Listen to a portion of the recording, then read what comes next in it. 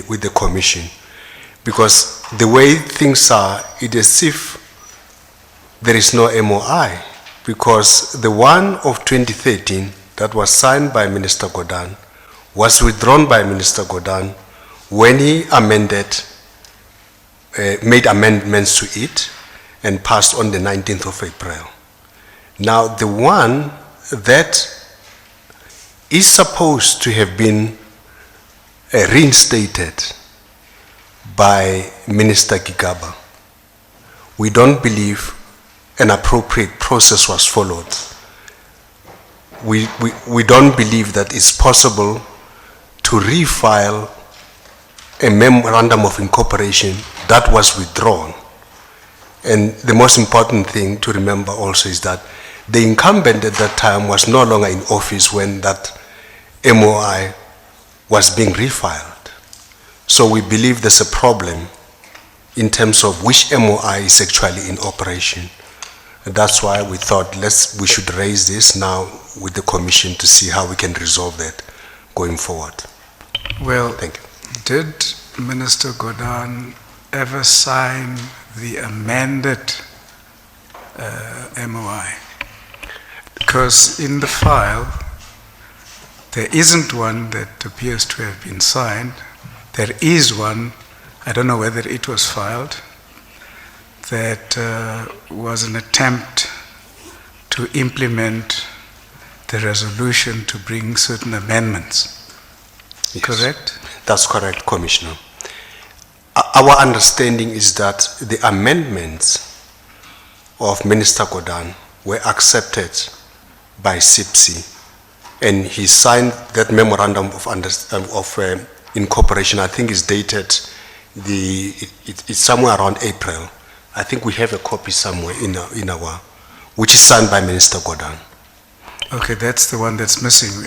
I don't have it. It might be in the big file containing annexures, but I haven't seen it yet. In any event, yes, there is a copy, unsigned copy in the file, annexure file, that where a line has been drawn through clause 7.1.11 that deals with the board's obligation to appoint a CIO and COO. Have you seen that? No, Commissioner. I will have to. It's at 33. D33.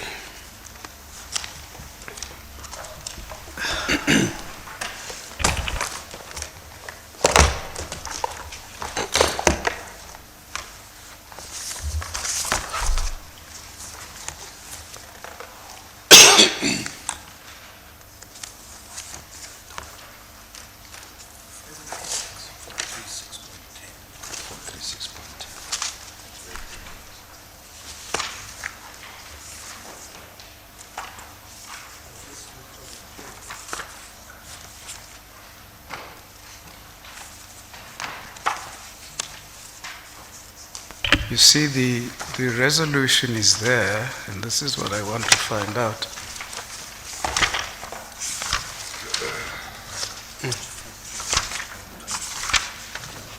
It's from 436.12. From 436.12. Well, it's 436.10, but goes on. That's the one that was supposed to contain the amendments. If I may be of assistance to the Commission, it is page 436.20, Mr. Commissioner, that I believe that you're referring to.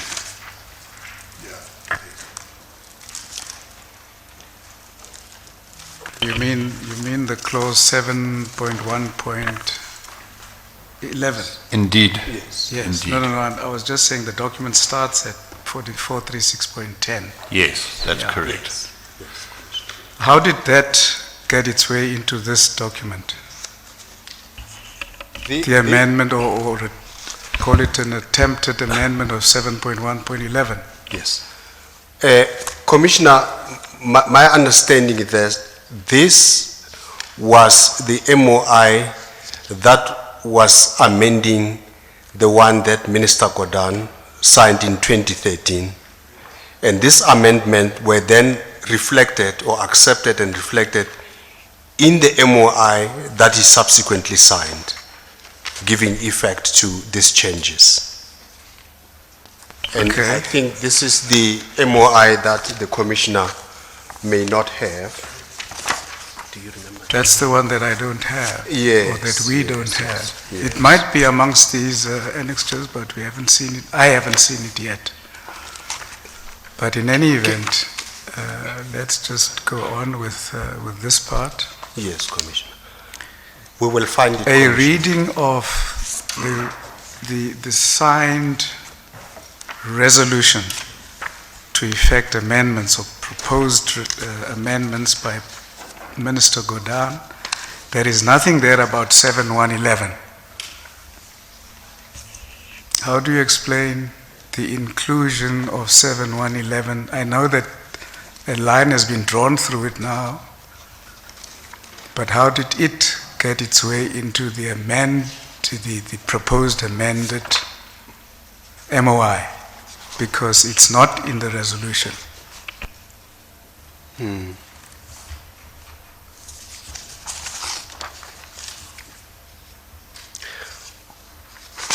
Commissioner, can I get back later with the answers? I'm sure after the break I should be able to provide. Look at the resolution passed at a shareholders meeting, it's 436.5. Resolution passed at a shareholders meeting of the Public Investment Corporation, SOC Ltd, registration, whatever, on 11 April 2017. If you go through that document, I see it's unsigned. There's another one. No, the previous one, sorry, the memo DD33, I'm sorry.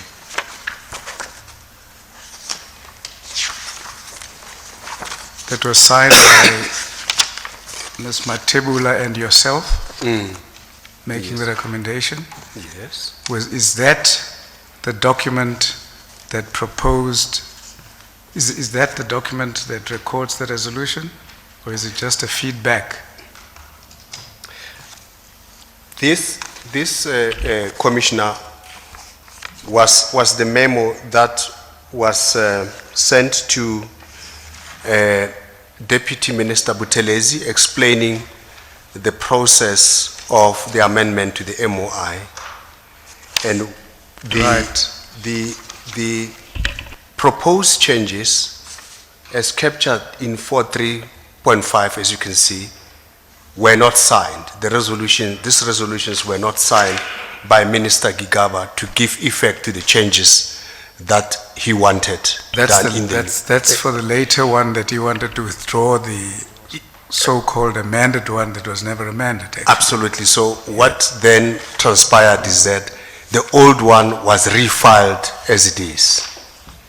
In other words, the 2013 one was refiled as it is, as opposed to signing an amendment and amending the MOI accordingly, and then filing the amended mandate to effect those changes. Have you got a copy of the resolution signed by Minister Godan? Yes, we will have that. If I can be of assistance to the Commission, it's at page 436.9 and 436.10.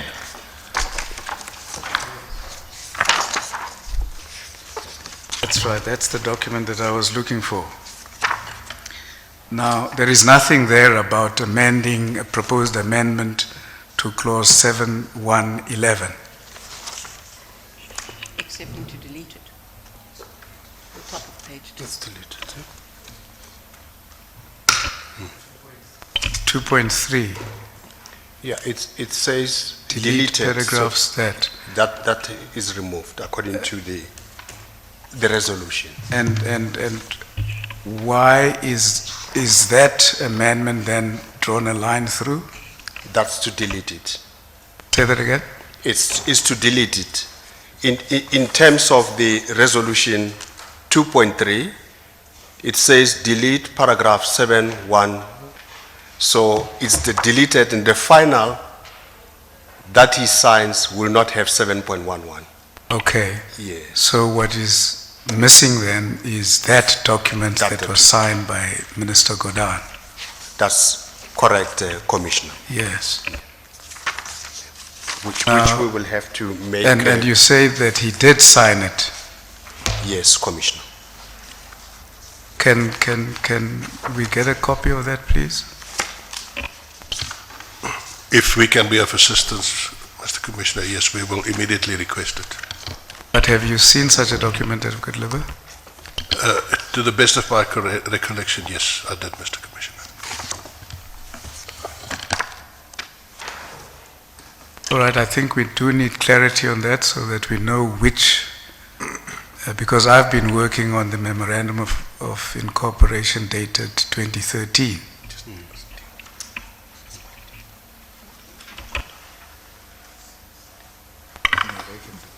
But the question around that from the evidence is that that was the one that Minister Gigaba wanted reinstated, the 2013. Right. That's true. And That's true. therefore, It's- perhaps the question from the PIC, given this uncertainty, because we're talking quite a few years have gone by since this is, I mean, what was the date that the Minister Godhan's date of signing this resolution? 29th of March 2017. That's correct. And Minister Gigaba's replacement of that was at the end of 2017, 2018. It was probably, the attempts would have been about the same time. Because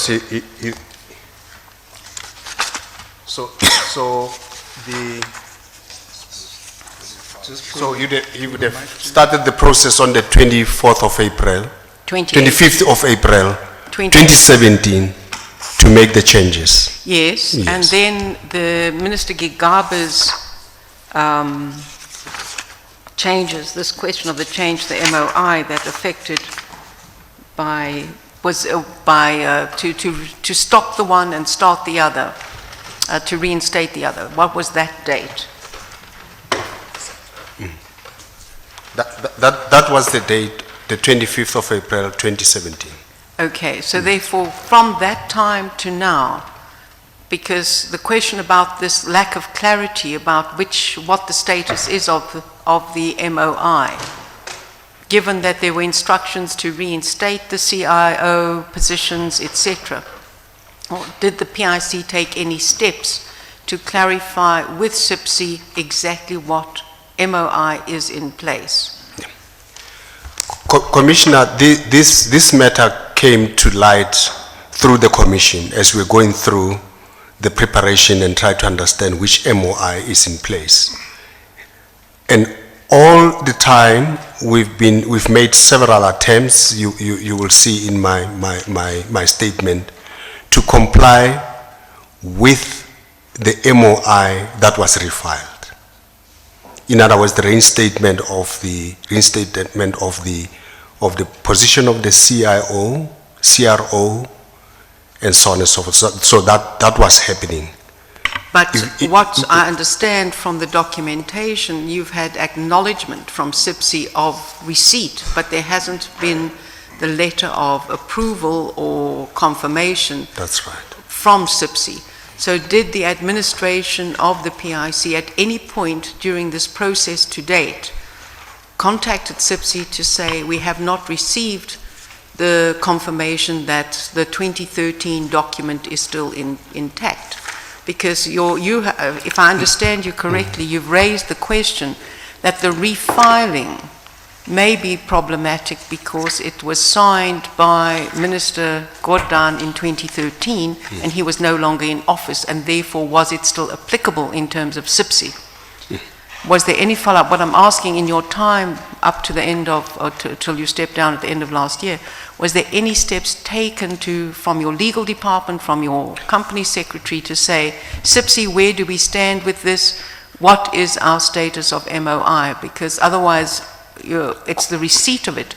So for me, what's missing here is the clarity or the confirmation from SIPSI Yes. about what is the MOI. So I'm asking whether any steps were taken by the PIC to resolve that. Commissioner, this matter came to my attention now with the commission. As I was preparing for the commission, I had already left the PIC.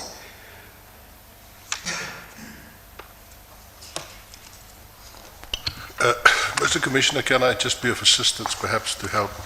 In DD 33.1, page 437, it is a letter by Dr. Matjila to the Honorable Minister Gigaba. And in the letter it is stated, in the second paragraph, we are pleased to inform Minister that the old MOI attached herein was placed on file and accepted in its entirety by the Companies and Intellectual Property Commission, SIPSI. Confirmation from SIPSI is also attached. So it would seem from that letter that it was accepted. Yeah, yes, I saw that letter, but what I want to refer to, and I was looking for it, is the document at 436.7, DD 33 436.7.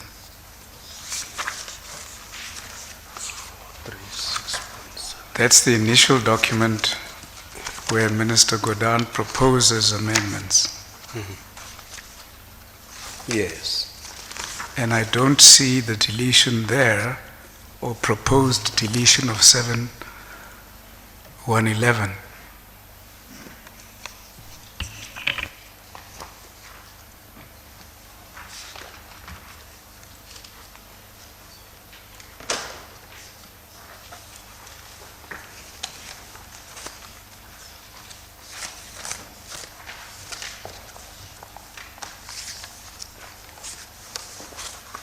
Mr. Commissioner, that is true, but the resolution, in fact, signed by Minister Godin does, in fact, provide for the deletion of that paragraph. No, I know that, and I'm just wondering whether it wasn't, how did it get there when the initial proposal didn't have it? I know he signed it, but he never proposed that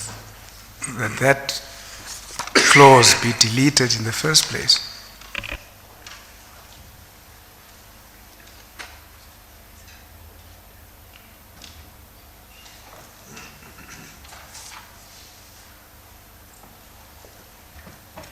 Here he's now signing a resolution that has it.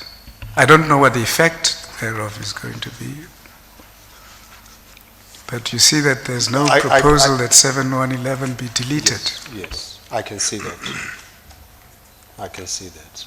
I don't know what to make of it, but I'm just wondering how it got into the resolution that he ultimately signed when he never proposed it. But that's how it is at the moment. Yeah. Who drew up the resolution? Do you know? No, I mean, this resolution would have been proposed by the company secretary, as I'm sure the... So it would have been compiled by Ms. Matjila or Ms. Lowe? Yes, this would have been done by the company secretariat. We probably may need to check the board minutes that gave effect to this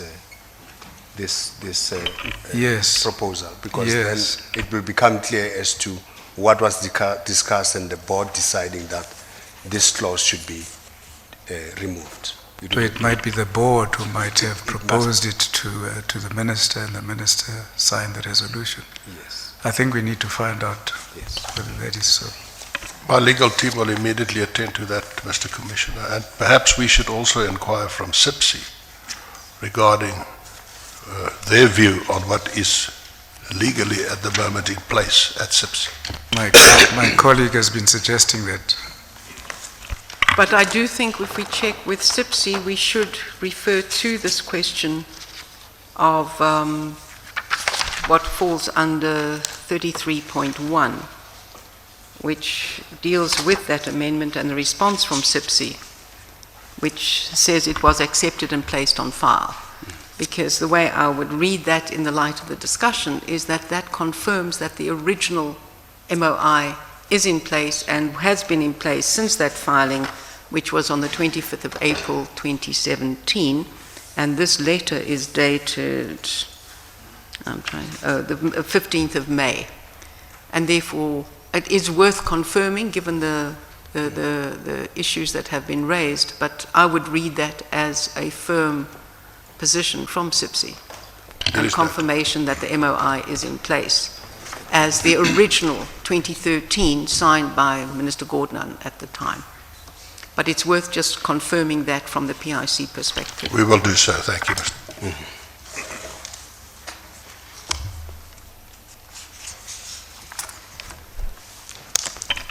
Okay, we can carry on.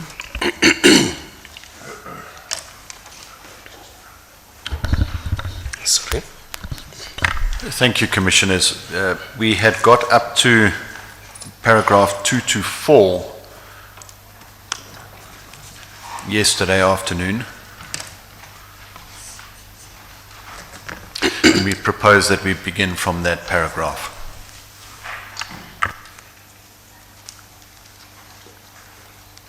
Thank you, Commissioner. I'm now going to talk about anonymous emails and James Nogu. Paragraph 224. On or about early June 2017, while I was attending training at Fordham University in the United States with some of my PIC EXCO members and clients, I received a call from Ms. Mamudupi Muthala Mulauzi, the wife of Mr. Lawrence Mulauzi. I had neither met nor spoken to her before. She asked me for my assistance in resolving certain marital difficulties they were experiencing, as she believed I could assist because her husband has a lot of respect for me and talks about me at home all the time. I told her that I have no experience in this kind of matters, but she was persistent. She asked me for a meeting on my return because she had some sensitive information concerning the PIC that she wanted to share with me. I informed Mr. Mulauzi of her call and implored him to sort out his problems. Sorry, just for clarity, did you actually meet with her or did you just liaise with Mr. Mulawodzi? I did meet with her. You met with her? Yes, I do talk about it later in the paragraph, I think. Later paragraphs. Just a quick one here. What kind of training was done at Fordham University? It was a full suite of training on asset management from back office administration to risk management, what we used to call middle office, to front office, the technical side of the business. The business school, is that something the business school does? That was for Fordham University? Yes, but this course was specifically customized for the PIC. Oh, okay. Yes. All right. I came to know Mr. Mulauzi in 2015 as a promoter of Tosako and Ascendis transactions. No other relationship existed between him and I except in dealing with the PIC matters as reflected in the statement. At this stage, I did not know that Mr. Mulauzi was romantically involved with one of the non-executive directors, which is something I think caused many problems, not only for me, but also for the organization's reputation. I met Ms. Muthala Mulauzi at the PIC offices on my return from New York. She explained to me that Mr. Mulauzi has a healthy relationship with Mr. Paul Magula, and she has records of her husband's WhatsApp messages. Sorry, can I just check something with the course that you attended? It was, as you said, it was a specially customized program for the PIC. Who were the people who attended that course with you? We did it in two stages. It was, the first group was half of EXCO, and we had the second group attend about 2 weeks later. Can I get the names?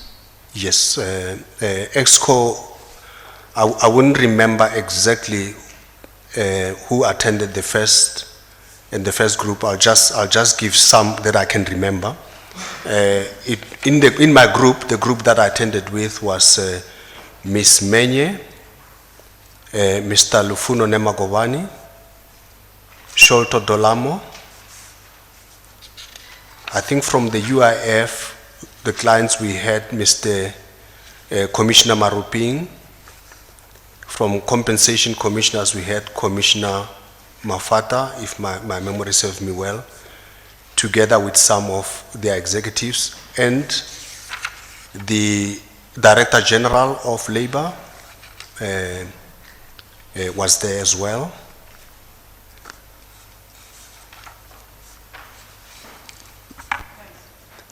Thanks. We can give you... I think it'd be good to there get were quite a number all of them, but it gives us a picture who was attending. Thank you. Yes, thank you. Thank you, Commissioner.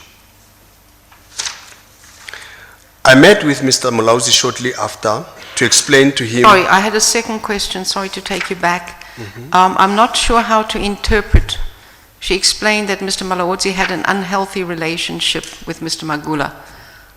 Could you just elaborate on that? Because from that it's unclear what is meant. She basically told me that Mr. Paul Magula visits them a lot more often, and she believes that there may be exchange of favors in this relationship. What do you mean an exchange of favors? She would have spelled that out.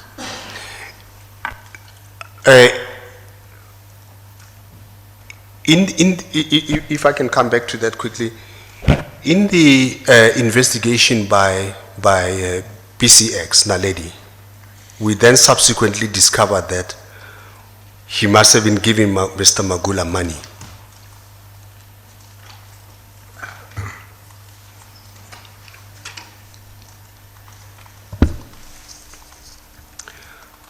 Would you have interpreted that, and from the BCX investigation, that this would have been giving Mr. Magula money in exchange for information?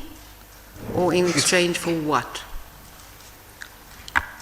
I would assume that it must have to do with deals that were brought to the PIC. It may be a favorable report in risk, I would imagine. Okay, thanks. Thanks. Paragraph 227, Chair, if I proceed, Commissioner. I met with Mr. Mulauzi shortly after to explain to him what his wife has just told me, and he responded by saying that his wife is very bitter and she has hired a private investigators to spy on him. A few weeks later, I got a call from Mpotsedu, Mr. Mpotsedu, accusing me of a cozy relationship with Mr. Mulauzi, and that he has screenshots of WhatsApp messages to prove this. He did send me a sample of WhatsApp messages where I was asking Mr. Mulauzi to assist the ANC with the January statement preparation as per request from one of the top politicians.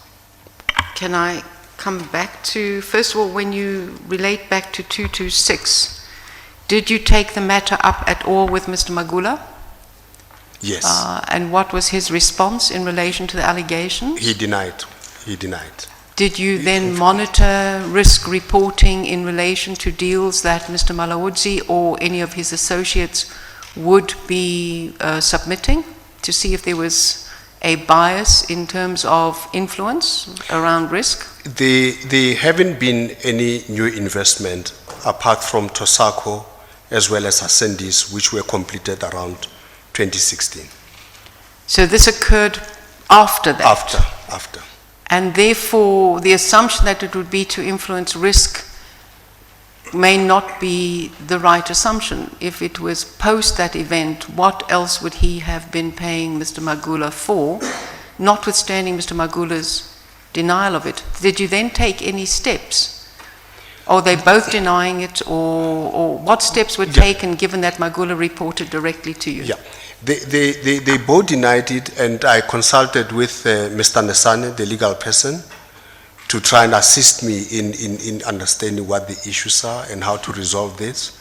And his advice was that there is no evidence at this stage, it's just hearsay. It will be difficult for us to prove anything at that point. But subsequently, Mr. Nesane and Mr. Magula were implicated in receiving bribes. So the question with hindsight is the relationships there.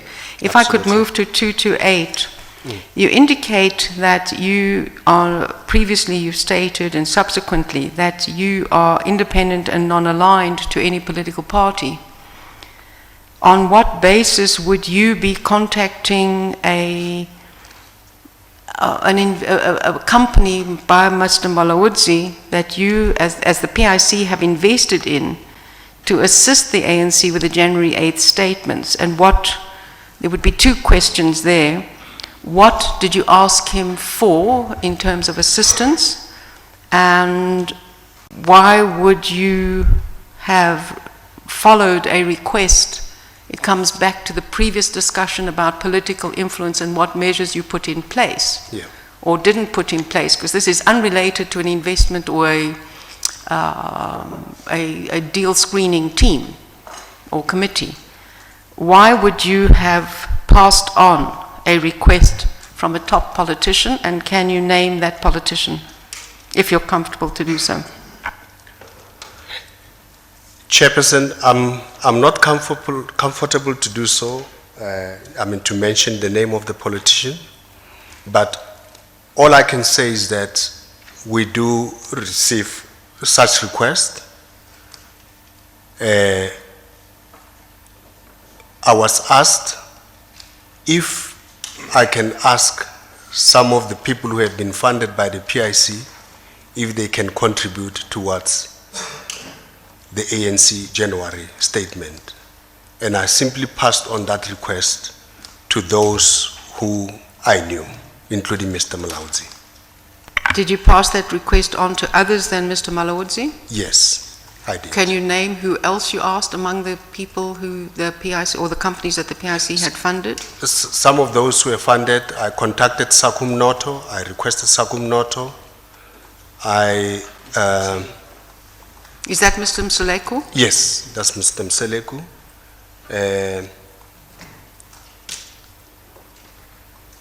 I have requested, I think it's Sianda Resources.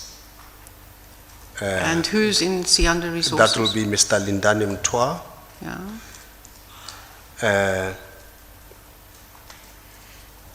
Can I give you more names? I think it would be very helpful to get the yes. names of the companies that you asked and the amounts that they eventually contributed. If you're able to do that, because that might be not within your knowledge, or whether they did or didn't. But I would come back to the question, why would you deem it appropriate as the head of the PIC to pass on such a request? Does that not create the fact of political influence and that you are compliant to political influence by doing this? Surely you would say to anyone asking money, whether it is the ANC or anybody else, I'm sorry that, because if you looked at Mr. Malawudzi's response, he said it wasn't an instruction but a request, and you cannot get on the wrong side of Dr. Matjila when you are an investee company. So it's not about whether he's correct about getting on the wrong side, whether you agree with that. It's a question that is his statement. And to me, this is a very compromising role for a CEO of the PIC. And I'd like to understand better why you felt it was appropriate to simply pass that on to a number of entities. Those entities, I would have assumed that any political party should approach them directly and not through the PIC, unless they were wanting the PIC to use the weight of the PIC to extract that support. Yeah. Whether directly or indirectly, it's implicit. The weight of the PIC contacting an investee company, it is implicit that you're exercising the weight of the PIC. I appreciate that now, Commissioner, as you say it, But at that time, I was simply relaying the message from the senior politician. Really, what prompted me to do that is because I said, the PIC cannot get involved in this kind of things. We are not allowed to do this. And then they said to me, but then ask those who have been funded to see if they can assist. So I relayed that message from that context. But that is getting involved. Of On course, behalf that's of the that's what it PIC. means. Of course, that's what it means. It does mean If- exactly if, that. If you look at it, I mean, I can accept that now. Did you take That- any legal advice at the time, within No. or without of the PIC? No, I Did you didn't. raise the matter with the board? No, I didn't. Thank you.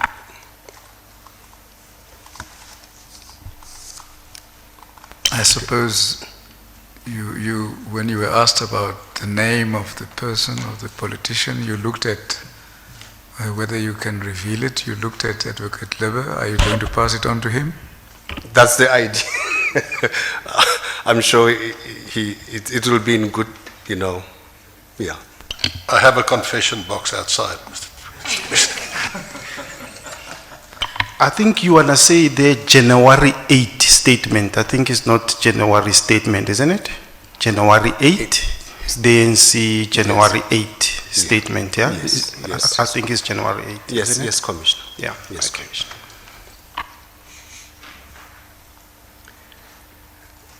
Can I proceed, Commissioner? Yes. That sample screenshot could only have been obtained from Mr. Mlauzi's cell phone. He spoke about corruption at the PIC on his program Question Time on SABC TV, but failed dismally to provide proof of his allegations. Later on, around early August 2017, I got an email from Mr. Ngwaku Malachi of the Sunday World that he was writing a story about me having funded a woman that is alleged to be my girlfriend using CSI funds. I invited him to the PIC to explain this matter. The meeting was attended by Mr. Sekwela and Mr. John Bota from the PIC Communications. We were very concerned when he showed us a PIC memo that was motivating for a loan of about 37 million, apologies, Commissioner, it's not 38, about 37 million, to be extended to mobile satellite technology. A copy of this memo is attached and marked DD 34.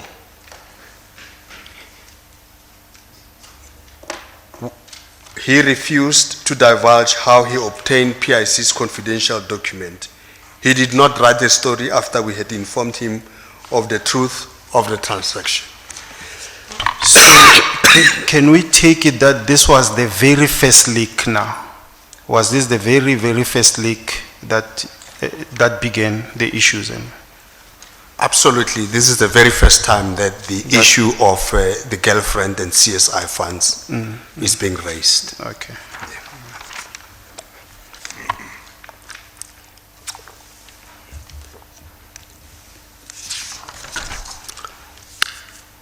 2:30, around late August 2017, while traveling in Egypt, the same allegation cropped up again.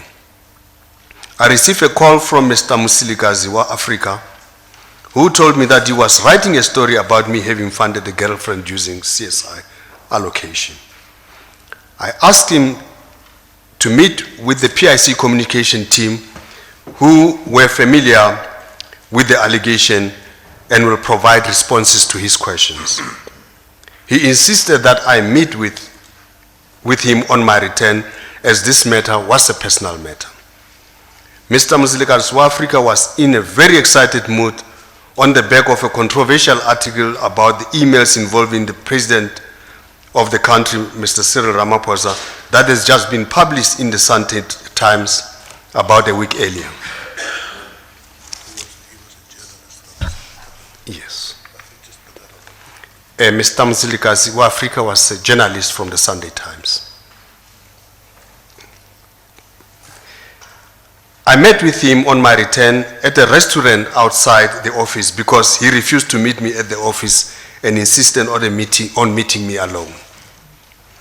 He told me he has information about me and Miss Prettylow and that I have a romantic relationship with her. Once again, I denied this allegation and carefully explained why this information was wrong and the truth about the transaction. I further told him that Mr. Mpotsedu and Mr. Ngwakumalachi had made similar allegations. He was very disappointed and told me that it's a useless story which he was not going to pursue any further. I thought it was the end of this girlfriend story, but I was wrong. On about the 30th of August 2017, I received an anonymous call around 10:30 p.m. This person, who spoke English with a strong Venda regional accent, told me that we knew each other quite well, and he will reveal his identity once we had concluded our mission. He told me that he wanted to assist me to catch people who were spreading lies about me. He also pointed out that these people are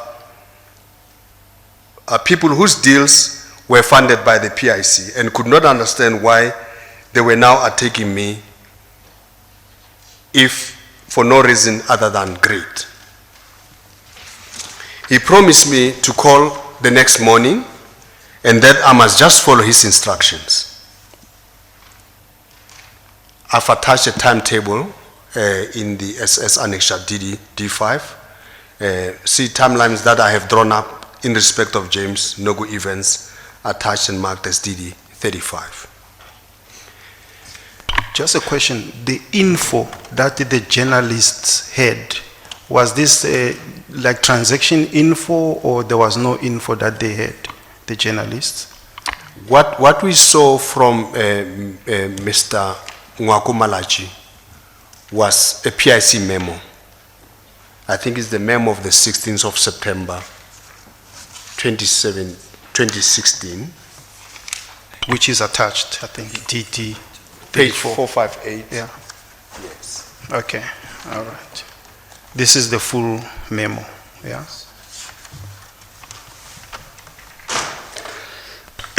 Pages, Commissioners, pages 458 and 459.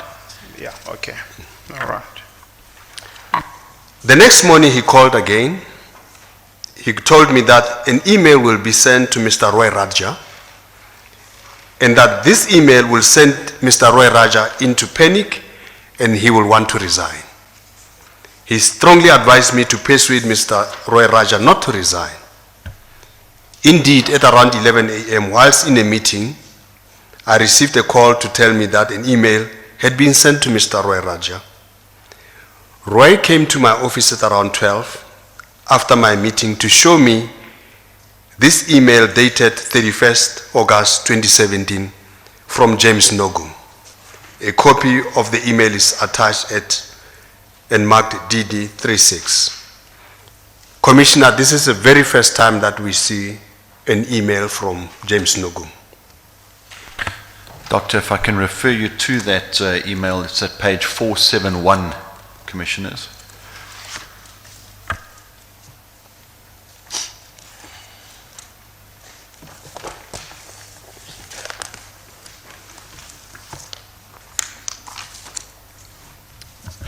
Thanks, Council.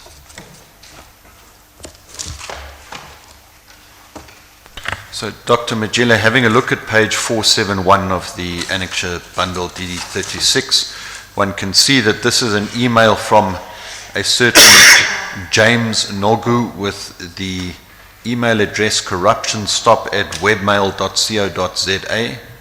It seems to have been sent to Mr. Roy Raja's email address at the PIC, is that correct? That's correct, Commissioner. On the 31st of August 2017. Yes. And it also seems to have been copied to a Becky at patalanvestments.com. That's correct, Commissioner. Do you know who this Becky at patalanvestments.com, what email address that is? This email address of Becky at Patela Investments The email address, Patela Investment, is of the office of Dr. Mkwanazi. And my understanding is that Becky Makagula is his PA, personal assistant, at Patela Investment, where, as I explained yesterday, Dr. Mkwanazi is a director.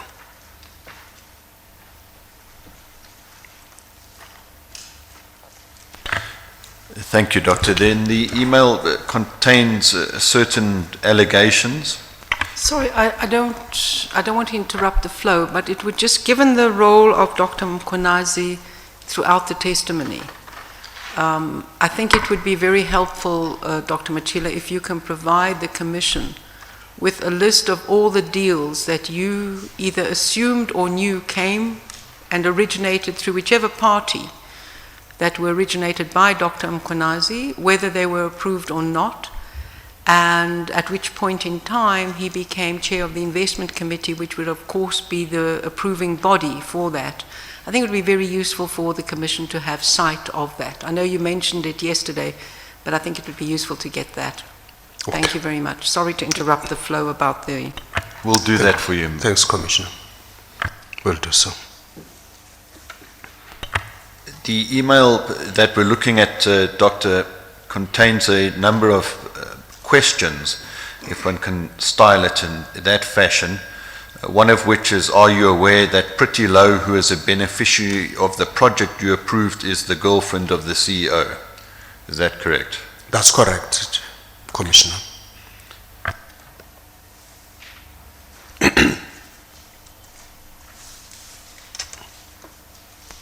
The other allegations are, what was the motivation for loaning a privately run profit-making company money through CSI Fund Day? What is your relationship with Ranjay Harispadan, the director of PAISA Capital? Are you a silent partner or associated with PAISA? Have you ever instructed any person, company funded through the PIC to warehouse commission facilitation for yourself through? Have you ever received or invited PAISA to pay any of your financial demands? Did you solicit an amount of 20 million from any client who was funded by the PIC? Is that correct? That's correct. And just for context, do you know what PAISA Capital is? I have no idea. This email was sent to Mr. Roy Raja, as I explained earlier. And then at the top, we can see that he forwarded it to you the same day, approximately 2 hours after having received it. Is that correct? Absolutely. What then transpired after this email was received by him, by Mr. Raja? I asked Mr. Raja if there is any truth in this, about the allegations against him in particular. He denied all of them.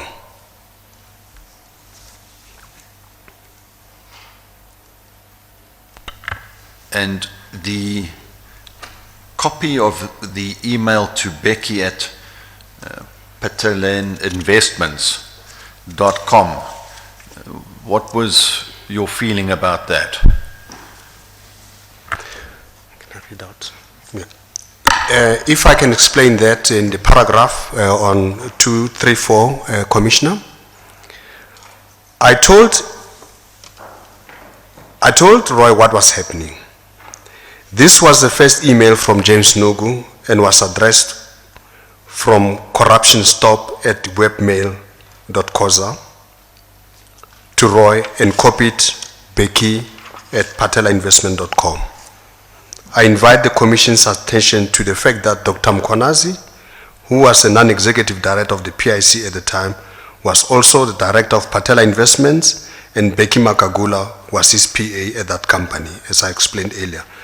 Despite the email purportedly emanating from an anti-corruption type organization, I found it odd that the email, which contained serious allegations if proved, was only copied to one person, being Becky Makagula. It is therefore clear that there was, or was intended to be created, some kind of a relationship between the sender of the email, James Nogu, and Dr. Mkwanazi, and or his assistant, Becky Makagula. That's the reaction or the response from me when I saw this email, Commissioner. On the 5th September, yet another spurious attack on me came in the guise of an email dated 5th September 2017 from James Nogu with the title PIC CEO Fund's Girlfriend, and was sent to PIC employees and directors.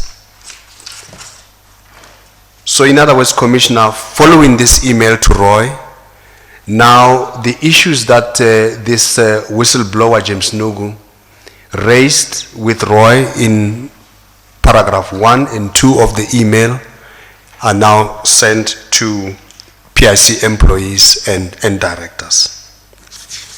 And a copy of this email is attached and marked DD37. I received a call from Deputy Minister of Finance and Chairman of the PIC, Mr. S. Buthelezi, telling me that the allegations in the email were serious and that I needed to respond accordingly, and that the Deputy Chairman, Mr. Xolan Mkhwanazi, will meet with me to discuss the next steps. I met with Dr. Mkhwanazi on the 6th September in Diependeberg, Pretoria East, where we were having an EXCO strategy meeting. If I can stop you there, Doctor, if we can have a look at this next James Nogu email at page 472. Would you just read it into the record for us, please? Excuse me.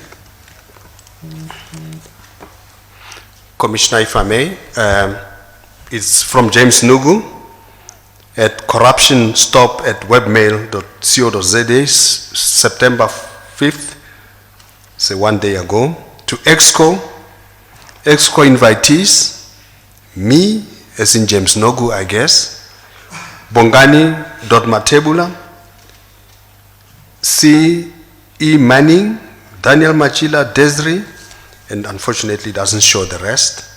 PIC CEO Fund's Girlfriend. We have uncovered a corrupt relationship between Dr. Dan Matjila and his girlfriend, Miss Pretty Low.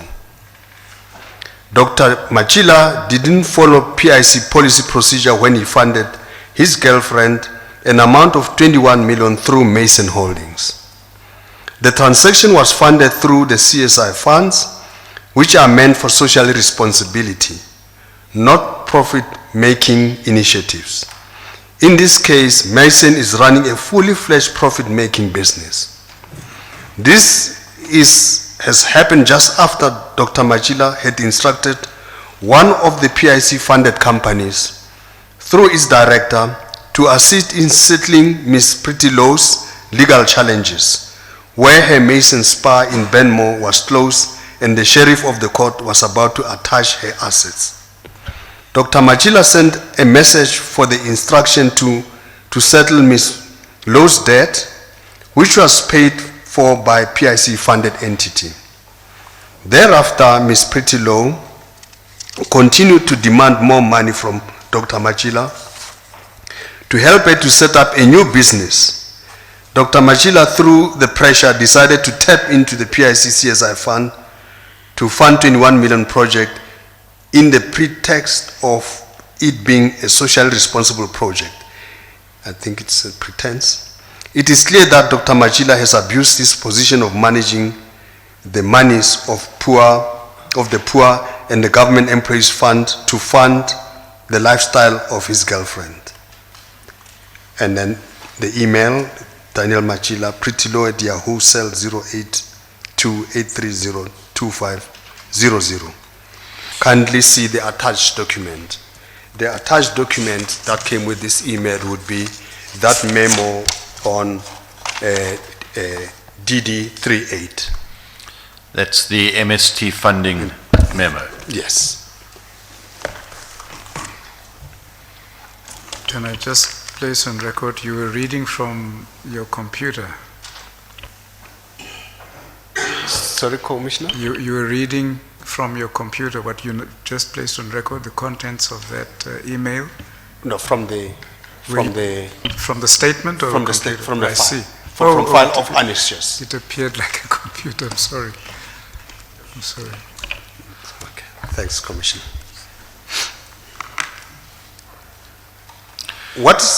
Can I proceed? Thanks, Commissioner. What is strange, however, sorry, Commissioner, I'm now on 236, paragraph 236.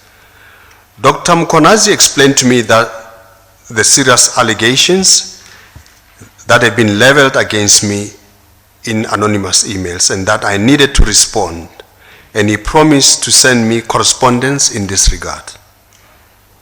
I was surprised that after the meeting he left through the back door, as he did not want to be seen by the employees attending the strategic breakaway. What could that mean? I was trying to think about it, but what could that mean? Is there something you thought it meant something? I couldn't understand because when he left, he said no, he doesn't want to be seen. He looked for the nearest back door in the room that we had used that day. Okay. So I found it quite strange. Okay. All right. I received a formal letter dated Sorry, Doctor. Just for the record, you read Bongani Matebula in full, but in the email it's M-A-T-H-E-B. Mateb, yes. Mateb, it stops there. Yes. But we know it's Matebula. I believe it's Matebula. Yeah. Because I think the email must have been cut. It had other recipients. That's probably how the deputy minister got to know about it as well, because it was sent to many other directors. Commissioner.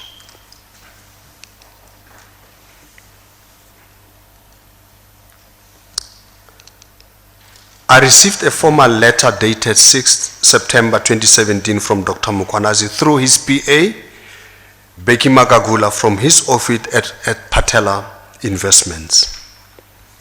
The letter expressly says, I quote, "The allegations made in the said email are very serious. In agreement with the chairman, we wish to afford you an opportunity to respond in detail to these allegations made back to me by close of business on Friday, 15 September 2017. That's the extract of the letter. In this letter, I was informed that the Directors Affairs Committee, DAC, was going to consider my response to these allegations. A copy of the letter is attached and marked DD 38.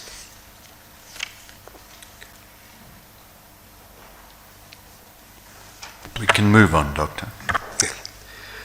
What is strange, however, is that Ms. Matebula says in paragraph 22 of her statement that the matter was initially scheduled to be discussed at the DAC meeting of 14 September. This is in a statement to this commission.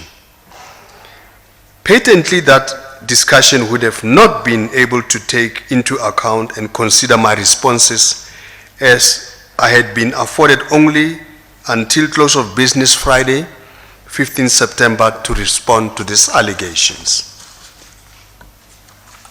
239. I traveled to the US on the 8th of September 2017. Prior to my departure, and on the previous day, the 7th September 2017, I arranged a meeting with the chairman to brief him on PIC matters before I flew overseas. He suggested that we meet at OR Tambo International. When I entered the protocol lounge where the meeting was due to take place, I was surprised to see Deputy Chairman accompanying the chairman. The chairman was Mr. Sfiso Buthelezi at that time. The chairman's first words to me were, I quote, "Chief, can you come clean on this girlfriend story?" End quotes. I was taken aback But I told them that the story was old by now and has absolutely no truth in it. I told them that it had already been asked of me by several journalists and that I had either personally or through PIC communication team provided a full and proper explanation of the truth of the situation. A comprehensive PEG dealing with my response had been prepared and given to the DAC via the company secretary. I asked them both whether it was still in order for me to travel or whether I should cancel my trip in order to present my responses to the coming DAC. They both assured me that I should travel and that the DAC will discuss my response and then make recommendation to the board. However, during that meeting, the chairman also castigated me for about raising in the PIC's then consideration of the National Empowerment Funds application for 3 billion funding from the PIC, the issue of the relationship between his sister, who was the CEO of the NEF, Ms. Buthelezi, and her husband, who was the Minister of Arts and Culture. He was visibly angry and told me at some point in time that we must leave politics to politicians, I quote.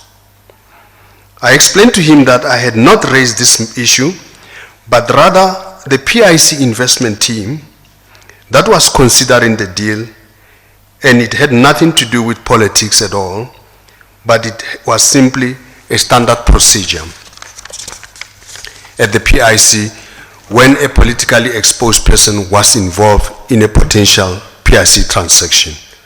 An enhanced level due diligence had to be performed by the PIC as part of the ESG process. Dr. Matjila, when you were going to meet the chairman, and notwithstanding that you were traveling, knowing you would have this meeting at the ORT, did you take anyone with you? No, I didn't take So anyone. you met them on your own. Was there any minute that you recorded or confirmed the conversation with them, both about the issues in the email and this element of funding and political exertion of political influence around the NEF? No. So this was a recollection then of you, by you, of the meeting. There was no recording, there was no one else present other than the minister and the chairperson. Absolutely. The chairperson and the deputy minister The deputy, and the yes. deputy chairperson. Yes, that's true, Chair. With hindsight, would you not think it appropriate to ensure that when you have meetings of this nature, there are proper minutes? It's something that runs through the PIC working as we'll go through all the details of the deals. Absolutely. I mean, I accept that, Commissioner. It's one of the learnings. Okay, Yeah. thank you. Yeah.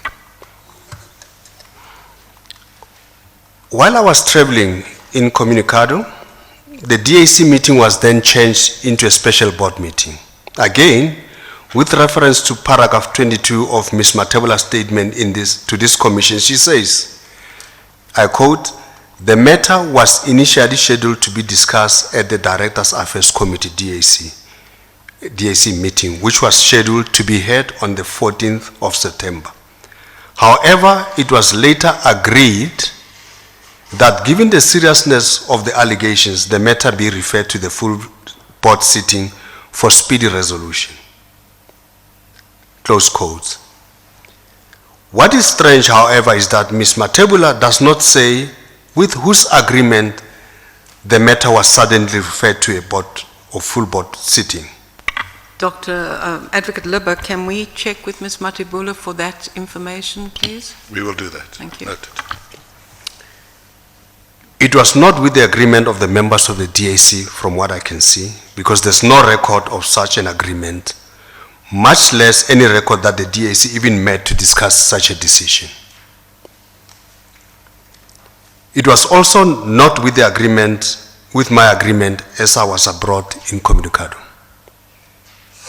Just to check something. When you met the chairperson at the airport, you wanted to talk about PIC matters. Did you manage to talk about the PIC matters besides the other issues that came up? We didn't talk about the PIC matters. The only matter that he raised is about this politically exposed person issue. Yeah. The transaction. We never got a chance to talk about what we have agreed to discuss that day. He was also traveling to Tanzania, so the meeting was fairly short. Was short. Yes. Okay. All right. 243, paragraph 243. This development forced me to cut my trip to the US, to cut short my trip to the US in order to be present at the special board meeting of the 15th September 2017. Remember, however, that I had in writing being afforded until the close of business of the 15th September 2017 to provide my response to the James Nuku allegations. It was clear that my presence at the meeting surprised some of the non-executive directors. In particular, Ms. Zulu, who was connected via teleconference. She couldn't attend that meeting that day. Upon hearing that I was present, she immediately told the board that I could not be in the meeting because the PIC needed to be protected. I don't know what she meant by that. Just as a point, I think that's correct. You've read it correctly, that I could not be in the meeting, but we need to amend the text because the not is missing in the text and it did not make sense with that. So please, if we can, for the record, Thanks, just add in Commissioner. the not. Thanks, Commissioner. I thought I was there to respond to the allegations as per the letter of Dr. Mukwanasi, but both the CFO, who had in the interim also been subsequently implicated, and we were asked to recuse ourselves from the meeting before we could even respond. In paragraph 24 of her statement to this commission, Ms. Matjila states, I quote, when she was asked, I stated to the board that my view was that the matter was whistleblower allegations and ought to be treated as such. I close quotes. However, it is worth noting by this commission that Ms. Matjila was very much involved in the approval process of the MST applications, including signing of the PMC resolutions relating to the approval of MST funding. She knew quite well that due process was followed in approving this application, but chose not to disclose to the board that due process was followed. It's quite surprising that she pretends that the matter is foreign to her when the company secretary is reasonable for the record of proceeding at these sorts of meetings. I'm assuming you mean responsible. Responsible, sorry.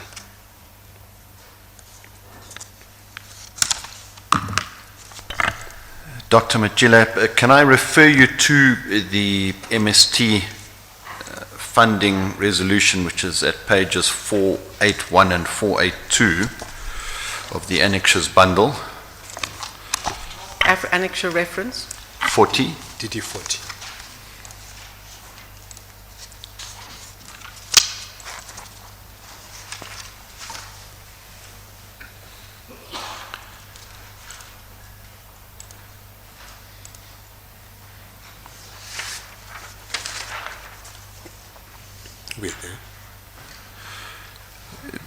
Pages 481 and 482 are an extract from the approved minutes of the PMC for unlisted investments held on the 8th of June 2016. Is that correct? That's correct.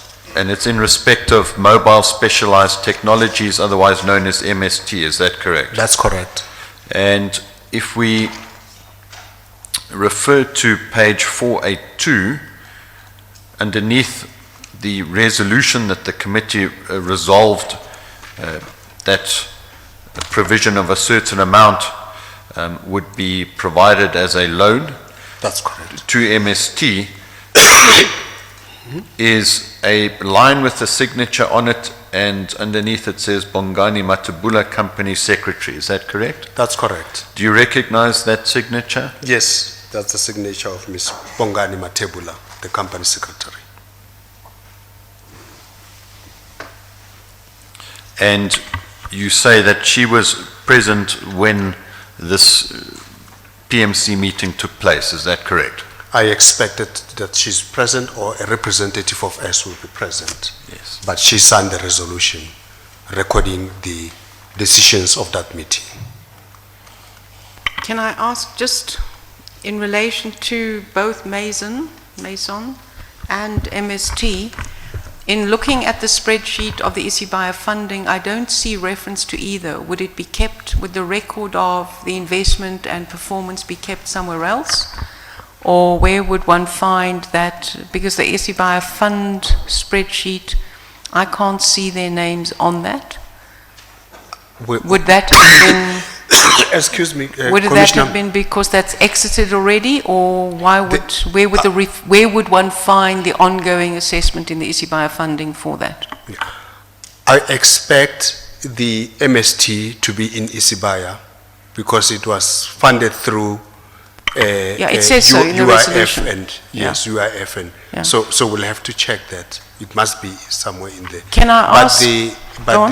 The Mason, or I mean the CSI one, the other 5 million would be in corporate.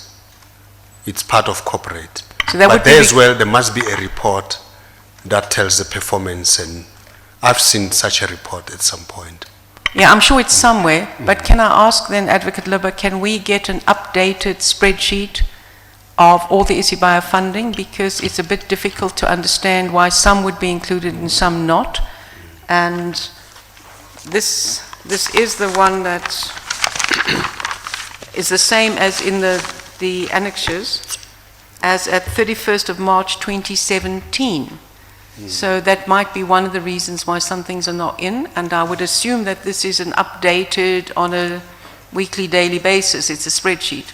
If we could get an up-to-date one from the We from will the PIC. immediately request that. Thank you. Mr. Okay.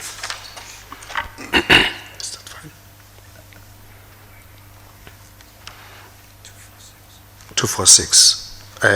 I'm on 246, Commissioner. Ms. Matebula's non-disclosure above and her testimony before this commission, in which she launched a scathing attack on the PIC board as to the manner in which the allegations against me were handled, portray her clearly as one of those who gave credence to the James Nogu allegations, even though she was both the custodian of records and had personal knowledge and involvement in the process and decisions which countered many, if not all, of the allegations made by James Nogu. She has an alliance in Ms. Zulu at least. The board meeting, paragraph 247, after almost 4 hours of deliberations by the board, the head of internal audit, IA, Mr. Nefuno Nemagovani, was called into the meeting. About an hour or so later, the CFO and I were called in. The chairman asked Dr. Claudia Manning to present to us the decision of the board. Dr. Manning told us that after a lengthy deliberation, the board had decided to do a forensic investigation which would be led by internal audit, and that the board had also given the internal audit authority to seek external assistance as it did not have capacity to handle a matter this complex. In all our meetings at executive level and the board, I have allowed the internal audit to be represented at all times. This was to ensure at all times that it was familiar with issues with which the PIC was grappling with, which also made it easier for internal audits to raise issues at an early stage. Dr. Matjila, if I could get some clarity, when you say be represented, was that as an observer? Did they participate in any form? And would such an observation of approval not have an inherent possibility of a conflict when you audit?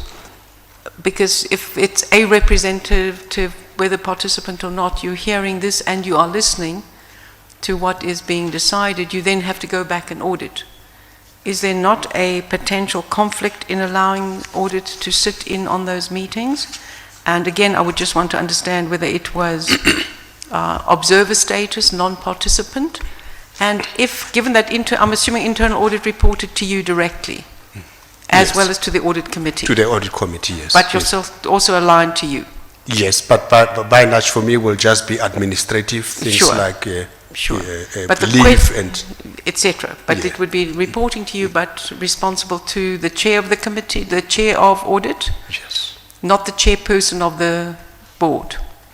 They have direct line to the board as well. Okay. Yes. So this question of you, or of your authority to have internal audit represented, did that at any point in time raise questions about conflictual roles?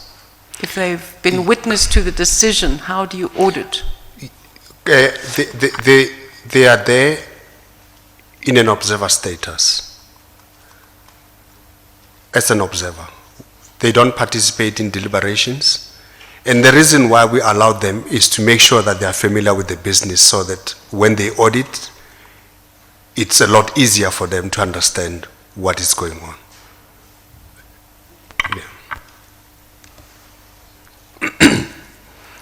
Internal audits was represented in PMC meeting which took decisions on, among others, MST, Lancaster, Sagamata, and so on. Accordingly, the internal audit was also aware of the due diligence or the due process that have been followed in the MST funding application, but also chose not to tell this to the board. Sorry, would the board not have been aware, because they also sit in the investment committee and in the PMC, that internal audit has a observer status? And at what level of observer? Was it the auditor, the head of internal audit, or what level was observation? It depends really. It's at the discretion of the head of internal audit. Sometimes if you can't make it to meetings, he sends senior representatives to these meetings. But the board, he does make every attempt to attend himself in person, as well as investment committee. But if they are they observers on the board as well? Yes.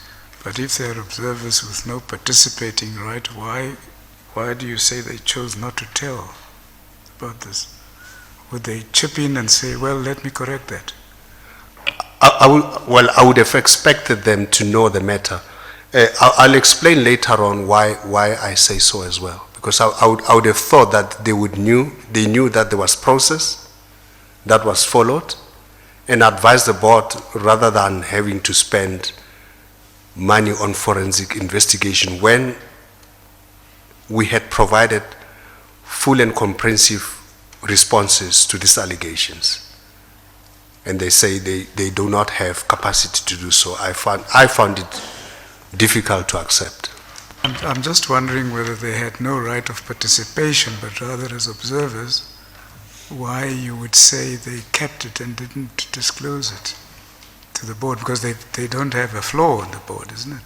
Unless invited, I suppose, to say But something. yeah, I would expect the chairman, they would be able to, they will be allowed to say if the chairman do ask them to comment on. Now they were given an opportunity to say, can you do this? They say, no, we can't because it's complex. But you said if the chair invites them to. It's a pity I was not in that meeting where they were saying they don't know. The matter is so complex. This is a report that we get from Dr. Manning, reporting to us to say, we've asked internal audit to deal with this matter, and they express discomfort that the matter is complex for them.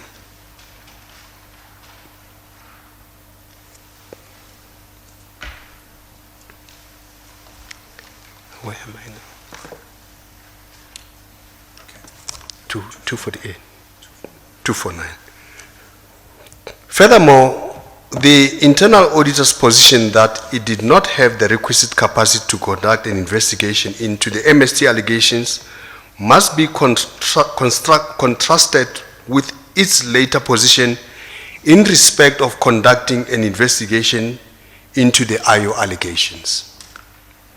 Although there was absolutely no change in the internal audit department in the intervening period, Mr. Nemagovani was suddenly able to conduct an in-depth investigation from scratch into the IO transaction, which I believe was much more complex than the MST one.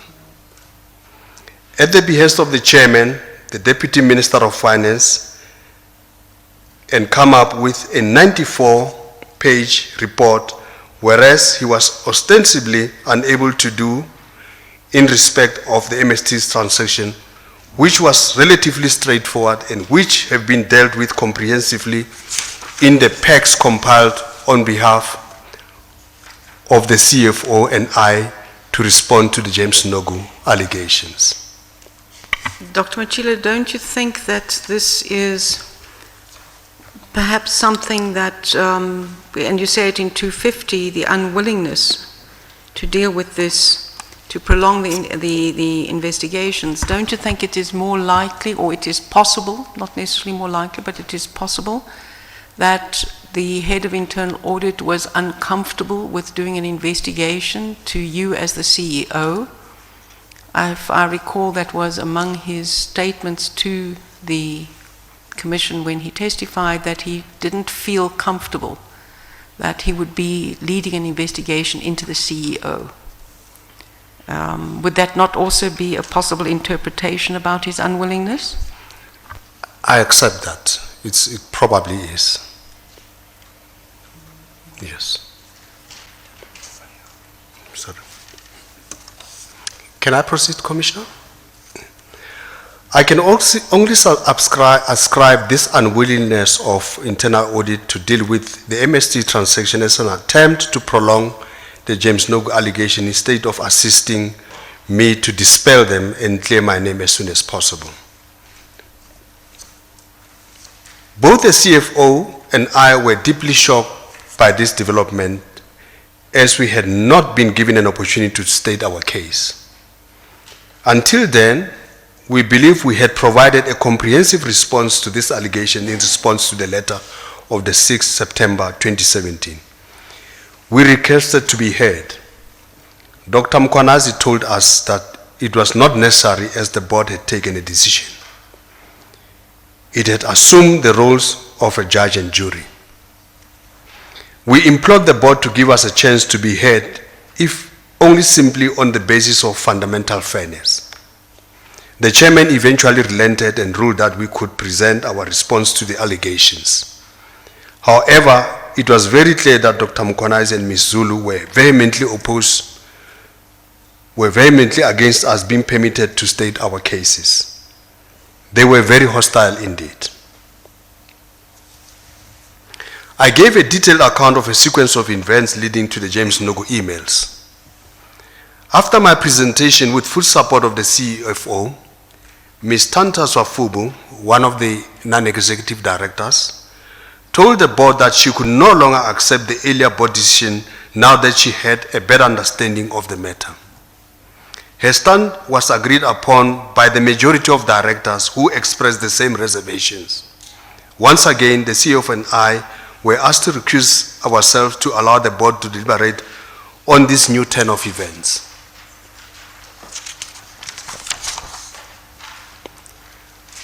After another 3 hours elapsed, the internal audit was invited to the meeting again. A few minutes later, the CFO and I were called in. Dr. Manning was again asked to communicate the board's decision. The decision was that the board had accepted our explanation and that internal audit would only perform an assurance to the board as to the completeness and accuracy of our responses and will report back on the 29th of September 2017. This attack on me that was fortunately averted was pre-arranged. Dr. Truman Goba, one of the PIC's non-executive directors, confided to me that some unnamed person had called him ahead of the meeting of the 15th of September with strict instruction to him that, I quote, "Come hell or high water, the outcome of the meeting had to be the suspension of the CEO." It was patently obvious that James Nogu cabal of NEDs led by Dr. Kwanazi and Ms. Zulu were operating in unison with a mandate to engineer my demise. Had I not returned from the US to be at that meeting, I would not have had an opportunity to defend myself, and I would undoubtedly have been suspended without being able to present a word in my defense. Sorry, Advocate Leber and Advocate Roloff, so can we take the break now? Some of us need it. With pleasure, Mr. Kathak. Otherwise, we would have gone to 11:30, as I indicated yesterday. But all right, let's take a 15-minute break. Thank you, Mr. Commissioner.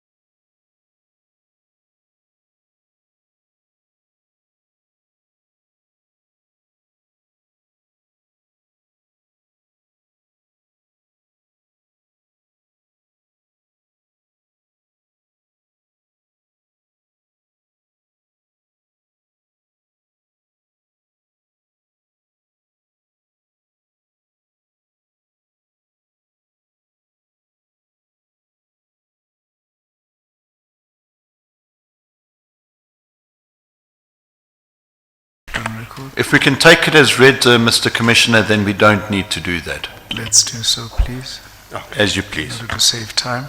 Okay. We have seen it many times. Dr. Matjila, will you then carry on with paragraph 255? You said that the The CFO and I responded to this too, these allegations too.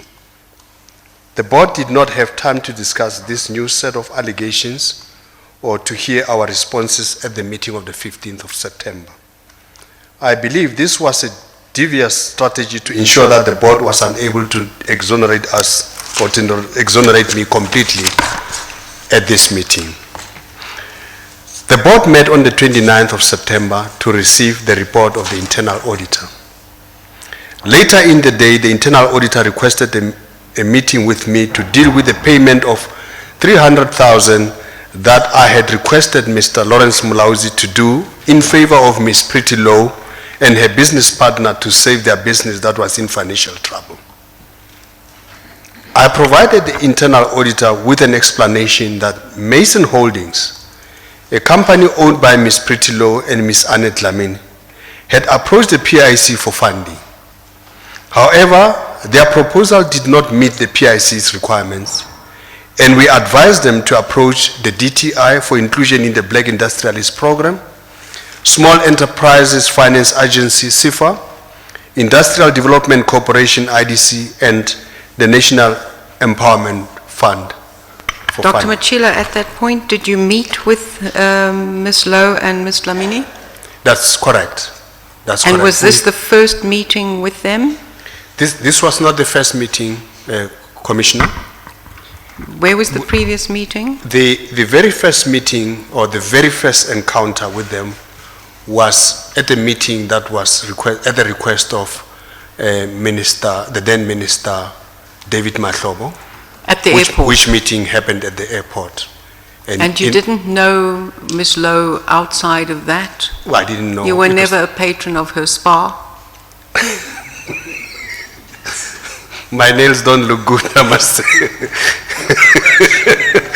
Yes, I'm not. We're I not haven't- necessarily talking about nails at the spa. Some of my friends do take care of their nails.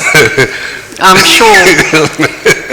sure that's the case, as former Minister Matlobo indicated.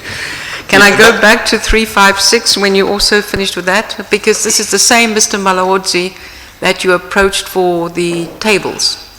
Absolutely.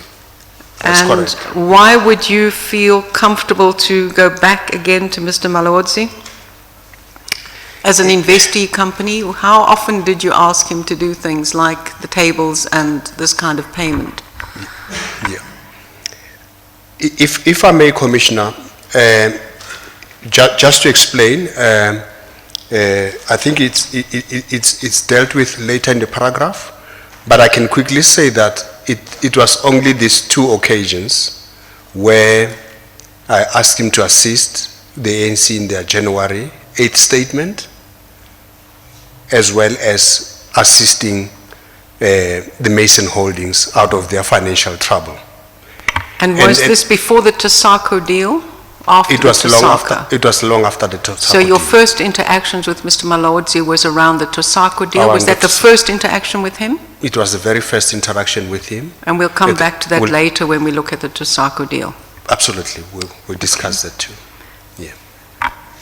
Yeah. If I may, once we couldn't help them with the first transaction because it did not meet the mandate, we then referred them to this organization to see if they can get assistance there.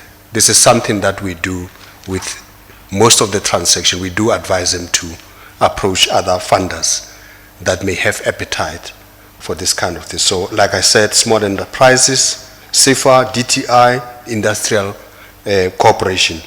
But then we had concluded the Ascendis deal, which is in the health space, beauty and health space. And so we then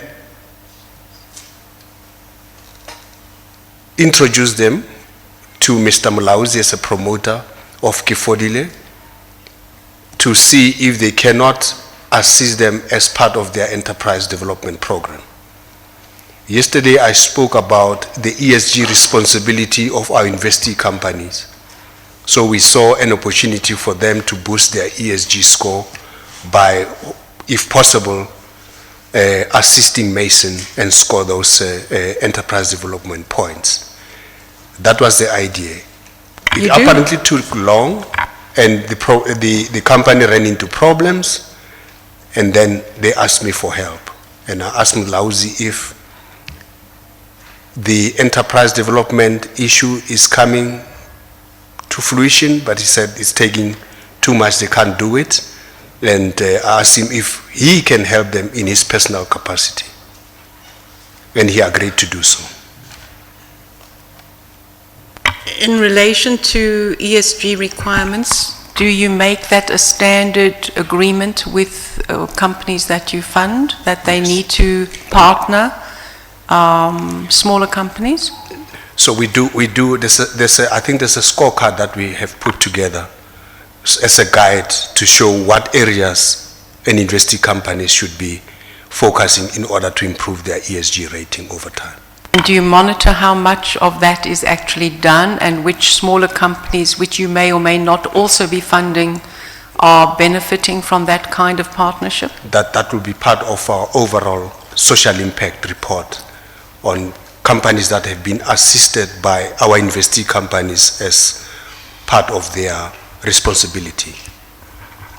It would you also, because the question that I found difficult in paragraph 258 to understand was that given that they could not do it through the company, you say he did agree to assist in his personal capacity. Would that be normal or standard response, or a common response? We can't do it through the company, I can do it personally. And does that amount in his personal capacity relate to the 300,000 rand, or is it a completely different amount? That's related in personal capacity in relation to the 300,000. Yes. Just as an aside, what is the minimum amount that PIC is prepared to grant as a loan? If we talk about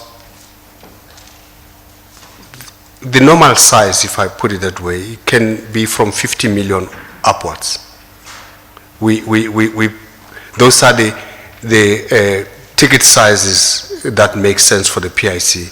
But there are instances where we do less, depending on the complexity, because we don't want to be doing a 25 million transaction that takes us forever, and also time and money and due diligence that wouldn't justify such. So we prefer to do 50 upwards. But if there is a need, less complex, easy to execute, then we will consider doing a smaller amount. Thank you. Yes, Commissioner. Just a question here. Let's go to paragraph 254. 254. You talked about you feared that there was a capture, or there was a PIC capture coming through. When you spoke to Dr. Goba and he warned you about these people or some person, did he say something about that he was feeling that there was capture, not state capture, sort of PIC capture of sorts? What was his general feeling about these issues? Yeah, he was extremely concerned because this happened after the meeting of the 15th. Mm-hmm. I mean, he told me that he didn't understand what was going on until at the meeting, and once deliberations have ended, and he could now understand why that call was made to him. And so the strategy of removing me, you know, and there was no indication what sort of person will replace me. The first prize was just to make sure that I don't come back from that morning. Next one was when we had the other board people here were here. I think it was Beswick and Miss Manning, Hlachwayo, you know, they said that there were two groupings at the board. and some feared the capture, some didn't. I mean, did you get the feeling there were those groupings and sort of who they were, if you could say? I think even the chairman had, at this commission did talk about divisions in the board, that there's a certain grouping that is seen to support me or protect me, that's the way it was said, and there's other one that is against me. And I think he went further to say that the board is in agreement, but when it comes to any issue that has Matjila in it, there's always this division amongst the board. And I've highlighted here the key people who are in the other camp, and the rest of the board. Just come again on the key people who were in the other camp, just name them. This is led by Dr. Mkwanazi as well as Ms. Zulu. So those were the two people? Yes. And the chairperson? Well, the chairperson had tried, in my view, to be as neutral as possible. Yeah. But I could sense from the relationship and the nature of discussions that we had, even in the airport, at the airport, that he's just trying to be neutral, but he has a position. Yeah. Because I felt, this intimidation and very, unhealthy treatment that he was meeting out to. Yes, and how big was the board? Was it 10 people or 11 people? Because I'm just trying to calculate 2 versus how much? 2 versus how many people? I think if my memory serves me well, I can do a quick count. It would have Roughly, been close to yeah. 11 plus the chairman, I think, Okay. and the 2 executive directors. So, should So be it was about roughly 8 versus 2 Yes. with the chairperson who was trying to be neutral. Is that what you're saying? Yes. Okay. Thank you. Okay. I think we are now in paragraph 258, Commissioner. I also introduced them to Kefolile Health Investment Holding, Kefolile, for possible enterprise development through Mr. Lawrence Mulauzi, the lead promoter. This was something that Kefolile and Ascendis are obliged to do as part of their ESG requirement from PIC funding. However, the process took too long and Mason Holding ran into financial difficulties. They asked me for assistance, that is Ms. Pretty Low and her business partner, to save their business, which was about to be attached by the sheriff. Since the PIC could not assist, I then asked Mr. Mulauzi if we could urgently help to save a female-led black business from collapse. He did agree to assist in his personal capacity, as I said. The internal auditor then reported my response to the board. The PIC board cleared me at its meeting of the 29th of September, albeit not unanimously. One non-executive director held a dissenting view. Our response to these allegations was comprehensive indeed. Details of committee approvals and bank accounts where monies were paid were fully provided. The PMC resolution pertaining to the loan to MST, which was signed by the company secretary, Ms. Matebula, is attached and marked DD40. We saw it earlier, I think. I was quite shocked that in her statement to this commission in paragraph 24 to 25, she claimed that she had never been involved in the transaction at an approval stage. In fact, she behaved as though the entire matter was foreign to her. If we can just go back to the beginning of that paragraph, since there has been mention of certain people who are against you, this one entity who held a dissenting view, who was he or she? This Miss Zulu. Miss Zulu, Chair.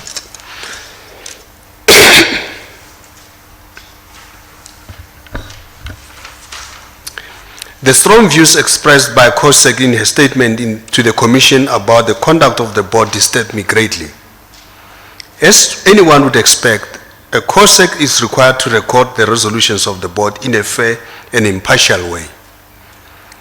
But it was patently obvious to me that she was actually expressing her rather jaundiced views in the minutes drafted by her, as opposed to signed and approved minutes recording the decisions of the board, which were referred to as having been doctored. As it turned out, the doctoring of minutes debacle was clearly a strategy to keep the allegations against me alive by using the media and other players such as Mr. Holomisa. It was used by Mr. Holomisa in a court application to attempt to justify my suspension. Just another question here. When you were cleared by the board, and we asked some directors who were here, there was some feeling that, you know, the board, you were sort of, you got hold of the board, or you were sort of, the board was scared of you, or you, I'm just trying to find a good word. The board was in thrall, you know, of Dr. Matjila, and he controlled the board.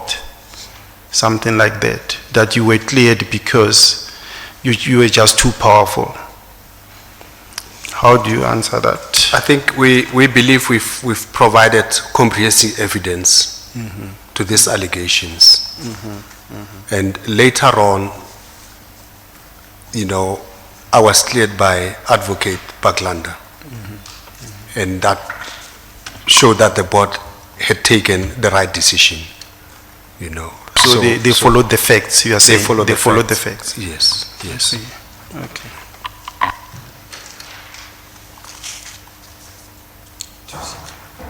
Okay. 260, Commissioner? Yes, apologies, 261. However, the media was relentless in its continued attacks on me and the PIC, even though I had been cleared of the allegations. It was obvious that certain parties were feeding the media with compromising but deceitful stories to keep the matter alive. At this point, these parties upped the ante with a bigger campaign to find fault with me. And giving Mr. Simpuye Maisela the PIC's super admin rights to access my information as the CEO of the PIC was a critical component of this strategy. Mr. Maisela was, I believe, tasked with discovering any breach, no matter how insignificant, so as to create the excuse they needed to suspend me. Dr. Matjila, in relation, and obviously we have had Mr. Maisela before this committee, this commission, and heard his evidence about his role and in sharing documentation with the, and being an informer to the police, and that being his role. I would just like to check a couple of things, because the PIC super admin rights, if you exclude it from being from being Mr. Maisela as a principal, as a senior manager, IT, risk management and IT governance, that's the position he filled. Yes. Would a person in that position not require super admin rights to be able to fulfill that job? And in his job description, it would seem to me that that would be almost inherent in the tasks and responsibilities. Excluding the individual as a principal. Yeah. And perhaps I'll put my questions and you can deal with them all. What would, given the sensitivity of that position and its role, and again, I'm not talking simply about Maisela, but as a principal and in Mr. Maisela's case, what background check, references were undertaken before employing him? And again, given the access that role has to the entire systems of the PIC, is there any process or approach of a trial period that you are appointed and you're only confirmed after 3 or 6 months. I think it can't be longer than 6 months, but I think that it is applicable up to 6 months, so that there is some measure about an approach to key positions. So both in principle and in relation to Mr. Matjila, I'm assuming that with all that was revealed, you did go back and look at what had happened with his background checks, what had happened with his security clearances, etc.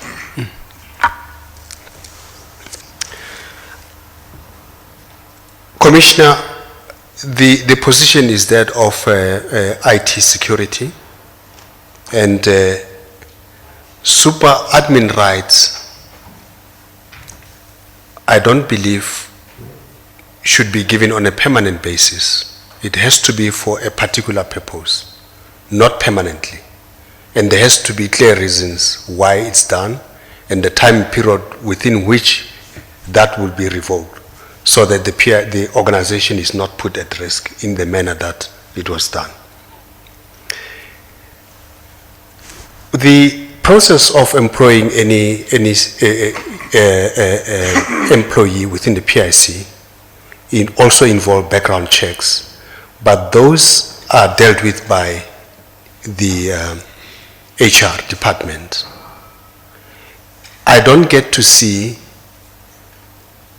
the records of employees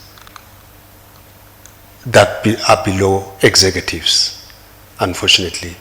And even participating in interviews, this would be done by at EXCO level together with HR. So I didn't see the report on the background checks of the individual. I assume that those who were tasked with the responsibility of recruiting would have done that.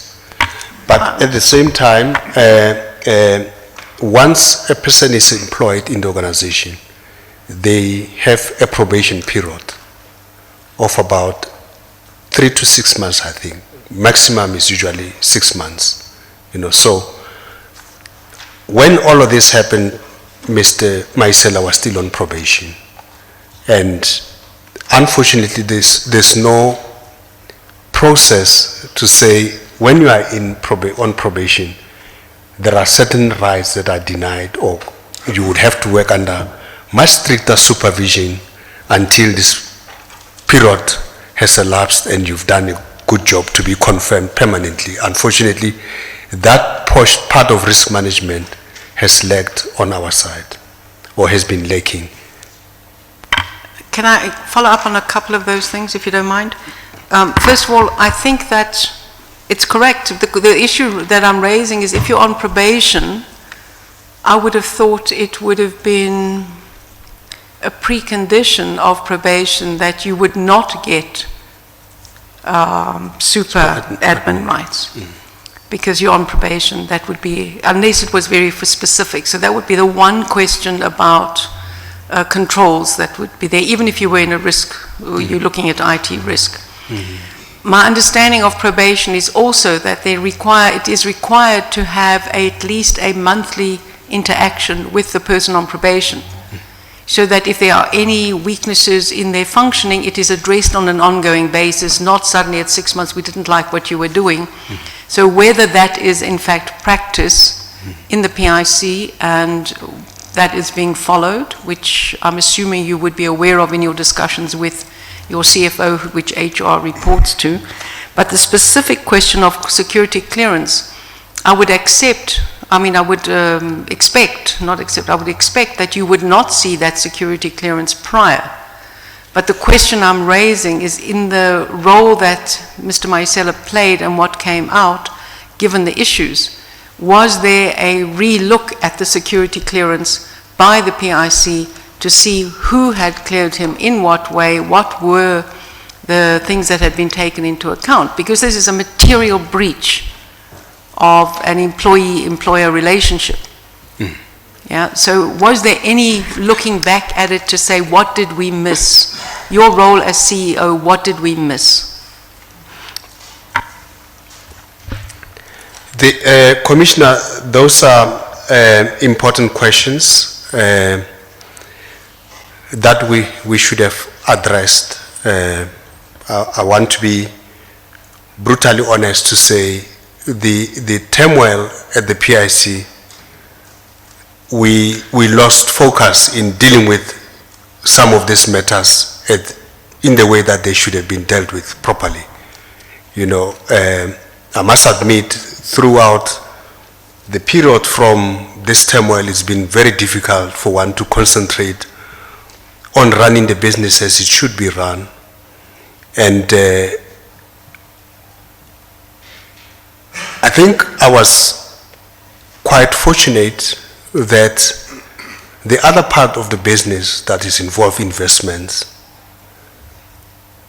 focused on the work at hand.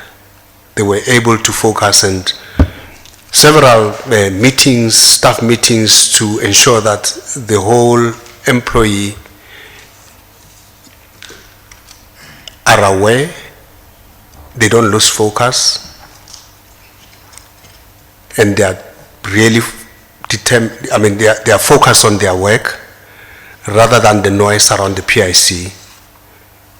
At least we were lucky that that happened. But really, I felt so much pressure that I couldn't find time to focus on dealing with risk issues as they should have been dealt with.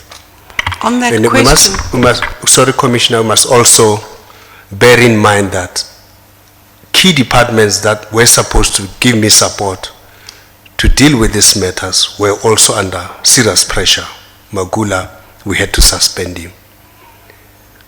Put in Ms. Abrams to assist, and inability to get a permanent person until these other matters are resolved of disciplinary also created a problem, prolonging our ability to getting to understand and solve all the gaps that are in the system.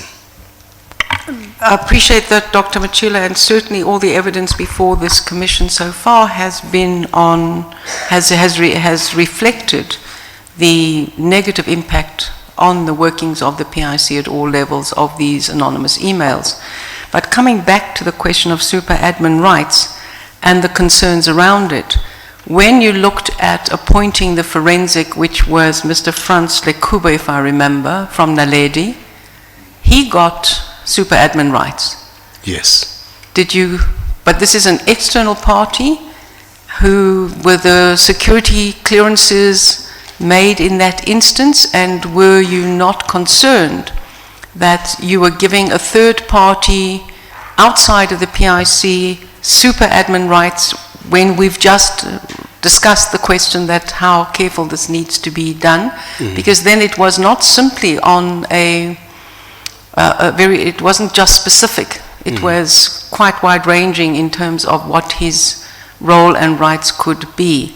How would you reconcile giving him super admin rights to do his forensic? Did he sign documents with you? Yes. Of non-disclosure, confidentiality, and were you comfortable that this did not violate your own security arrangements in the PIC by granting him super admin rights? I'm not sure which witness it was who raised the question that they did raise with you the concerns about Mr. Lekuba having super admin rights. That's correct. And being an external party. Could you address that? Yes, Commissioner. I think it's very important to highlight to the Commission that the process of assessing our environment, IT environment, security environment, involved appointment of BCX, a subsidiary of Telkom, to conduct this, and they signed a non-disclosure agreement. We also checked their credentials to make sure that they are the best of the best, and we know they are the best of the best. And so we believe we were protected from that point of view. And BCX is not Naledi. They subcontracted Then Naledi. they subcontracted Naledi on the same basis. And Mr. Lekubu was given super-admin rights authorized by myself. I personally wrote to the Mimecast to give him super-admin rights for a specific period to conduct a specific investigation, which he did, and then once they're done, we cancelled the super-admin rights. But you didn't feel uncomfortable giving third parties super admin rights into? I was not uncomfortable because I knew that they have the skills, and most importantly, there's an NDA in place to make sure that they do only what they're supposed to do, and any information they can't disclose anywhere or to anybody without authorization. With those super admin rights, would they have been able to access other parts of the system, such as deal flows or anything else? This was confined to emails, correspondence only, not beyond emails, correspondence. And did you get a report that that is all that they looked at? Yes, as far as I can remember, that was the case.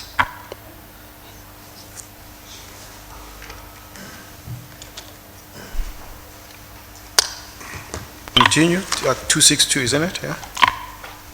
Thank you, Commissioner. I formally requested the board at the meeting of the 15th of September for a mandate to investigate the leaks and also find solutions to prevent them from continuing in order to protect the PIC client assets, which is a key responsibility of a key individual in terms of the Fires Act. Any failure of IT systems can impair the PIC's operational ability, which can lead to a breach of the financial services provider license. I felt strongly that these emails were generated from within the PIC. BCX, a subsidiary of Telkom SOC Limited, was appointed to assist with the investigation in a closed tender process to ensure strict confidentiality. I expand on this further in my statement. My discussion on the James Nugu strategy later in this statement formed the basis of this view. Just a question here. Some of the people who testified here say that you shouldn't have been given the right to investigate this issue. What is your comment? They say because you were part of the implicated group there. I think my understanding was that now that I've been cleared by the board, I would then be able to conduct these investigations. It was on that basis. Perhaps if I was not cleared by the board and they were issued, I would definitely have recused myself or pulled back.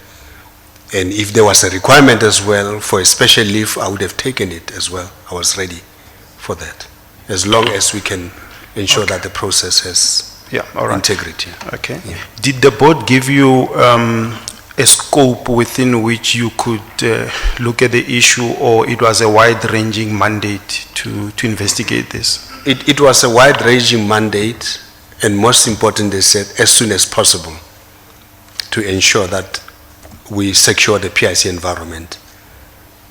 So there were no limits in terms of what you could look at, that were you given the mandate to even investigate who sent the info, because this investigation then spiraled into who actually did this?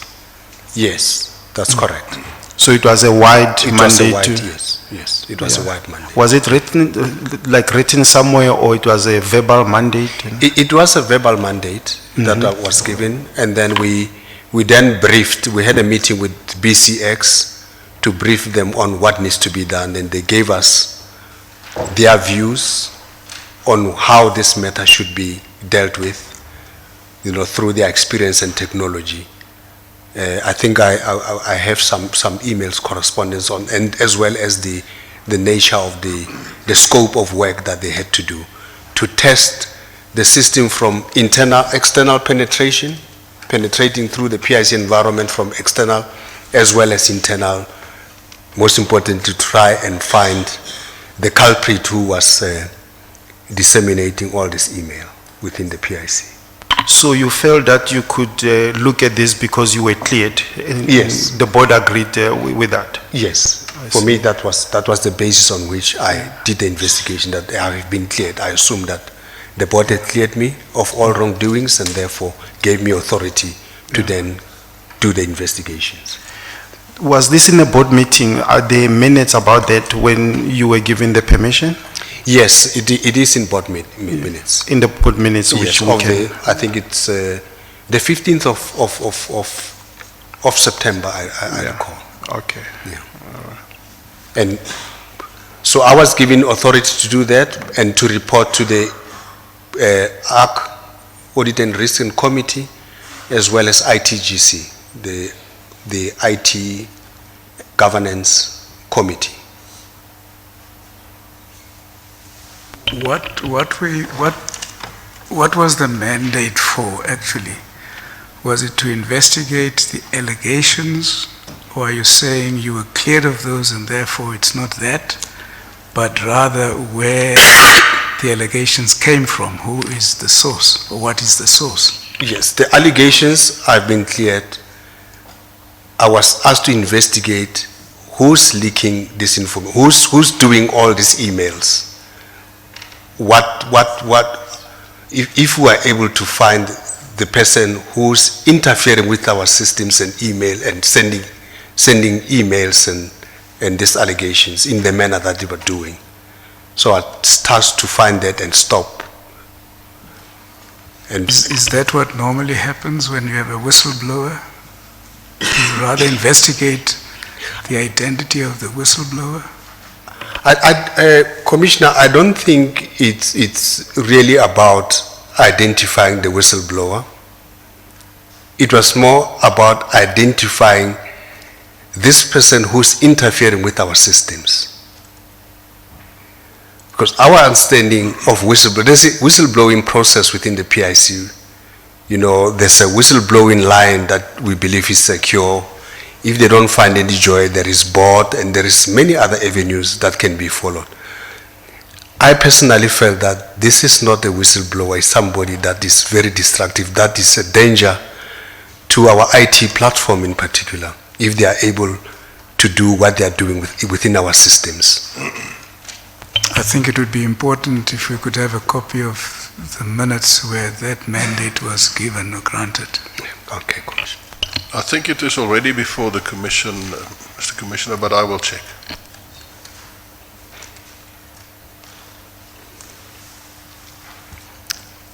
Can I proceed, Commissioner? Yeah. 263. But the minister called for an urgent meeting with the PIC board to discuss a media article that was written by Mr. Chris Barron on the 24th of September in the business time titled Matjila, PIC cash is the goal. Just for clarity, that is Minister Gigaba. That is Minister Gigaba. The meeting was very tense, aggressive, and unpleasant. The minister was demanding answers from the board. Why was the media dragging him into PIC issues? What the board was doing about this, and that what was the board doing to protect PIC IT systems from being hacked? He expressed his anger at me personally, at the personal level, because I had been erroneously quoted in the media as suggesting that the minister was part of the plan to capture the PIC. The minister then opened the floor for comments. Mr. Buthelezi, Dr. X. Mkwanazi, and the Director General of Treasury, Mr. Dondo Muhajani, spoke briefly. Ms. Zulu then took the floor and spoke for almost 45 minutes, largely ingratiating herself with the minister by saying that he was being dragged unfairly into the affairs of the PIC. I was allowed to speak last. I gave context to the article, particularly the fact that I was cajoled by the journalists into commenting on personal attacks on me. I assured the minister that there was no single instance in this interview in which I mentioned any names of people behind these attacks, and I couldn't name them because I had no knowledge of who they were. The minister then asked that the Sunday Times be instructed to withdraw the article. I informed him that we have already requested the transcript to be published to show that I had been quoted out of context. Furthermore, the newspaper had given me the right to reply, which I thought was reasonable enough to set the record straight. The minister seemed happy with my explanation, and we proceeded to the press conference in which the minister expressed his support for me. The transcript was released, and indeed there was nothing to suggest that I was dragging the minister into PIC affairs. The minister requested a lunch with me on the 3rd of October 2017. This meeting was very cordial. Although the minister still expressed his unhappiness that I didn't demand the withdrawal of the article, we focused on the PIC strategy to stimulate the economy and ideas on how we could improve ESCOM's balance sheet and strategies to assist other state-owned companies. He was very impressed with the ideas that my colleagues and I had formulated to assist ESCOM and other SOEs, and I promised to send all our ideas to his office. On the 6th of September, one newspaper carried a provocative and sensational headline which stated, I quote, "The PIC is being looked at with dangerous eyes." The then Deputy President Ramaphosa was credited with making this statement while addressing SADU members in Soshanguve. This statement must have upset some people. Later that morning, we received a statement from Minister Gigaba instructing the PIC board to conduct a forensic investigations into transactions approved from 2014 up to the present date. The process was designed to depoliticize the PIC and improve transparency, according to the letter. The statement was followed by a formal letter to the minister, from the minister to the PIC board, reiterating the contents of the statement. The board requested a meeting with the minister to get more clarity on the issues. The meeting never took place. However, the board was compiling responses to the request of the minister of the meeting of the 26th of September. The minister could not meet with the board until he was moved to another portfolio in February 2018. The PIC operations were not hampered by this hostile environment despite staff morale deteriorating to an alarming level. To try and counter this, I regularly hosted staff meetings so as to update employees on all significant developments. I was very relieved that the team never lost their focus on their core function of generating returns for clients, even under such stressful conditions. And it is a testament to the quality of professionalism of the people I was proud to work alongside.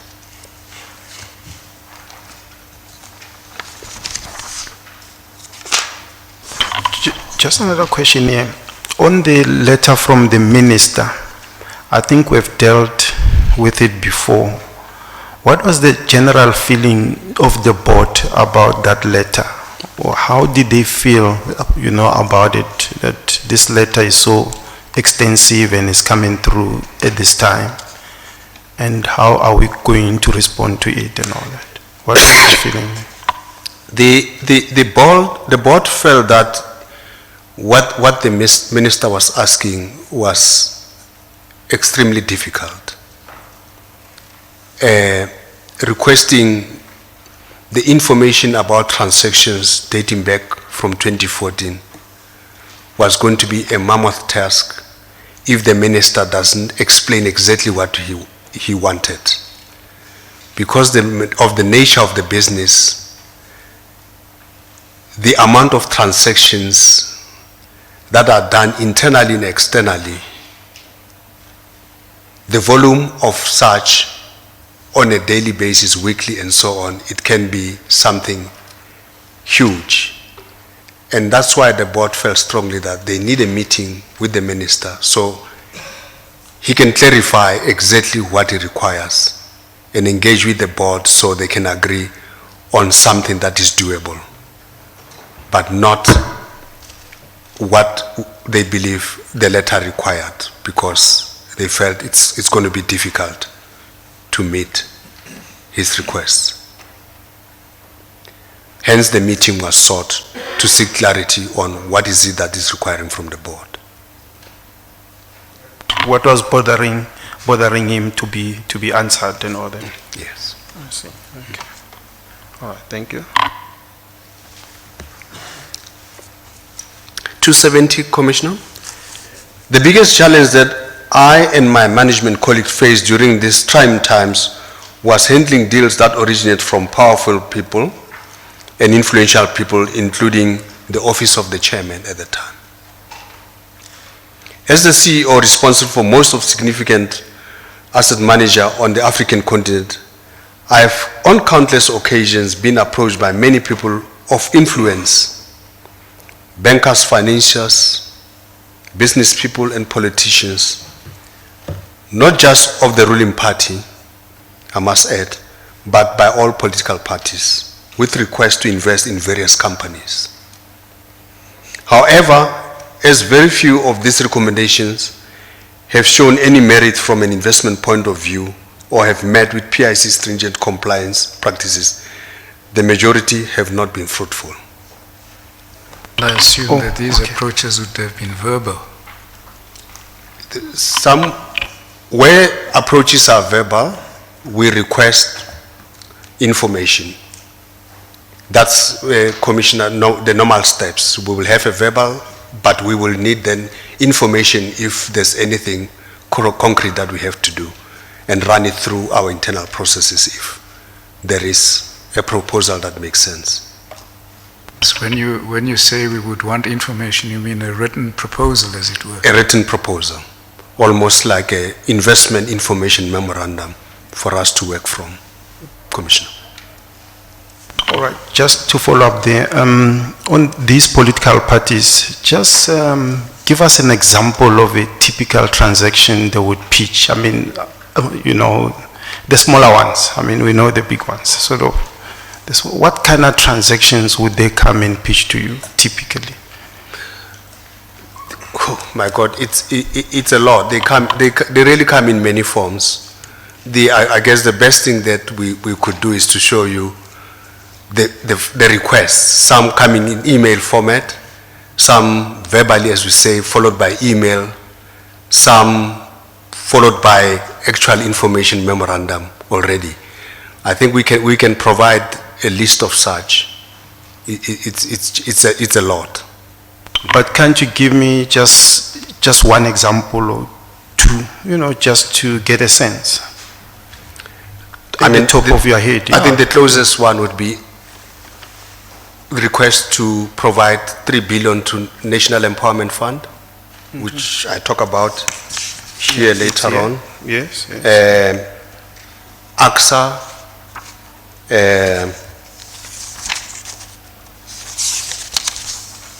Atco Gingrem,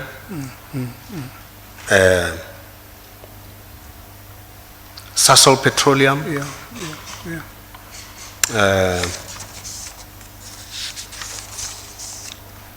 Ascendis itself, Tosako we've spoken about. Erin Energy will fall into that category. There's quite a lot that we can discuss. And across from ANC, DA, EFF, and the others, all the yeah? Yeah. But not, we're talking about individuals that are connected, not the political party, but individuals that are connected. Oh, not the secretary generals or whatever, the individuals connected. Connected. This is about connected, yeah. But would they mention names of the political parties? There will be instances where there's name dropping. Yeah. We've seen that. Name dropping, yeah, okay. Name dropping, yes. Yes. Okay.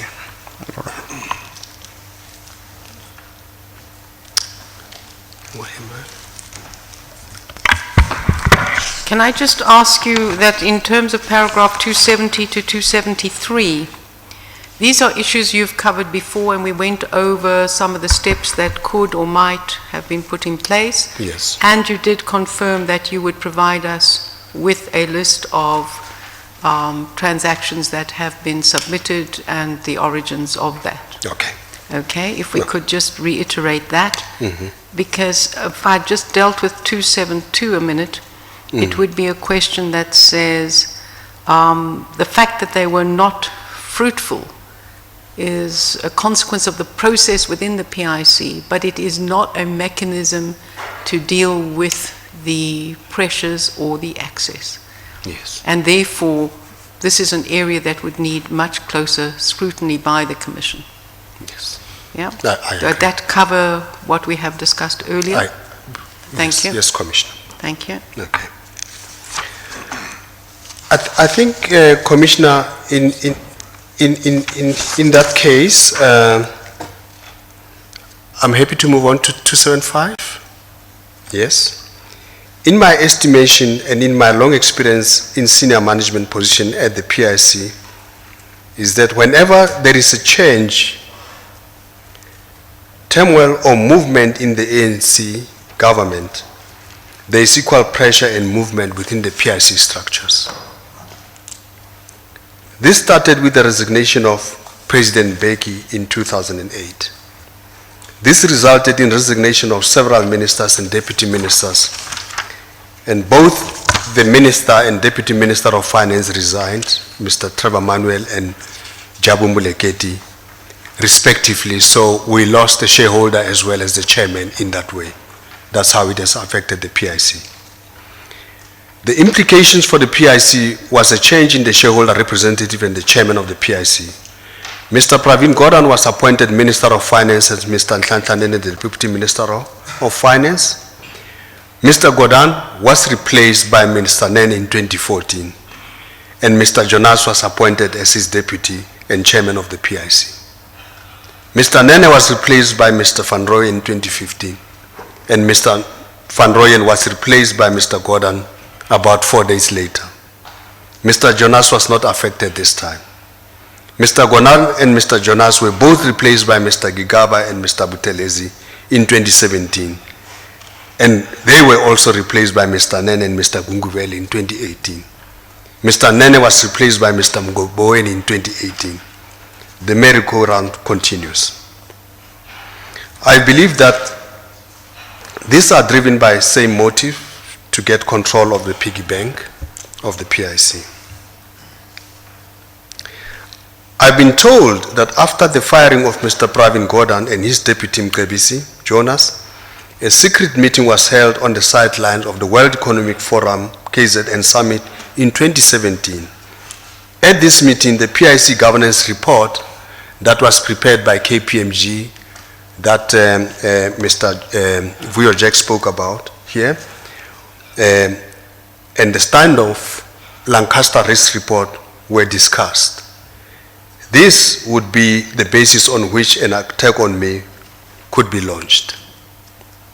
Did you check whether there is any truth in these? That you say this is what you heard, isn't it? Yes. Will you say there's any truth that that did in fact happen? Later on, the Lancaster risk report was leaked to the media, and City Press started writing about it. And so you suspect that it came That's where it came from there? Yeah. Commissioner, Can you just outline, sorry, I know we're coming to the Lancaster deal and the Steinhoff matter, but would you perhaps explain why the Lancaster risk report would or could be used against you? Yes, I think Mr. Magula did talk about this in his statement to this commission, that the risk was high, but we went on to do the transaction anyway. I think that was the issue. and we'll explain why we did so, because we had put hedges and many others to mitigate those risks as part of the transaction. That's why that deal was done. We could accept the risk because we could manage it. Just to clear something, when you speak, you use I and we interchangeably. When you say we, you mean yourself or some other people also involved? We, Commissioner, is some people involved. It's me. But I guess I'm helped by some people as well. That's why I show almost like the stronger leadership role that I play in a particular issue. But when I say we, it's normally something that is led by someone and they feed into me. Thank you. Yes, Commissioner. And the secret meeting, would you know the number of the people who were there or any person from the PIC who was in that meeting? Would you know that? I was told, and I'm uncomfortable to say, and I would really beg the Commissioner to allow me to give the name to please, the evidence give leader. it to Advocate Luben. If Commissioner. Yeah, okay, that's fine. Okay.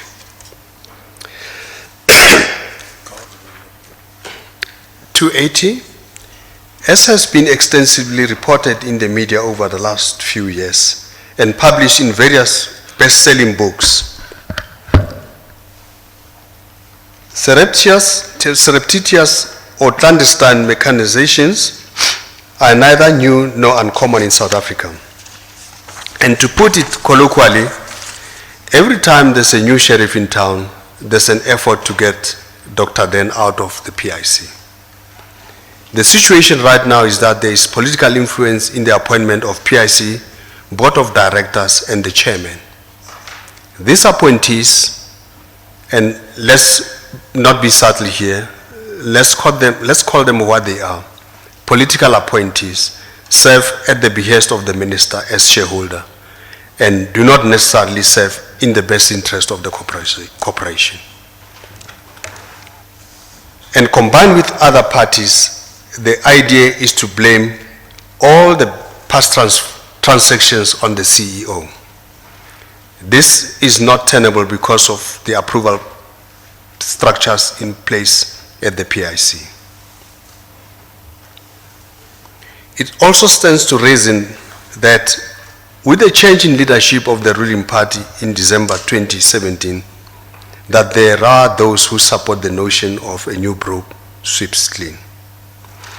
I wish to categorically state that even though I was appointed to my position by a panel that included the Minister of Finance of the day, the Deputy Minister, and the Director General of Treasury, I have never had any partisan affiliations to any political party, nor do I have partisan leanings towards any faction of a political party. If I could just remind you about the discussion around paragraph 228 and your support for, or asking for support from various people at the behest of political figures, that stands a little bit in contradiction to the statement. And secondly, could you explain what you mean by 283? Is there anything specific that you talk about new broom sweeps clean after 2017 that you would have to elaborate on that statement?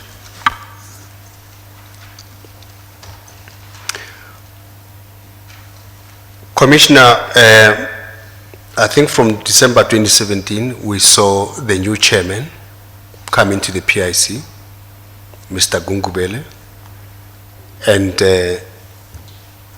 it's well known that I ran into problems. I understand that, but this is a slightly different statement. I think the question of the chair and the issues around the PIC, this stands to reason that with the change in leadership of the ruling party in December 2017, that there are those who support the notion of a new broom sweeps clean. Are you saying that that specifically refers to Mr. Gungubela as the chair and not wider? Because this could be read in different ways? It is wider, Chair. I think most of the state-owned entities are under pressure. We've seen CEOs leave, and the PIC has been put under similar pressure. So what I can infer from this is that there's a general cleanup of any CEO that was appointed during the time of the previous regime. That's what I mean by the new proof sweeps clean.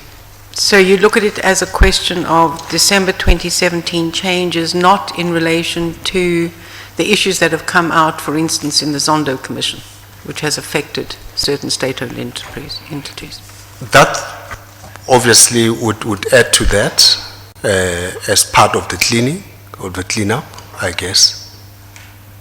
But the fact of the matter is that there are sweeping changes that we're seeing in most of the state-owned entities that are affecting leadership across the board.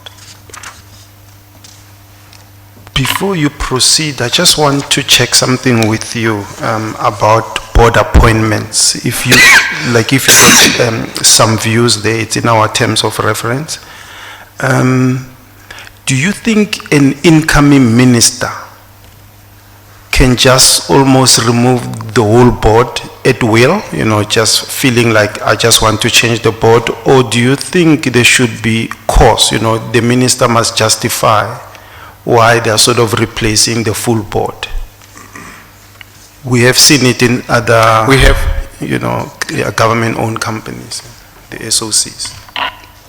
Yeah, I think it's appropriate to give reasons why a board has been changed, I guess. I think it's fine, but we've never, in instances where boards were changed, we were not told why. There was never a reason given why. We just saw a board being changed, and yeah, I can only wish that in future reasons will be given when such a major change is effected. Yes, because mainly, if you are taking out the whole board, you are like wiping out the institutional memory in one go, isn't it? And institutions are not the same. If you were to look at an organization like the PIC, whose processes are really dependent on time to understand if whatever strategy is being implemented is going to be effective, you have to wait a bit of time. Now, if there is that chop and changing, it may create problems in really understanding the ability of the PIC to deliver on its mandate. It can really affect the investment strategy and processes quite negatively. So for an asset manager, you need stability. If I were to use PIC as an example, you really need stability.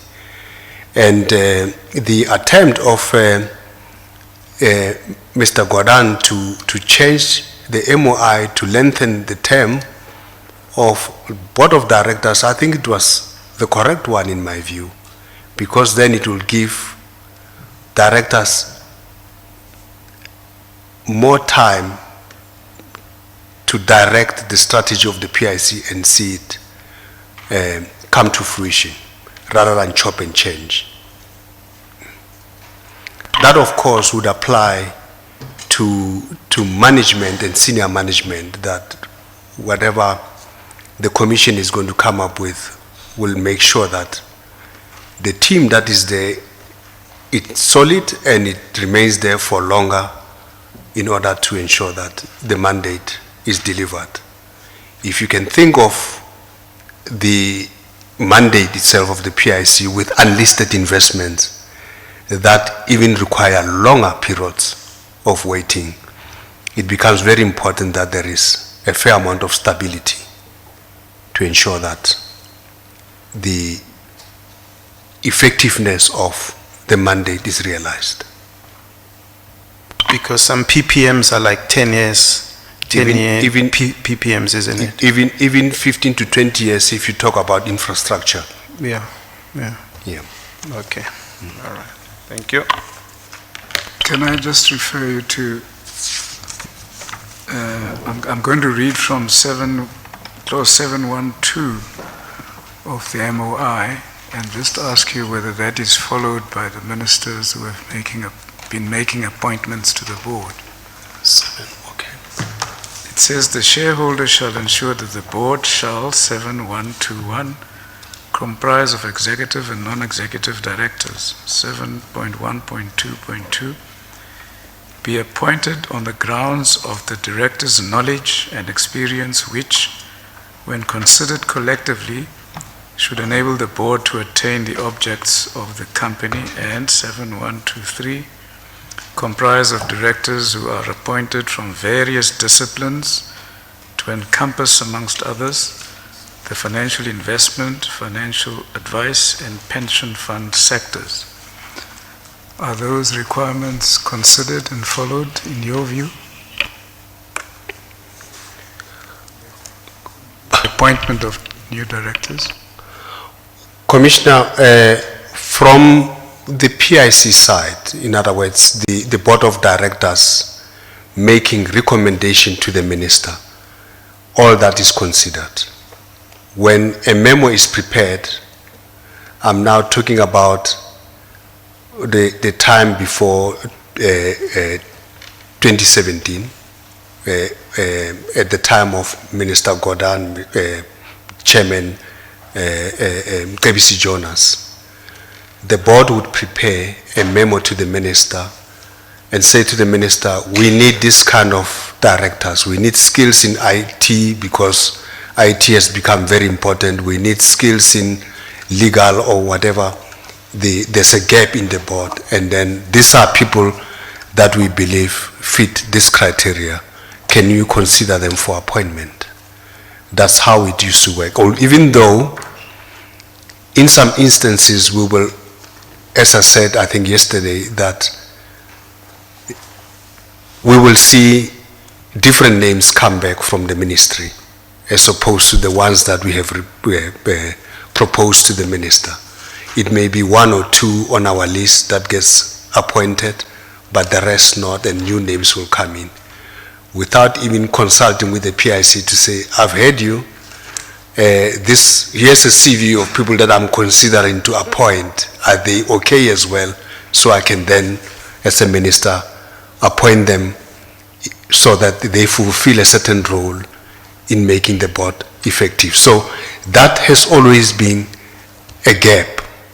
And so I think if the commissioners can change that slightly to make sure that when directors are appointed onto the board, the minister is able to consider all of those things in consultation with the board of the PIC so that the right people are appointed on the board.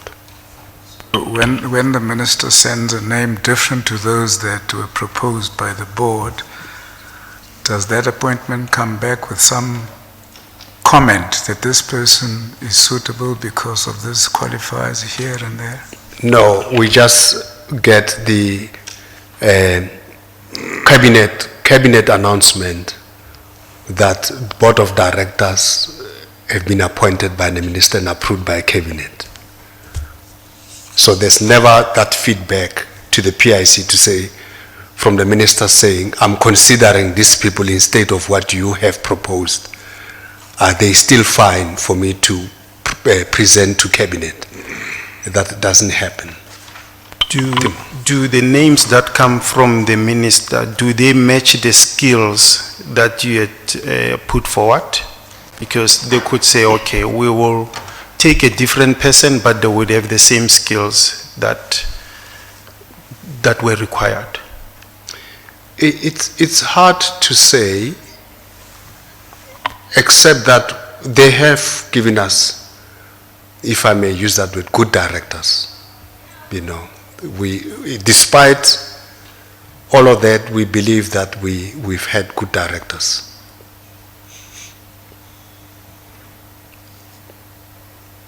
Good directors, and you want to leave it there, it's fine. Yeah, yeah.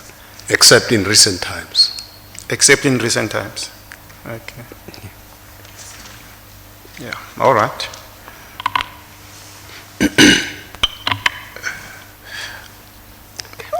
Are you saying in recent times, is it because the skills that you need in the board are not there?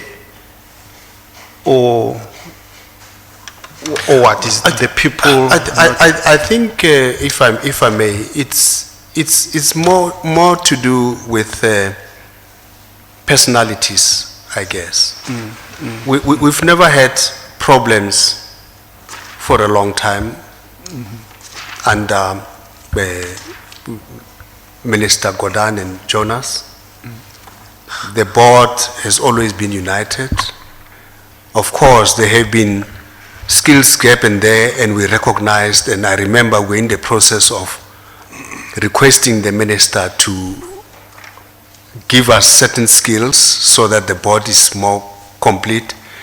And in the interim, the board decided to identify someone that can advise the board on matters that the board is unable to deal with or that lacks skills in. So that intervention has been made by the board. But then the board division started at some point, and the problems that we have experienced in the past few months, which made the board a difficult environment. PIC a difficult environment. It's mostly the same directors, except one or two that came in later on.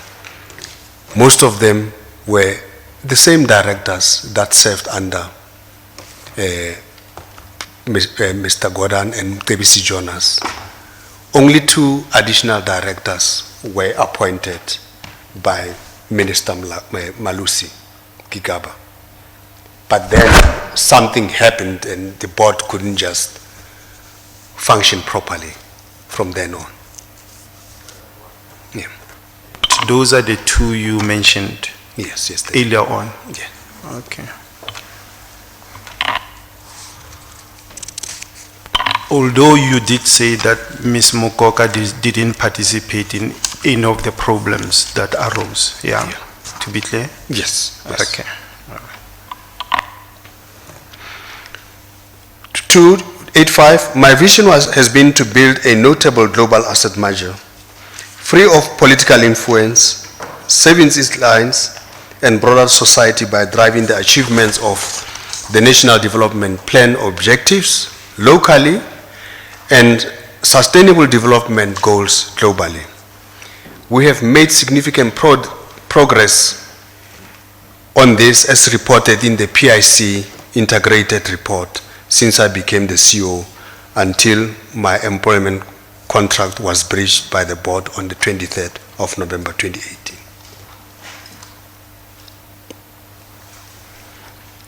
I now deal with some specific examples of transactions which involved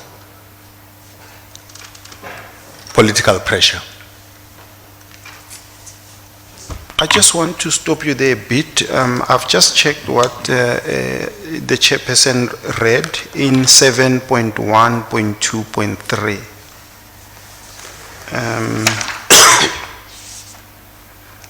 It says, comprise of directors who are appointed from various disciplines to encompass amongst others. Oh, okay, so it was saying amongst others because it's mainly just financial people here.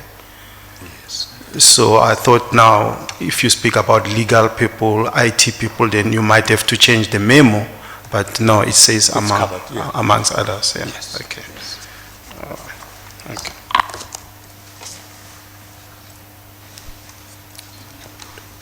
286.1,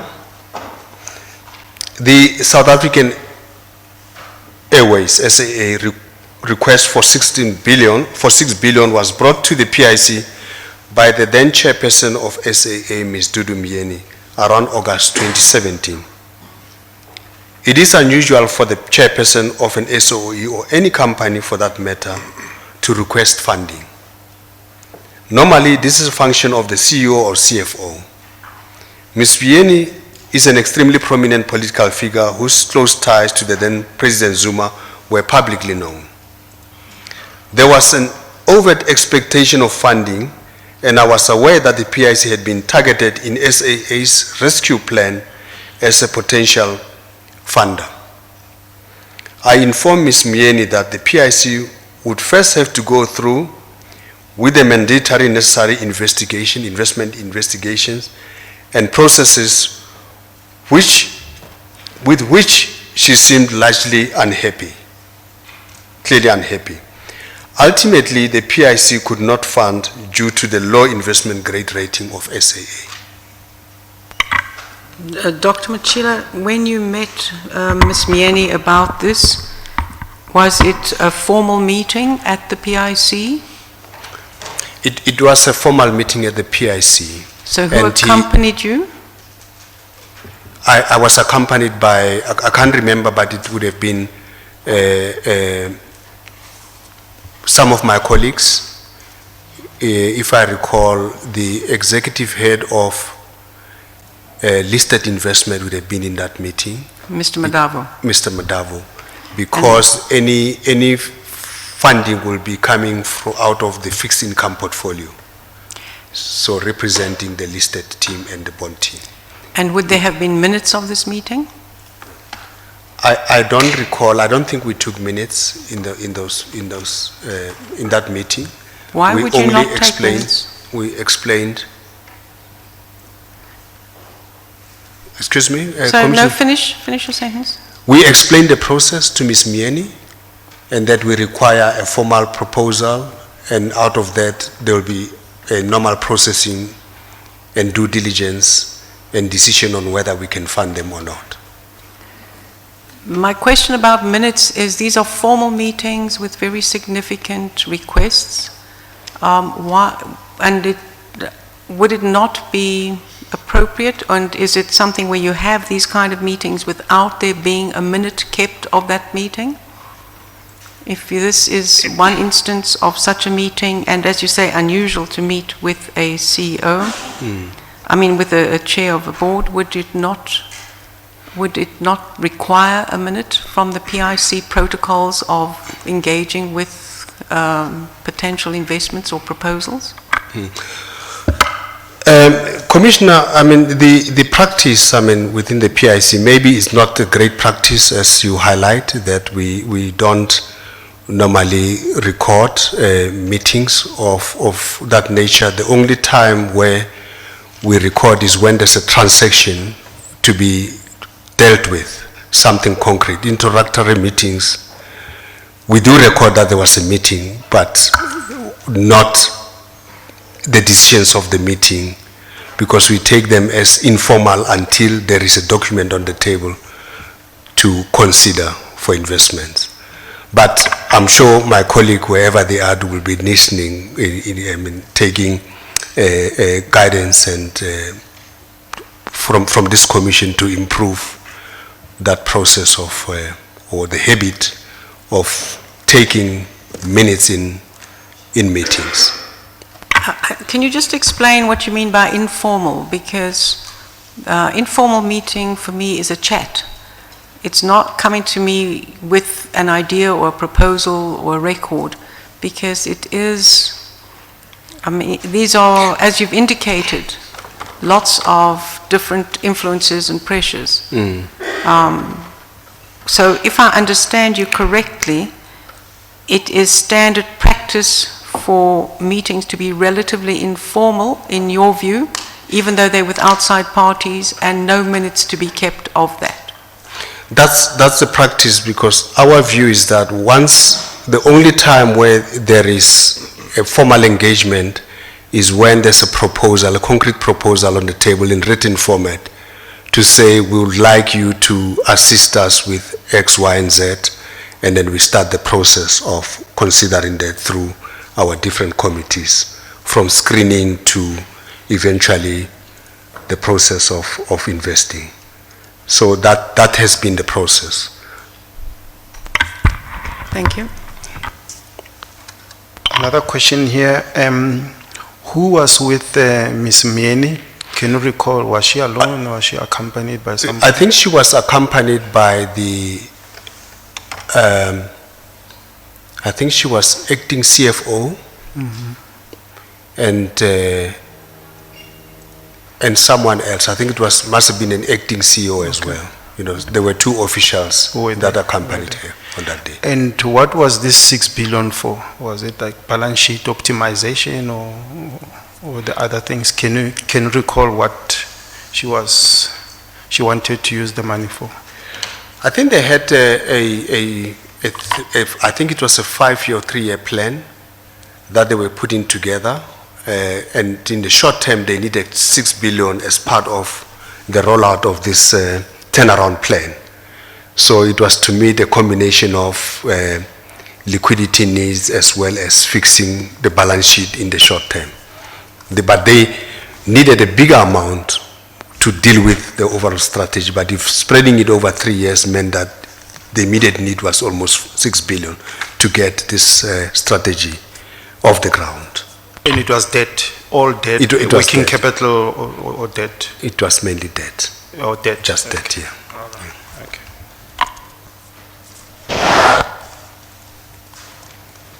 To 86.2, the NEF request for 3 billion. The initial request for funding from NEF was done in around 2016. It was about $1 billion. The PIC could not assist NEF as it did not meet PIC's minimum investment requirements. But once Mr. Sfiso Buthelezi became chairman of the PIC, this matter was resuscitated. This time, the amount was increased to 3 billion. PIC did a second and fresh look at the proposal, expanding the net to cover a wider number of SOEs in this space.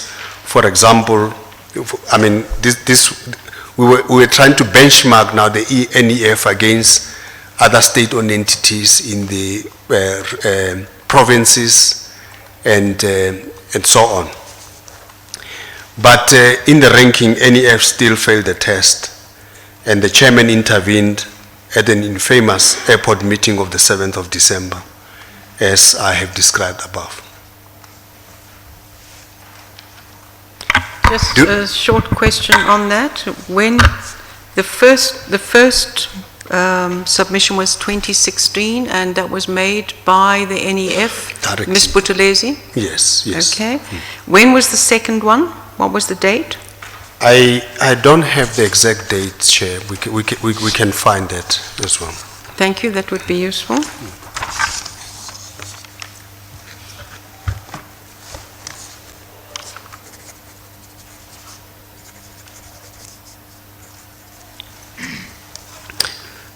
To 86.3, during the second and fresh look at the proposal, Mr. Magula had explicitly watered down his second risk report to favor the approval of the transaction. There was only a period of 3 months in between his initial and second report. And in this period of time, nothing had changed operationally at the NEF. Yet his second report significantly revised the high risk rating of the first report by downplaying them to low from medium and to medium from high ratings. I can only think that this was done in order to facilitate the approval of the transaction. The initial risk report is attached. We have requested the copies, Commissioner. I don't know if we have them. Yeah.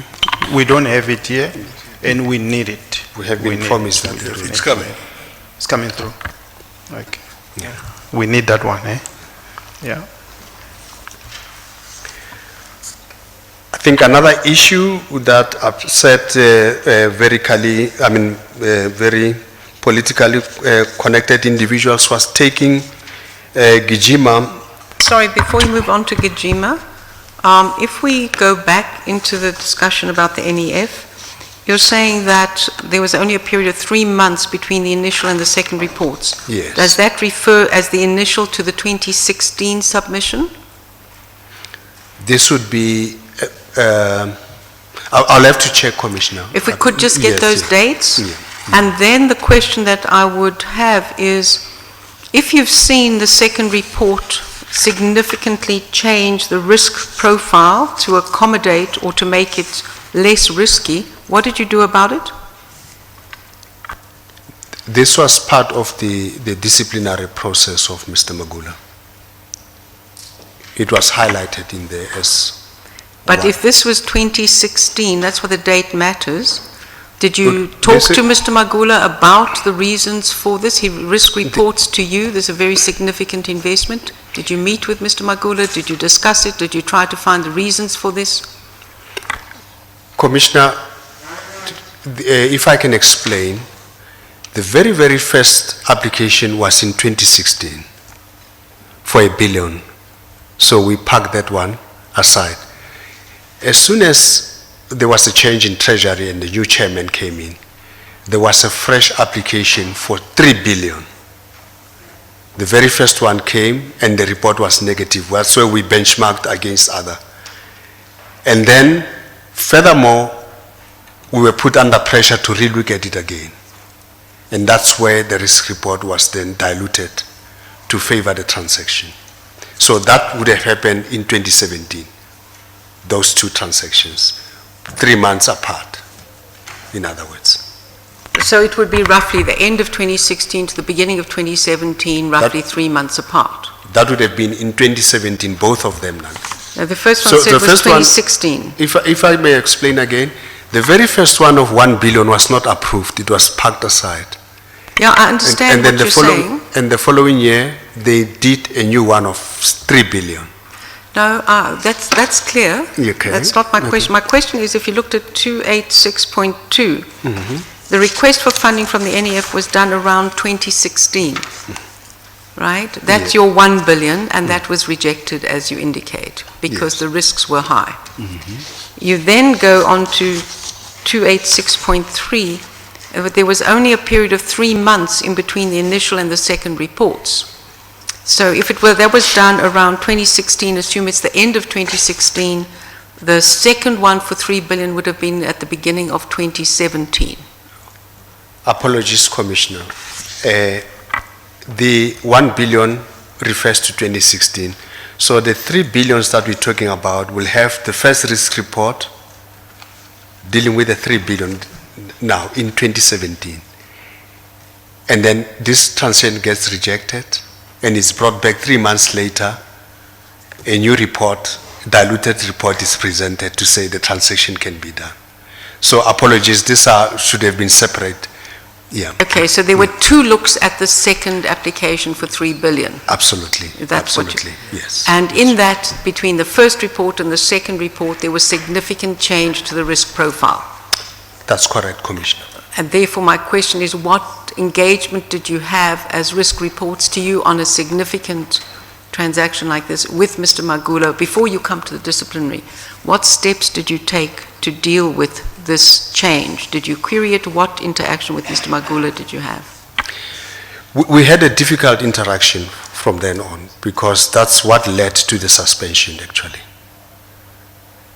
That's when I said to him, we can't put any trust if this is how he's going to manage the risk. And therefore, discussions around lack of trust, loss of trust, and most importantly, even considering moving him from that position that he was in because of this risk, and proposing that instead of parting, let's see if I could put him somewhere else, and eventually a full-blown disciplinary process which included this matter and others. And in an engagement of that nature, where you are querying the work done, would those be formal meetings that are minuted with an HR person present, or is it a one-to-one discussion? Would there have been a record of those discussions with Mr. Magula? First, it would have been one-to-one, and then engage with HR when we couldn't find each other. So it would have been almost like a coaching of some sort, and not recorded, but we can show that there was such a meeting that had taken place to give, advice on what needs to be done And then we then escalate it to involve HR in a situation where I don't get, I'm not succeeding in resolving the matter properly. Thank you. Just another question here. For me to understand a bit, the PIC does fund other bodies like the Land Bank, IDC, DBSA, I think also. Yes. What was with this proposal that you couldn't even find a way to fund them? I mean, without getting into too much detail, in summary, why couldn't you fund the NEF, given that generally you fund the bulk of these organizations? If I remember well, I think we were challenged by the quality of the portfolio, that it was making losses, and those losses would obviously translate or start eating into any new investment that would make, unless there was a complete change in the structure. We even went to an extent of proposing that we create a separate SPV that we can co-invest or manage together. We recognize the importance of NEF, and most importantly recognize the importance of other development finance institutions, and the exercise of scanning the whole environment and looking for the best was to see how we can expand PIC's activity throughout the country using this network of development finance institutions. But NEF specifically, we were in the process of looking at an alternative way of partnering with them, using their platform and creating a new entity that we can manage together, because we recognize the fact that they had the right infrastructure that can be utilized to expand the PIC's activities, but we couldn't agree on the nature of this SPV. So you wanted to ring-fence past transactions must be on the one side and future transaction within a new entity that you can co-manage with them. Is that what you're saying? Absolutely. That was the idea. And but what was their thinking? I mean, were they open to that? I think there was a little bit of resistance. I can't remember where it came from, but my team told me that they were not gaining traction in terms of the structure, and probably and it also, if I recall, had to do with the management fees that this structure was going to levy, because I don't think they were happy that it wouldn't be enough to support also the activities of the bigger group, if my memory serves me well. No, thanks. Yeah, just briefly. Yeah, thank you.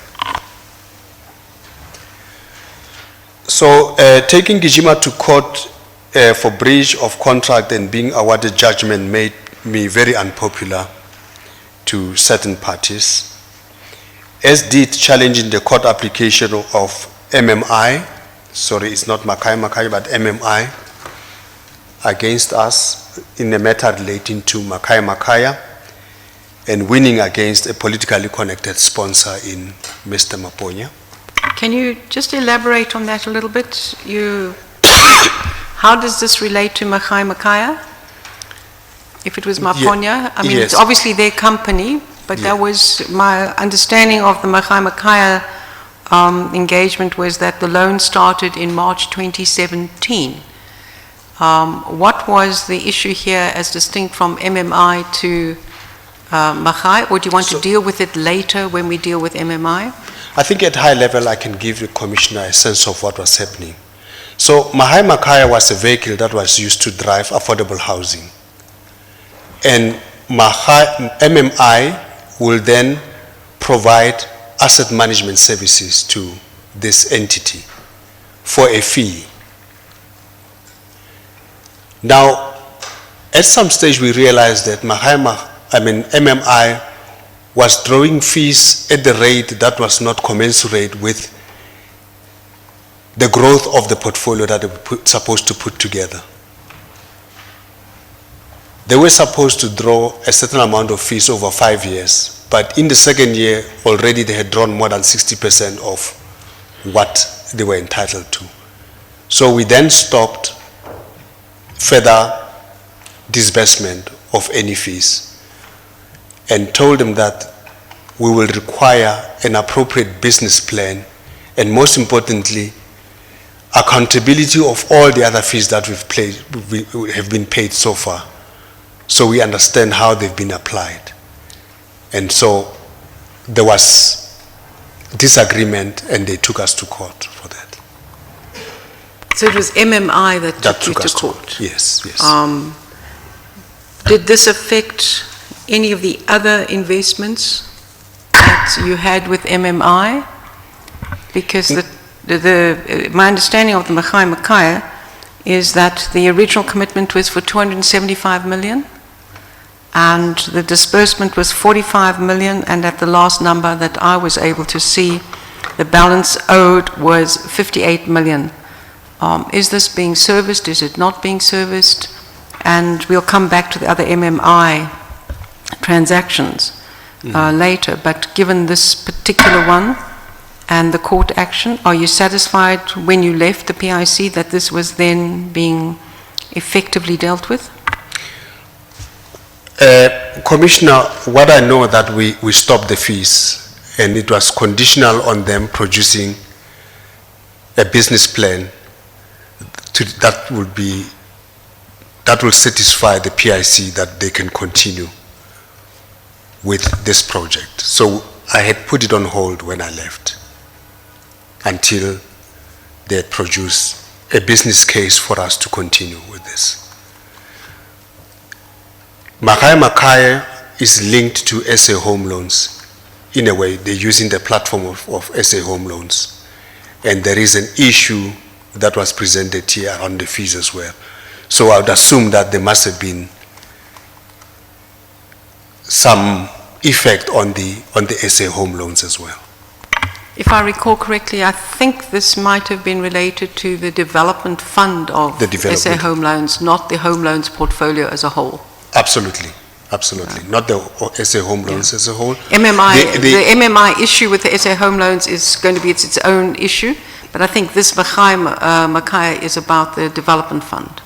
It's about the development fund, which SA Home Loan is assisting in terms of administration, the way I understand it. But it's got nothing to do with the SA Home Loan in the main. I agree the funding from the PIC for that development fund as a whole, which obviously also reflects in the Makaya Esibaya fund, is 1.5 billion rand. Yes, that's the allocation. Okay. Judge. Do I understand the position correctly with what is allegedly owed by the PIC to MMI? MMI. You're not saying that no money is owed at all. You are saying, we are saying to them, account to us regarding what we have already paid and so forth? Absolutely. In relation to the agreement. That's true, Commissioner. That's true, Commissioner. And we said to them, if you cannot account, we'll find it very difficult to release more money. In addition to that, we require a business plan because we've seen the old business plan and we are underperforming it because the build-up of the portfolio is at a pace that is much slower than the rate at which fees are being drawn. Then a question is, so you say this sponsor is politically connected. I mean, since we're speaking about political pressure, like sort of how do you mean that they were politically connected? I think Maponya Group, the Maponya Group. Yeah. The MMI. There is I think there was an attempt to use the office of the chairman of the PIC to put pressure on me to release payment. A dossier was prepared for the the chairman of the PIC. And I think even the minister was copied, where Mr. Maponya was making lots of complaints about me frustrating his businesses. And it was at the time of the James Nogu and all these emails, board meetings and so on and so forth. So it was almost like adding fuel to fire. Adding fuel to fire, which is along the lines of Argon. What Argon did, asset management did, was about the same time as well, when we withdrew their funds because of underperformance as well as potential breach of Fires Act, that they wrote to the ministry to say that, but we are killing their business, we are killing a black-owned business, you know, and I'm to blame for that. Yeah. And who were the ministers there? Who was the chairperson then, by that time? It was the chairperson of the PIC was the Mr. PIC. Sfiso Buthelezi. It was Buteles and the And the minister. minister was Gigaba Minister was the Gigaba, minister. yes. Okay. 288, the vacancy for a PIC nominee on the board of Airports Company of South Africa also added tensions. Ms. Sibusiwe Zulu asked me to recommend her alone to the board of AXA. The effect of which would have been that she would be the only candidate to be considered for the position by the DAC. I felt extremely uncomfortable about this request because I felt that the DAC, in order to exercise its authority meaningfully and fairly in the appointment of a suitable candidate for the position, it had to at least have a choice from different potential candidates for the position. Instead, I made a recommendation to DAC to choose from among the female non-executive directors, which included Ms. Zulu, Ms. D. Tlhachwayo, Ms. D. Tlhachwayo was recommended to serve on the board of AXA, which greatly angered Ms. Zulu, and she was visibly upset with me. Her conduct towards me has since that episode, has been nothing short of vindictiveness.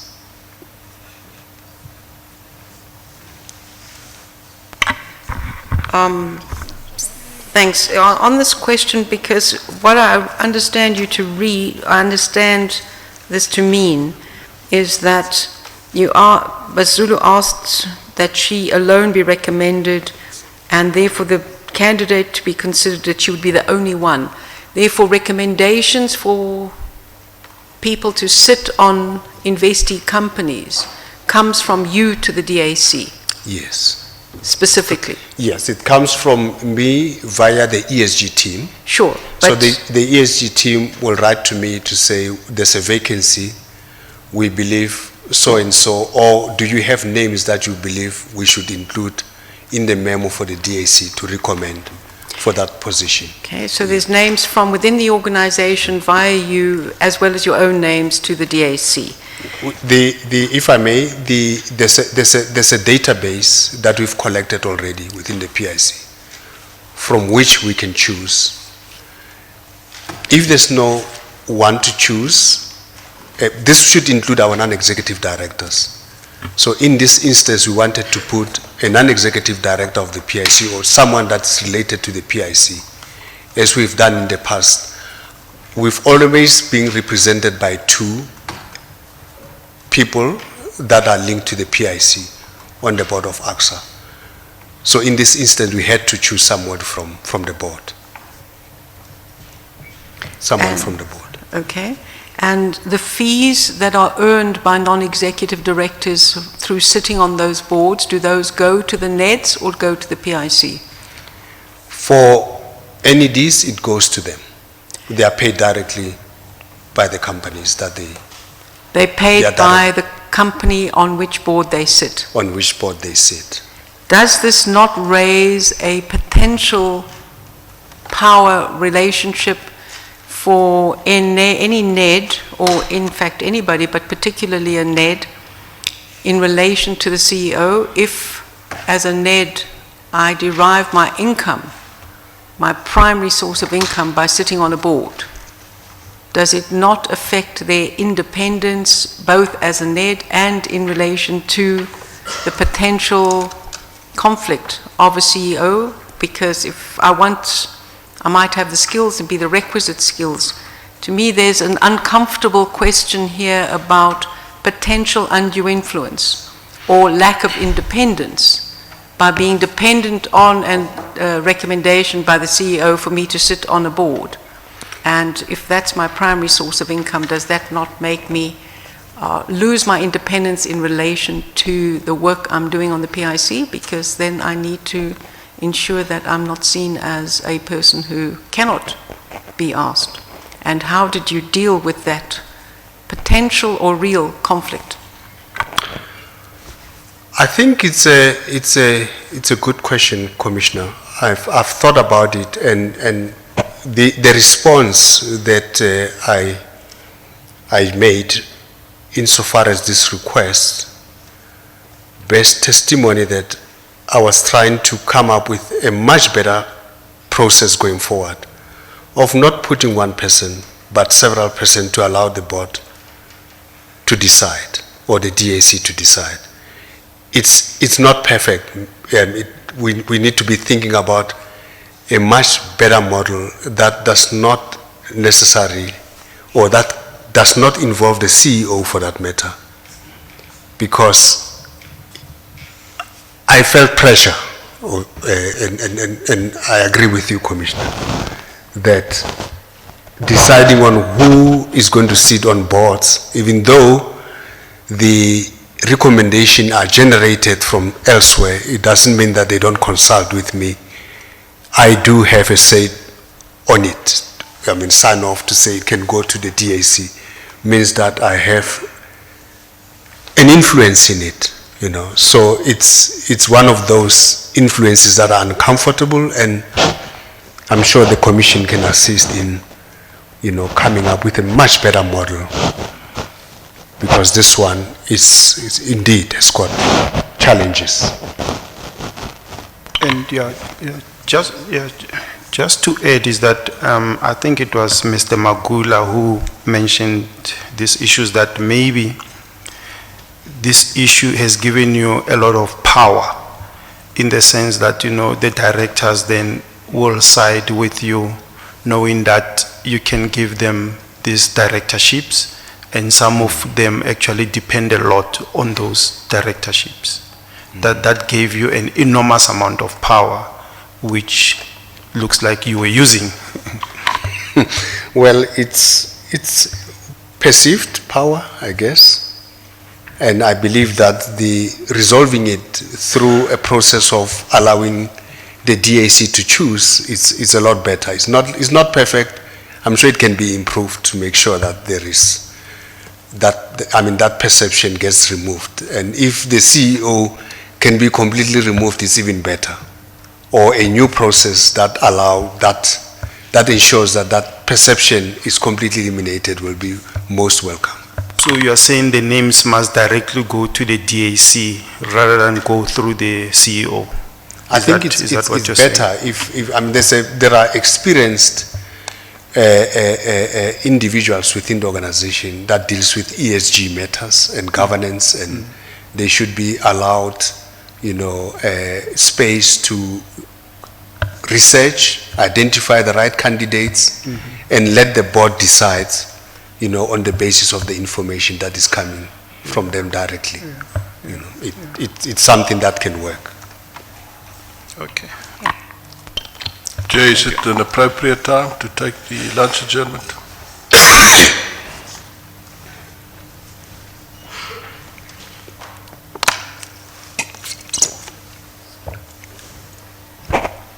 Yes, can we adjourn until 2 o'clock?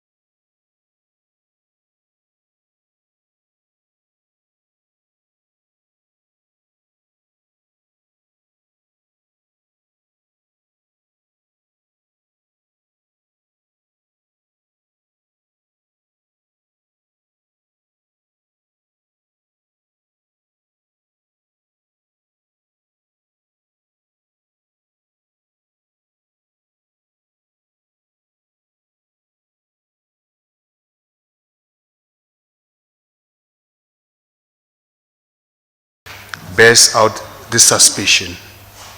We agreed to meet again in a few days to finish the presentation because we couldn't do it in an hour. Can you please expand on your saying Ms. Matebula's bears out this suspicion? What part of a statement? I think in Or a just expand statement, on she, as I said, she attacked the board for having erred in clearing me. that? Yes. Yeah, it was quite detailed as to what he believes the board has done to clear me. Or that's what you're saying? And this is the attitude and the position that was taken by Deputy Minister Gungubele, which we'll discuss later in the paragraphs, and confirmed by Ms. Dudu Tlachwayo and Ms. Manning, that in the board meeting that he arranged, he had already taken a position about the board, or taken a view on the board. Yeah, we will discuss this.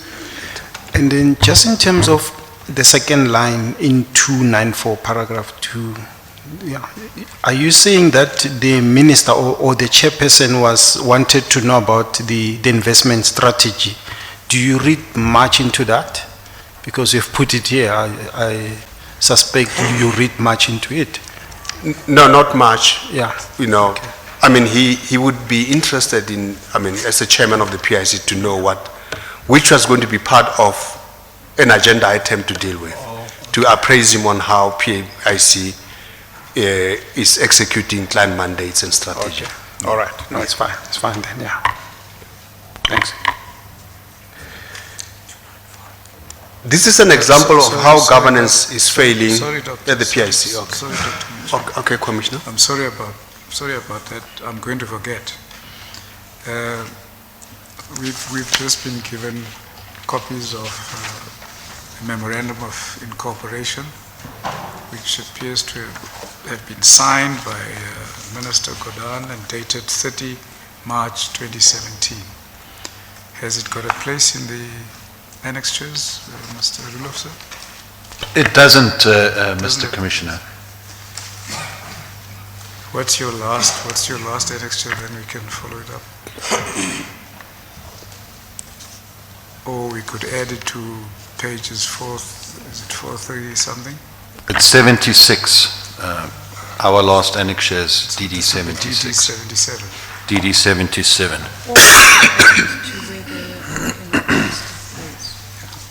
Okay, just for the record.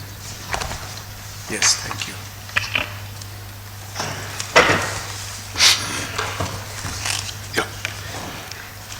This is an example of how governance is failing at the PIC. Perhaps the Deputy Minister has no understanding of the PIC or his own role. That's what I felt. The bigger picture of what's going on at the PIC and the current paralysis has significant implications for the economy of South Africa as a whole. I cannot stress enough how dire the ramification of such actions can be on our current precarious national fiscus. For instance, many investment decisions are time sensitive. Timing issues can render a decision meaningless unless it can be executed on time. The induction process is particularly important in terms of educating the chair about the PIC's governance and also filling him on the circumstances surrounding the PIC, especially media attacks and allegations. It took the chairman, Mr. Mondli Gungubele, almost 6 months after being in office until we could facilitate an induction meeting in combination with a strategy workshop with him. We met again on the 5th of June 2018 in his office in Parliament, Cape Town. There too, he brushed off anything to do with media reports or my views thereon, and so we proceeded to discuss about the PIC's plan to boost the economy. The Deputy Minister's Office. Communication between the Office of the Chairman and the PIC has not been great. The PIC submissions for bonus payments would not be attended to timelessly, which has caused delays in the payment of bonuses and corresponding resentment on the part of the employees concerned. The PIC responses to the public protector investigations were being delayed for signing by the chairman and onward submission to the public protector, causing the PIC to meet deadlines set by the public protector. In general, the level of administration was appalling when it comes to PIC affairs. I had a meeting with the personal advisor of the Deputy Minister to try to improve communication to resolve challenges mentioned above. The personal advisor also attends PIC board meetings and acts as a liaison between the office of the Deputy Minister and the PIC. But my understanding is that he's not employed by Treasury. In this meeting, I tried to explain the James Nugu MST allegations. His response was that the chairman understands these issues of romance in business and I should not worry. I protested that this was not a situation of romance in business, but he told me I just need to invest time in building a better relationship with the chairman. He then asked me I just want to check something in terms of the advisor to the minister coming to PIC board meeting. Are they, like, is that allowed? Regular thing? Is that? For me, I don't think it's appropriate, but it's been practiced that the chairman will bring along the advisor that sits in meetings. To probably record conversation and advise accordingly. But I've always held the view that it would have been better if it was a National Treasury official from the office doing that job as opposed to someone not linked to government per se, but an advisor to the minister. But would one take the view that maybe they are vetted properly and they wouldn't use what is talked about in the PIC board meeting for different reasons, for different things? It's difficult. We have raised that issue, but not, aggressively. Yeah. All right, because the PIC talks about, sensitive transactions maybe, or sensitive matters, but one would assume that maybe the person has been vetted, hopefully, I don't know. We haven't checked that, haven't checked honestly, yeah. Okay. Yeah. All right, thanks. I think we'll look into that. Could you give us the name of the advisor? I think it was Mr. Teboho Mukwena. Bobo.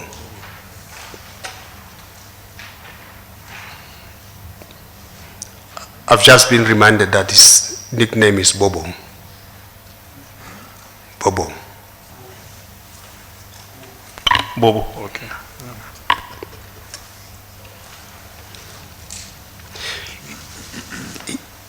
Can I proceed, Commissioner? He then asked me to assist a poor family with some finances by buying 5 million worth of books authored by a black youth from a poor background as part of the CSI. Clearly, the 5 million was anchored by the MST transaction. Sorry, can you explain that? And was that ever done in terms of whether from the CSI or whatever? Was that ever paid? But I'm not quite sure the linkage to the MST. Could you explain it?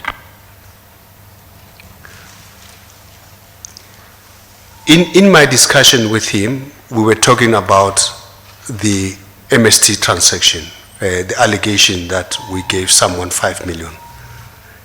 And in response, he says, can we also buy books worth 5 million to assist a poor family?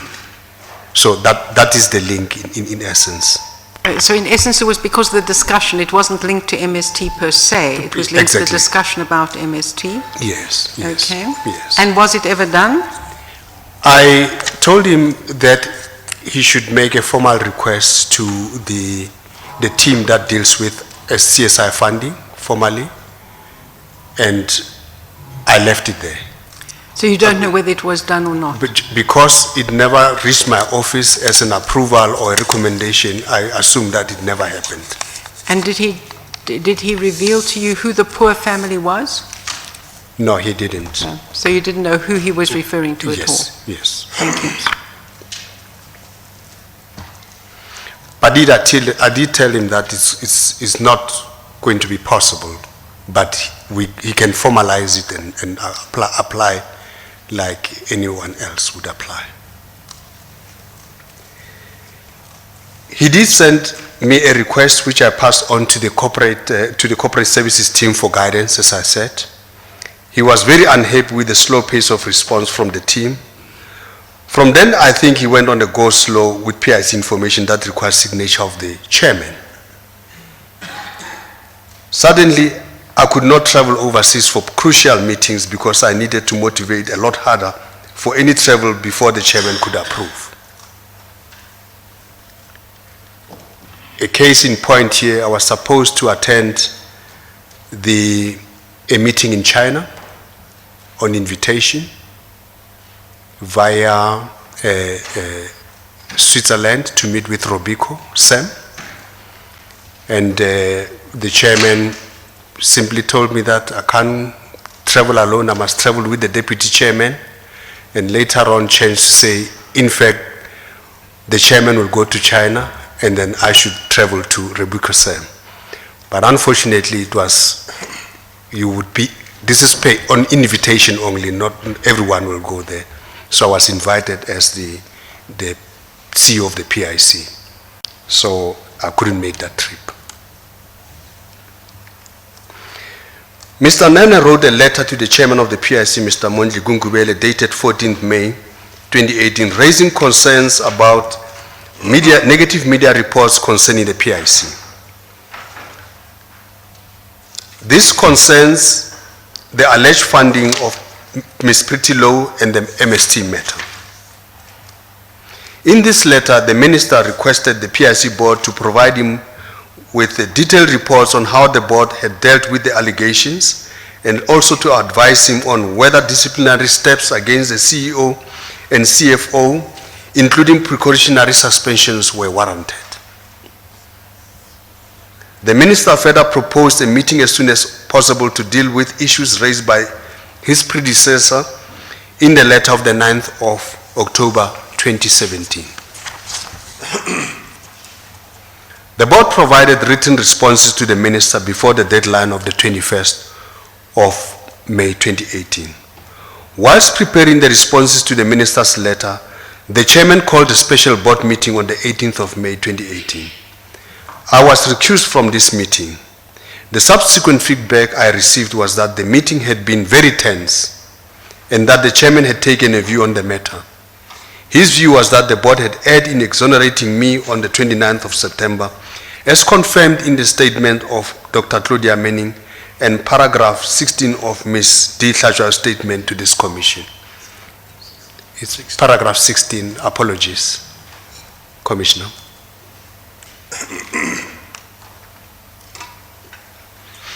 And his view was later borne out by his decision not to oppose the court application of the UDM leader, Honorary Bantu Holomisa, launched on the 15th of June 2018 to suspend me as CEO.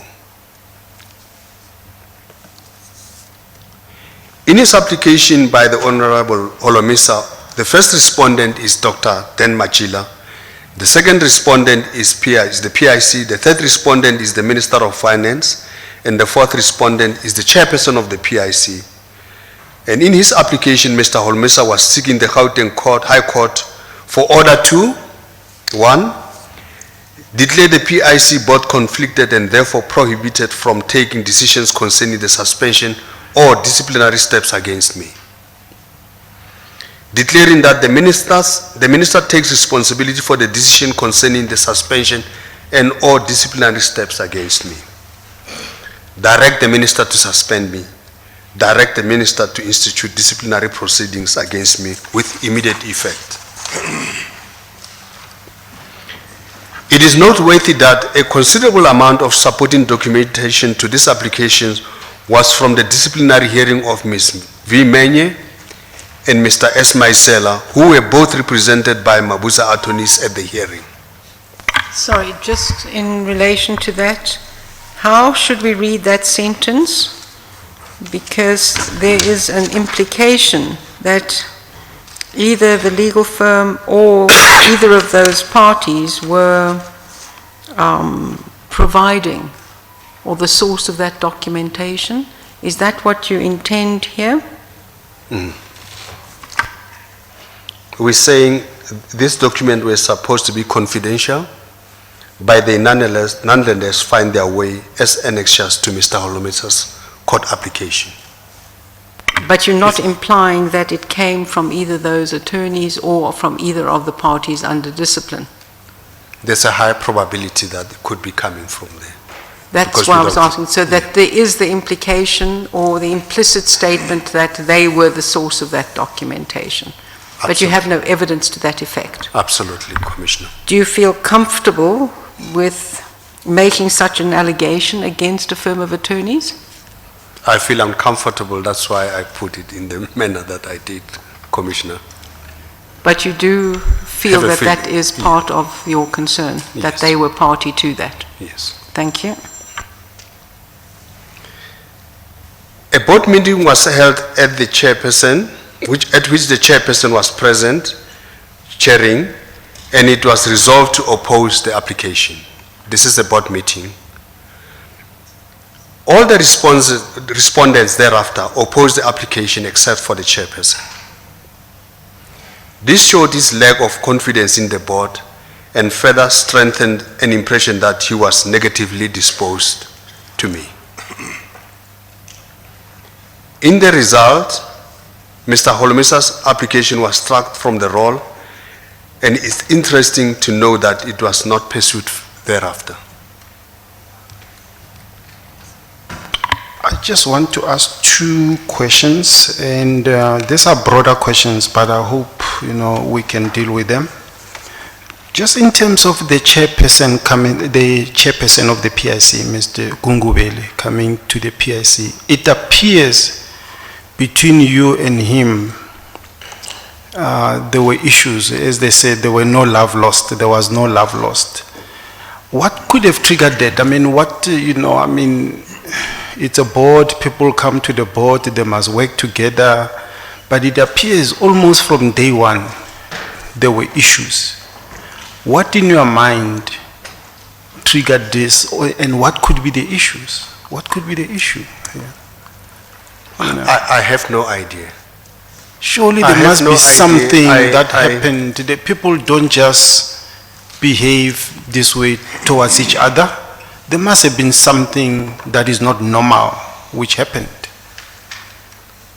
I had never met Mr. Gungubele before in my life until he came to the PIC.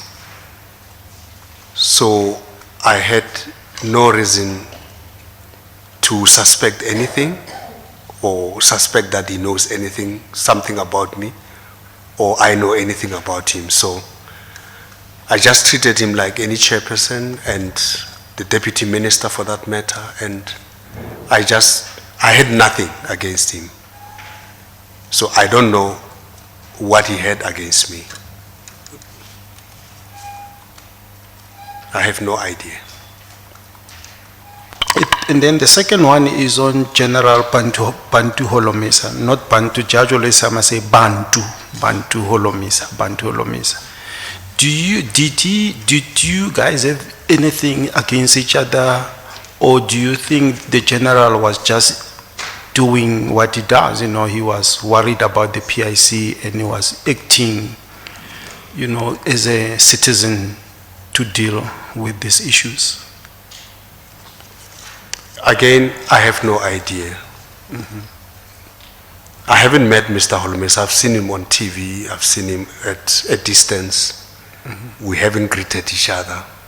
Nothing. I have no relationship with him except what I know about him as a leader of the party and politics and many other things. And most importantly, his big interest in the PIC affairs. That I find very intriguing indeed. Yeah. Okay. And personally, you feel what he was just doing his normal work as a politician, or you feel there could be some issues there?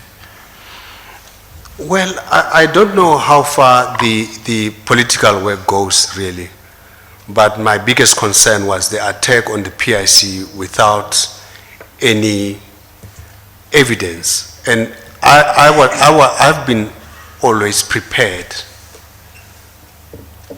to invite him to the PIC. I think we've made that attempt as well, to invite him to the PIC to come and spend a bit of time so they can understand, we can take him through how the PIC works. But he chose his own style of engaging with the PIC, unfortunately, or on PIC matters in the manner that he's engaging, you know. So it's unfortunate. I mean, that's the route he's chosen. I thought as a CEO, I mean, it would have been appropriate for me to invite him so he gets a feel and I can respond to issues that he's raising. Even if we don't agree, but at least, you know, that would have hopefully helped.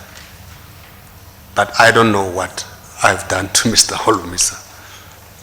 You did call a meeting or meetings to clarify the issues, but he didn't attend the meeting. Is that what I you're saying? remember we discussed it, but we never did it formally. I mean, we've discussed it at some stage at EXCO to say maybe it would be a good idea to invite him and even invite Parliament, because again, there was a standing committee of finance as well as a standing committee on public accounts that kept demanding PIC information, and we were quite happy to invite them to come and view this information within the PIC just to protect the confidentiality and so on of that information.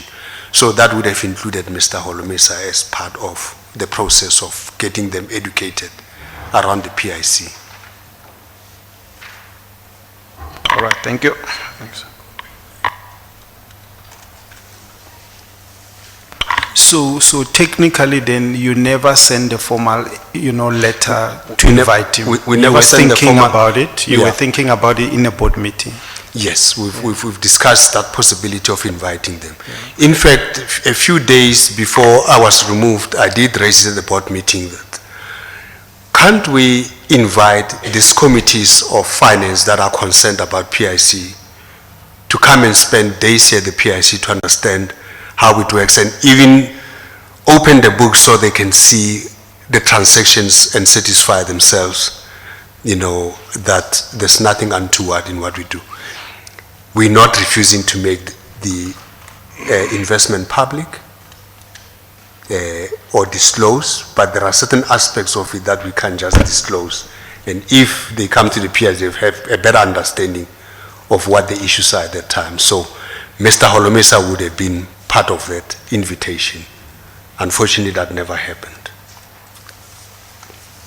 Okay, thank you. Thanks.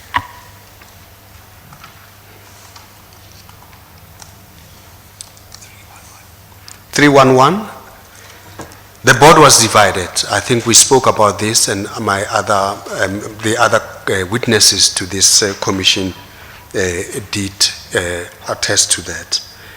The resignation of Dr. Claudia Manning, followed by Ms. Tanta Swafubu, whose positions were not filled, created the opportunity for those directors whose views were fundamentally different from my own to determine the direction of the board.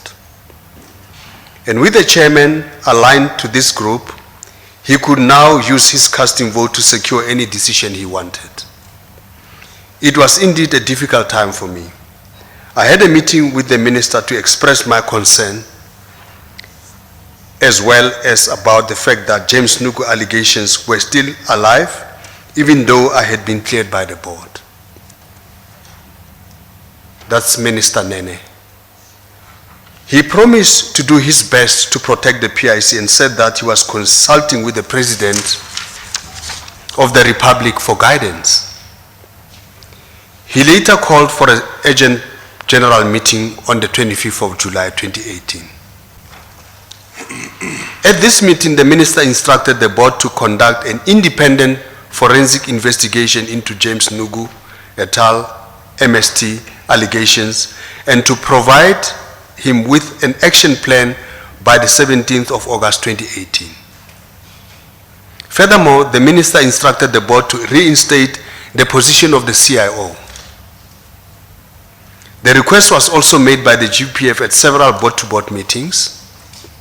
Sorry, can I ask you there, the board meetings with the GPF took place prior to the meeting with the Minister of Finance? Yes, yes. And what action did you take about their request to reinstate the CIO position? I have tabled it at the board meeting, but not much came out of it. There was not much movement until the minister then instructed the board to formally reinstate. Why would the board have not heeded the client? I mean, surely even as you as CEO, as a member of the board, and the board itself, if this was a position of the GPF as your major client, to me, my reading would be it reflected their own concern about the power in the CEO's office, and having two executives would be a way to read that.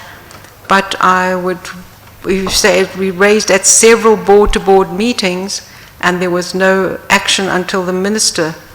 Is that not something that would reflect poorly on the interaction between your key client and stakeholder with the board?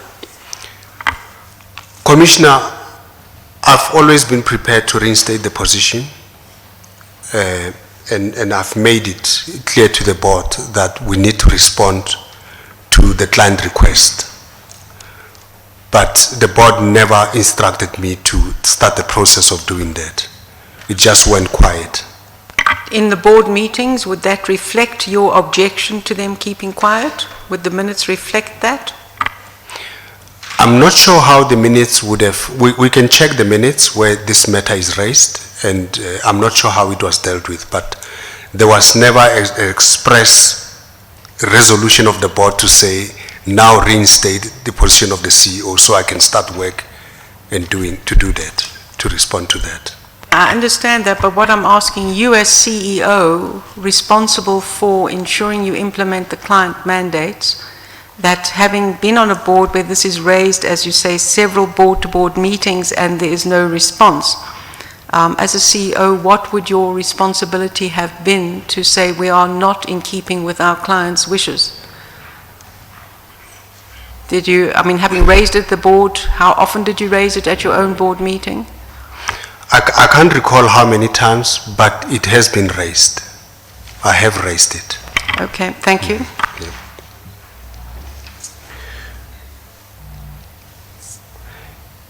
In compliance with the ministers and the GPF request, I instructed HR to revise the organizational organogram to include the positions of the CIO, COO, CRO, and CTO, Chief Technology Officer. This was done as well as the revision of the job gradings for the new positions, and also requested HRC to support the recommendation of the acting CIO in the interim. HRC gave the requested support, but until my resignation, an acting CIO had not been appointed, because I believe some non-executive directors were of the view that the other processes had to be completed before an acting CIO could be appointed. Here's a question. Can I try to understand something here? When you did the org structure in 2015 or somewhere there, you said that the CIO position was done away with, and you put executive heads, you know, for those positions. So you sort of had little CIOs kind of, or scattered CIOs. So I'm trying to understand then, if you add a CIO on top of that, how would that work? Because it was done long time ago that the executive heads will be sort of CIO types. I think that's... Yes, am I clear? I mean... You're 100% clear. Yeah. And I think it's more to do with the perception of this powerful CEO that has now taken a CIO position and combined it with a CEO to create this control. That is the perception. Yes, yes. But in reality, the executives that are now sharing the CIO position each have the same authority within their respective departments that allows them to exercise the same authority as CIO. But for some reason it appeared out there, especially because of media reports and so on, and all kinds of allegations that the CEO of the PIC is a powerful man. Nothing happens without him. You know, those are the allegations, and they created that impression. And the client felt strongly that maybe if we reinstate that position, it may assist with the image of the PIC. And also the minister had the same view as well, to say, maybe if you reinstate, it may help, because you, as a CEO now, you remove yourself from investment activity, and then you can run with other stakeholder management issues, you know, that a CEO must do. Okay, so meaning then that the new CIO would be almost like the old one, in a sense that they would then be the final decision makers on yes, the investments and all that. Because then it means the delegation of authority that was given to executive heads will now be diluted, and all of the four then transfer to the CIO, the new CIO position. Okay, all right. Okay. Sorry, I suppose the client was not recognized when the position of CIO was done away with, or were they consulted?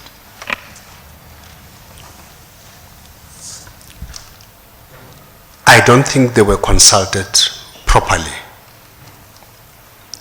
I think that's probably something that we should have done after completing this organizational review. I don't remember us engaging and getting their feedback on that.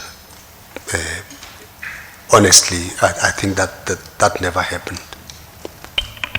And the perception, do you find it strange that it was there, that this all-powerful person is now heading this PIC? I think the biggest challenge, Commissioner, was in the structure, risk was supposed to play an important role of oversight. So you'll have the investment teams, the mini CIOs, if we can call them, but then risk's job being to consolidate the monitoring process and tighter risk management as an independent department, not necessarily approving investment, but vetting the quality and the risk issues. That was supposed to be the design. But over time, I think because of lack of risk's ability to do that, they became a bit frustrated to say, but in the past when there was a CEO, the risk element of investment looks like it was better managed, and the reporting was a lot more robust than what they were seeing at that time. That's why they raised this matter. Now, coupled with media reports, it became a problem on top of that, you know. But I was at length, painstakingly explaining the rationale behind this structure, and they did acknowledge that they understand, but maybe it's better to revert to the old because that CRO position used to work better for them. I just want to continue here because this is part of our terms of reference. So when you changed this structure, you were trying to decentralize decision making, all right? And to now put a super CIO to make decisions rather than vetting them, as you say, probably, wouldn't that now go back to slowing decision making? I think there's a even better conversation to be had around that, which I introduced about a day ago, around what the structure of the PIC means in terms of its ability to deliver on the mandate without getting on the wrong side of the law. Having 3 distinct businesses under one roof managing 2 trillion, we are bound to make mistakes. And therefore, the thinking around the 4 executive of investments was clearly to do that, starting to create what you can call the holding company at the top, PIC holding company, with its subsidiaries operating separately so that there's a clear Chinese wall between their activities, each with its own sub-board, and the structure of that board can be defined in a way that still fits into the main board, with the group CEO, group CIO, group this, but giving this subsidiaries autonomy to run, and the group can set policy parameters, and then they can implement that portion of the mandate in that way. That was the thinking as we were moving towards that, but we couldn't get it right. Yeah. As I said, we reversed quite a few things, including setting up of a department in PIC, but then the board decided let it be a division rather. But the reason why they said it was a division, it was because they felt we were not ready. They said, let it run as a division outside of the PIC for a while, and let's see how it works, and then we beef it up until it then becomes real PIC, you know. Private equity, the same story, and so on. That was the idea when we restructured. Look, I think we'll discuss that structure when we get there. So it's a bit intriguing that, you know, to get the new CIO now within this structure, it might be quite an issue, but I think we can talk further on that one. The other question I wanted to ask you, which is a big question for me, is that do you believe that the CEO of the PIC must participate in the investment decision making? You know, we know the Sanlams, how they do it, the old mutuals, but do you think the CEO should participate or should do what you said, stakeholder management, you know, holding management accountable and all those good things? Mm-hmm. It really depends, and the PIC it's a big investor. You know, if you were to contrast the PIC against BlackRock, for example, and think about what the role of the CEO of BlackRock is and how they are structured to make them such a formidable organization, you probably see that maybe the CEO there is not that much involved in investments. They have strong CIOs that run the investment portion of the portfolio, and they are responsible for stakeholder relations. So I think the PIC may want to adopt that kind of model.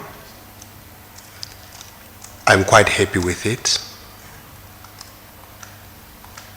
If it really makes the PIC a much stronger organization, that should be the case. And also, if it helps in terms of perceptions and ability to deliver on the mandate. Yes, because we heard at the workshop too that the Sanlam investment CEO doesn't take investment decisions. Mm-hmm. Do you agree? Agreed? Yeah. Well, I'm told that's how it works. Yeah, I'm told that's how it works. Yeah. Okay. Yeah. All right. Okay. Thank you. Thanks. If we come back to the actual structure you created, with your 4 executive heads identified, which is very different from the outline that you just gave about a group and subsidiaries with autonomy. So what you put in place is what the reality is, and you said that risk was not playing the kind of role that it was envisaged for it to play in terms of consolidating risk and playing that balancing role. What did you do about it? We have, I had to get my hands dirty to try and get risk up and running, supported by other departments like research to up the game. And it's been a difficult one until we parted with Mr. Magula. We discussed it extensively with non-executive directors, and they were of the view that perhaps it would be a good idea to start looking for almost like an ex-banker to train the risk team to get them to the speed that they should be. So we were almost in the process of doing that.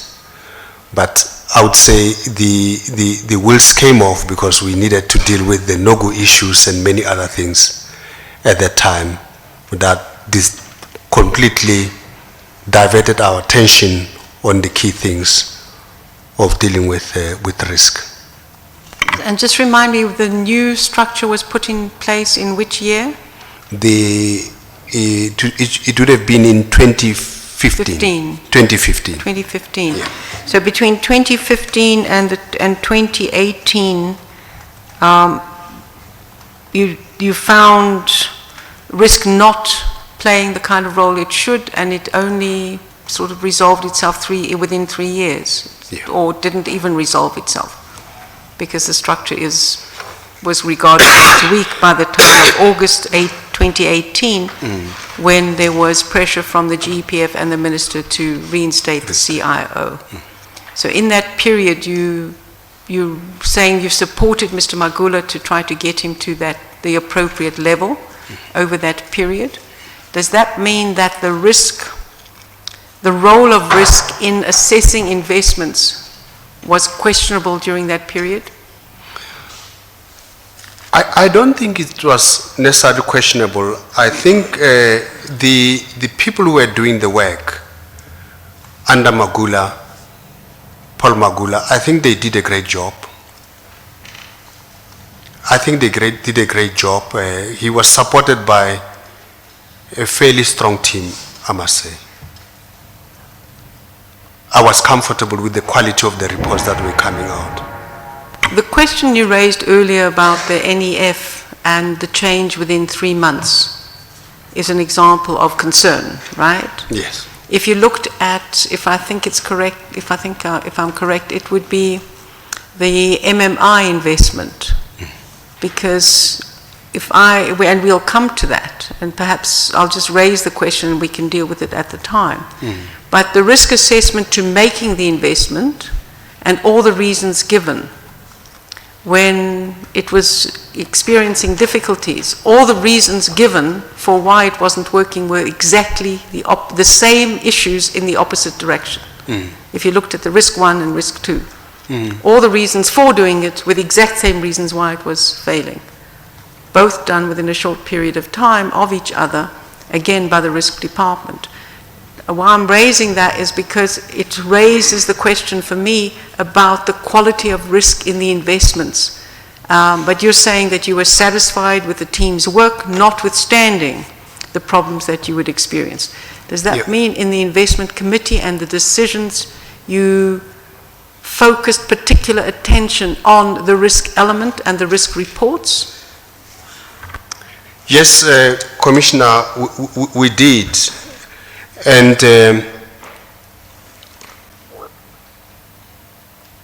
I can't recall a similar situation as NEF where the risk report was diluted in the manner that the NEF one was diluted. For me, it was really the first time that it happened. And of course, it raised a big concern, the same as the Commissioner is saying, about what about other investments. Now, Mr. Magula sat on the board of Mahai Makaya as well.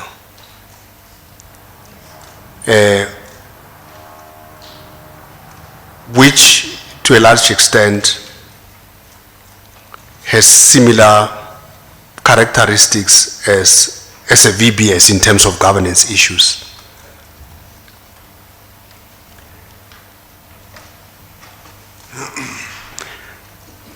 So it's one of those unfortunate situations where you put your own in trust that they will be able to safeguard your assets and they are remunerated to do so, but it doesn't happen. Thank you. Dr. Matjila, before you go on, you've said that some NEDs were of the view that other processes had to be completed before an acting CIO could be appointed. What are those other processes you are referring to? Yeah, Commissioner, this has been a problem and in responding to the client as well as the minister's instruction. And the Commissioner said, but why do you want to do this super CIO now? We felt that we should do an acting and assess how well they do and how well they fit into the structure, whilst reviewing, doing a bigger organizational review. But some non-executive directors felt that let's first do the strategy, let's first do the reorganization, and at that point we'll decide whether a CIO is still relevant or not relevant. Meanwhile, we had pressure from the minister as well as requests from the client that we should do it. And I was quite comfortable to have an acting CIO in the interim just to comply.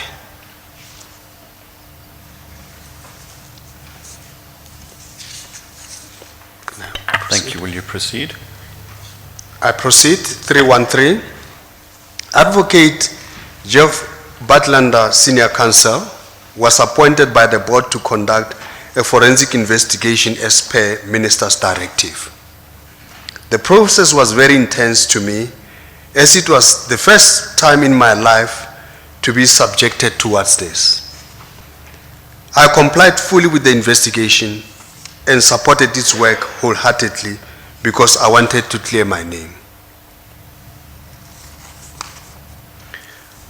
But Landa SC's investigation included that, I quote,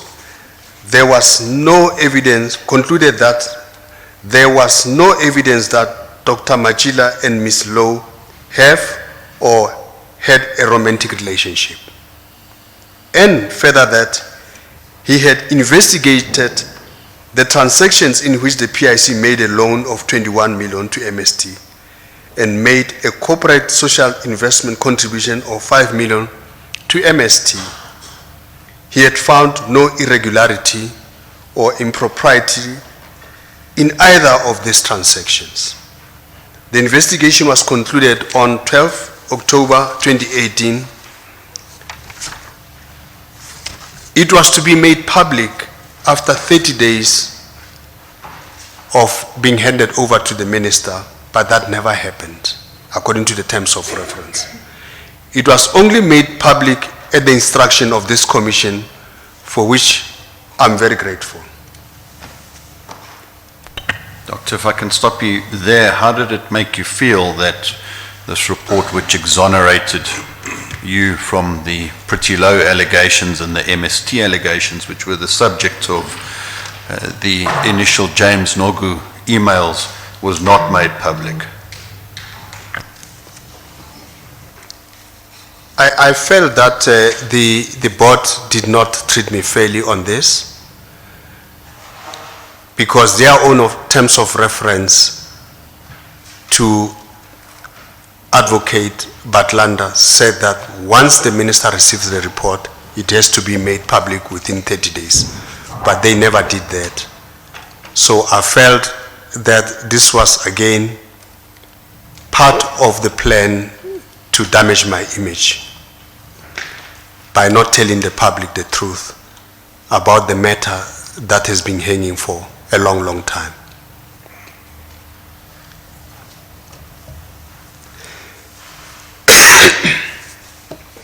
Can I continue, Commissioner? However, the failure to make Baglanda's senior counsel finding public prejudiced me amongst many stakeholders that I interacted with at the PIC. It also negatively affected me in my personal capacity, and it was greatly distressing to my wife and my children. Ms. Lindy Toy, a non-executive director of the PIC, was reprimanded by the chairman for sharing the result of the investigation with me and the CFO.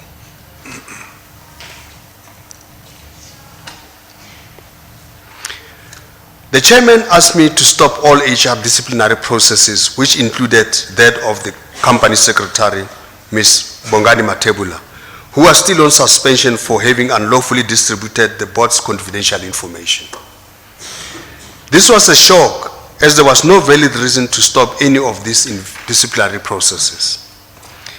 It was clear that he wanted to have Bongani Matebula back at work, and was so determined to do so that he interfered with Batlanda's investigation concerning me.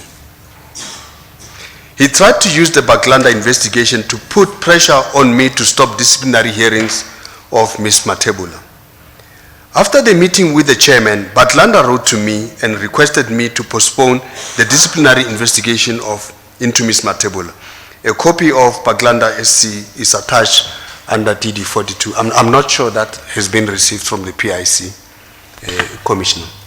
Mr. Commissioner, we haven't got copies of DD 42, DD 43 and DD 44 here. When I say we haven't got copies, they are available and they are being made, but they are not here. Okay. That's fine. Okay. They will be made available to us. Indeed, Commissioner, probably by tomorrow morning. Can I just ask you, just for clarity, when you talk about Ms. Matebula having unlawfully distributed the board's confidential information, at that time, was that an allegation or had it been confirmed? And was that a result of the disciplinary? My recollection is she had a dispute about the computer where information was found on, if I'm correct, but that Mr. Maisela admitted to being the one who distributed information. In essence, is this an allegation at this point in time? Apologies, it was still an allegation at that time.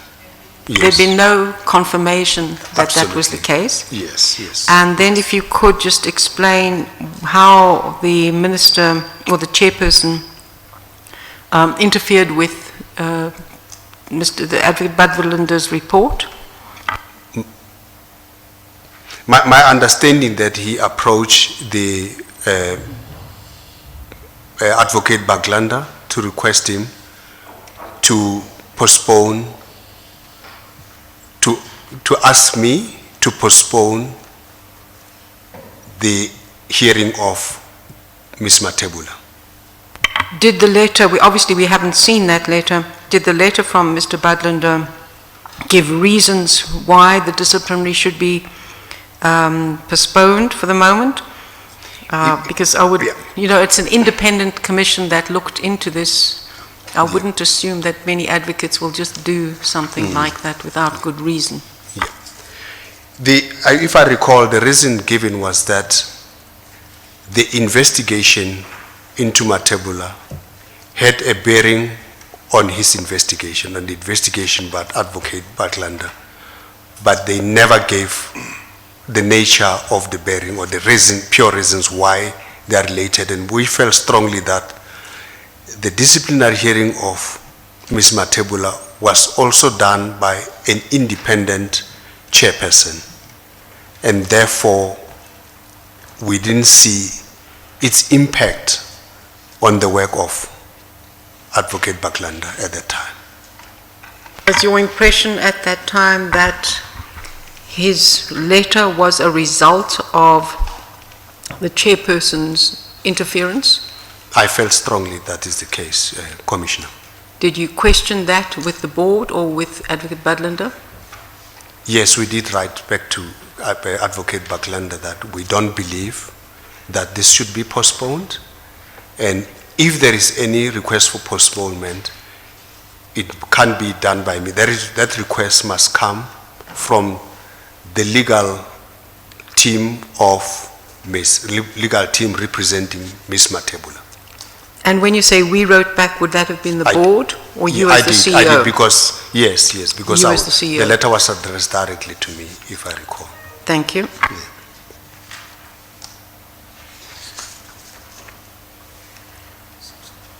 Subsequently, Chairman Gungubele wrote to me requesting the postponement of the Matjila disciplinary inquiry. A copy of this letter is attached. Okay, we will still have to make the annexures available to the Commission. I referred him to HR as effectively I was a complainant and could not make the decision to postpone that investigation. A copy of my letter to Gungubelis will be also given to the Commission.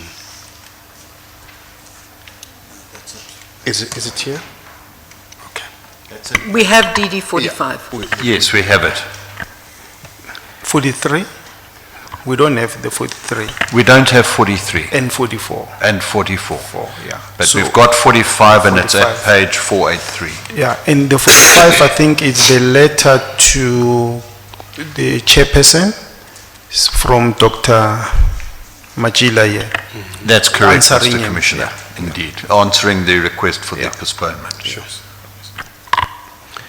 The statement of Ms. Dudu Tlajwa corroborate my evidence above.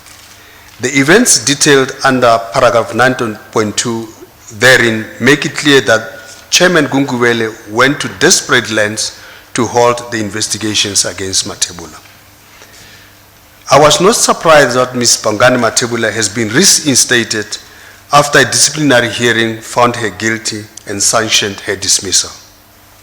Copies of the disciplinary findings, we're still waiting for that from the PIC as well. Once again, we've got those copies, they are being made and they will be provided tomorrow morning, and that is for annexures DD 46, DD 47 and DD 48 mentioned in this paragraph. My understanding is that the chairman, using his casting vote in a divided board, was able to get her back into a 2 trillion rand asset manager.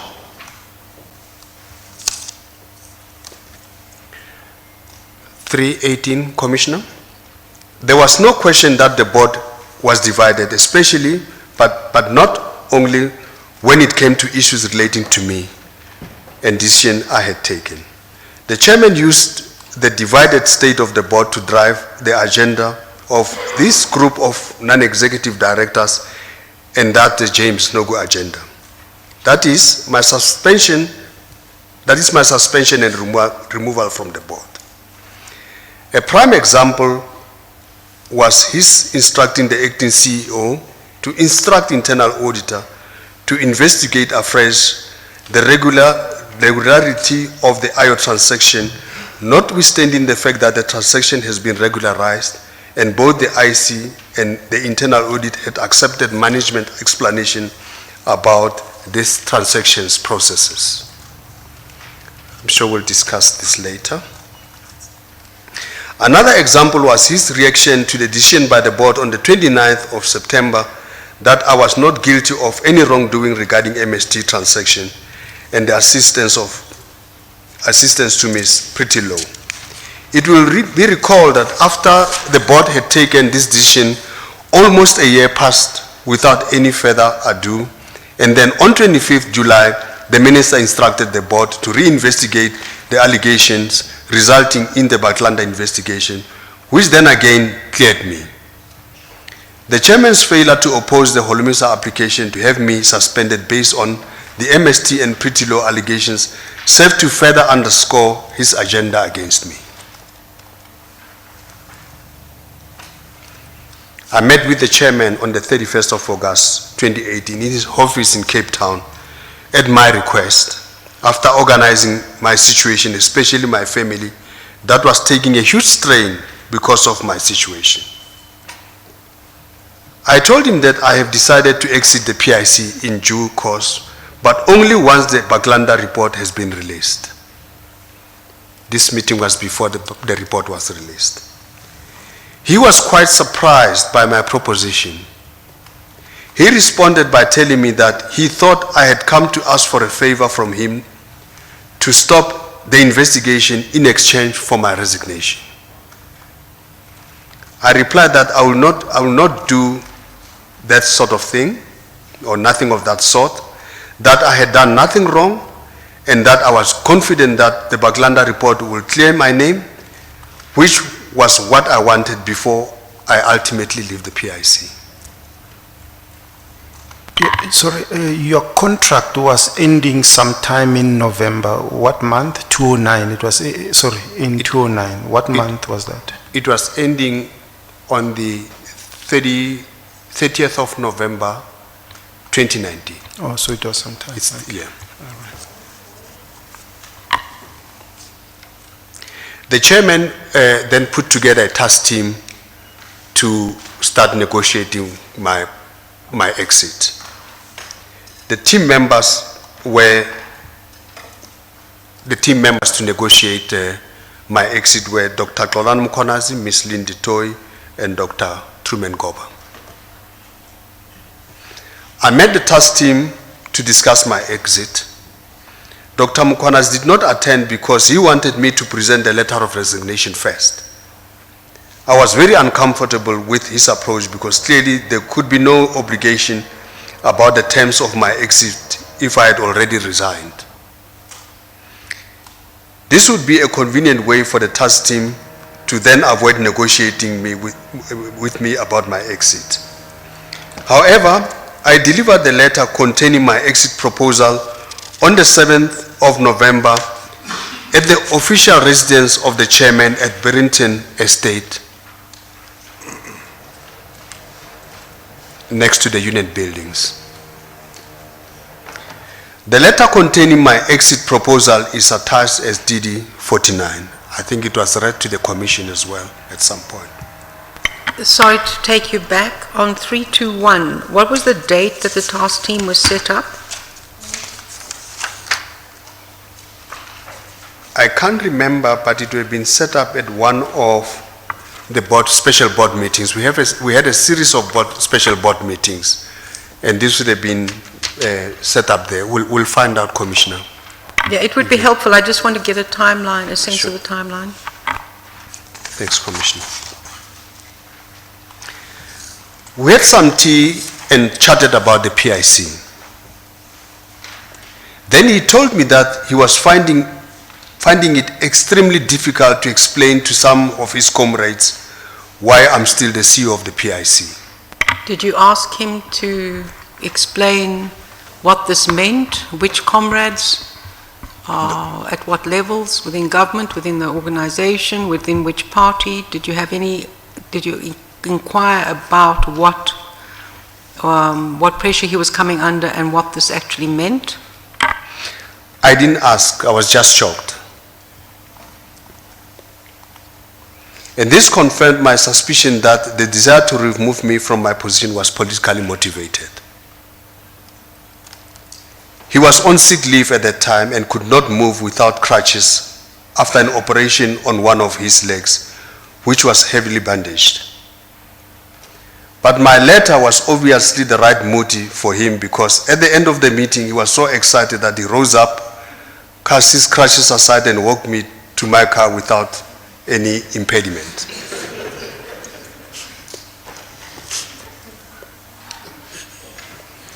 My letter was not distributed to directors. If I was in Parliament, I would say order.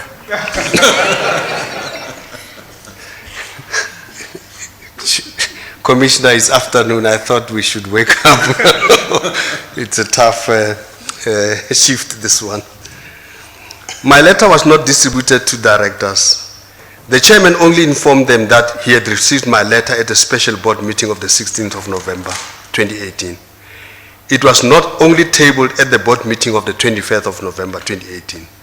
The letter had already been circulated in the public space before this meeting.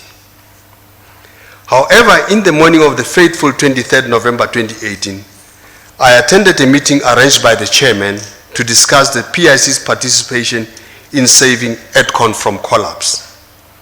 In attendance were Minister of Economic Development, Mr. Ibrahim Patel, CEO of the Industrial Corporation, Mr. Jeffrey Krenner, EDCON CEO and senior management, EDCON advisors Rothschild & Co. of South Africa, led by Mr. Martin Kingston. I was accompanied by Mr. Mervyn Miller, Executive Head of Private Equity and SIPS.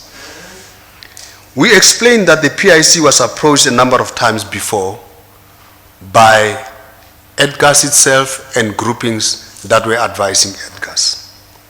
We did not support the proposals at the time because our analysis showed that there was still a lot of downside, and we were proven correct as EDCON had failed to recover, as those plans that have been put in place were not effective. Can I stay with this a minute? I know it disrupts the flow of there, but it comes in at this point. Will that be okay? It's okay, Commissioner. If you look at the participants in 324, this would show that this was clearly a government initiative to the PIC. It was a formal government initiative. Minister of Economic Development and a number of other bodies. Yeah? That would have been your interpretation. This wasn't simply a question of an advisor or somebody coming along. It was a government initiative to talk to you. Is that correct?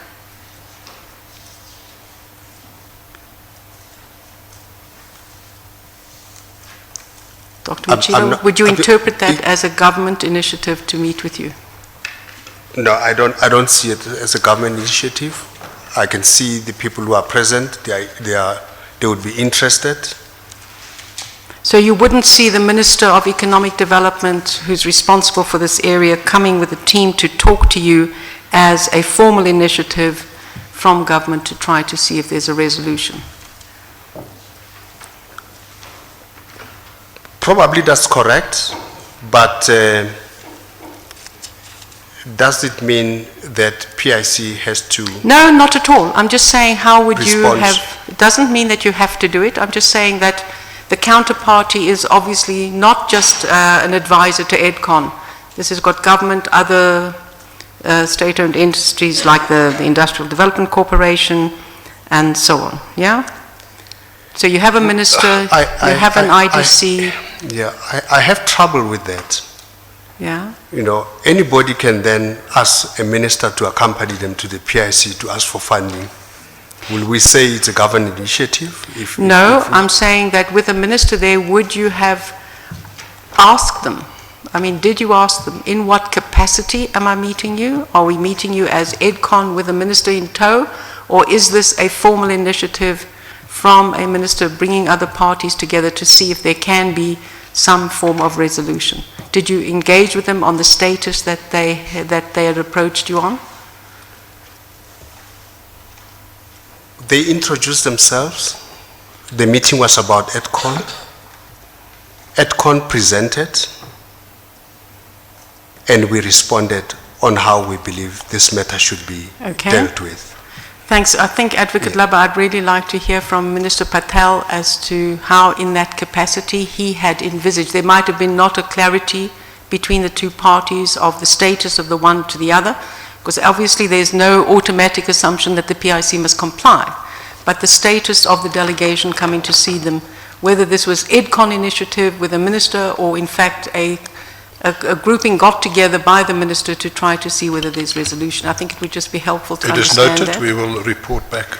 Okay, so the amount being requested at the time was 2.7 billion rand, if I recall that, and the ultimate payment that was, because we go on to saying that this was rejected by the PIC.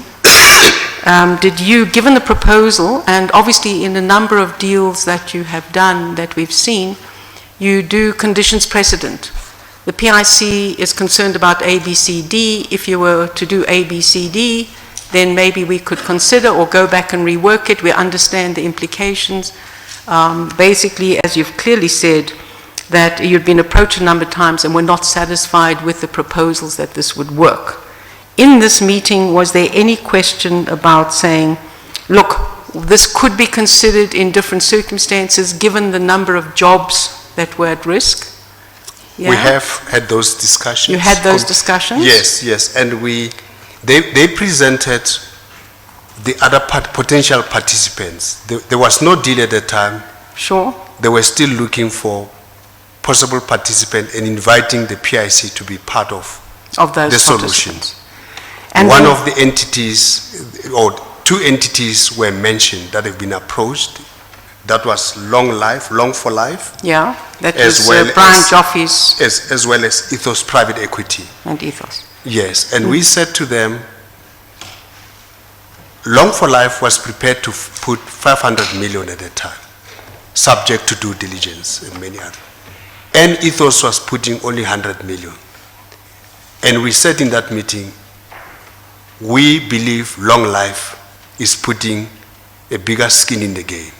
And we would probably be comfortable if they are the ones who are chosen to invest, and we will be able to invest alongside them. Okay. But we will do what we have to do, run our internal processes, due diligence and so on. Fortunately, we were familiar with EDCAS, as I said, we've seen before, because they told us about the time timelines that they were working under. And then we said, provide us with new information, refresh the information that we have so that we can start the process as well.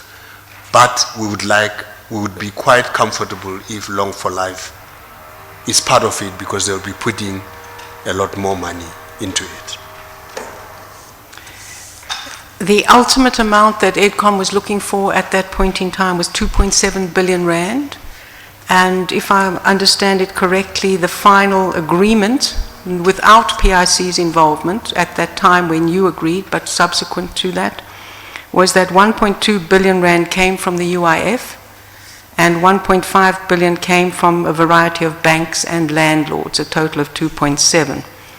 The number of jobs at stake were 40,000, 14,000 direct of that, and a further broad effect on about 100,000. So roughly speaking, 150,000 jobs. You were aware of the scale of that? I was well aware of that. I mean, it's not the first time that we were engaged in a proposal to save jobs. As I said, we've done it with Longmen.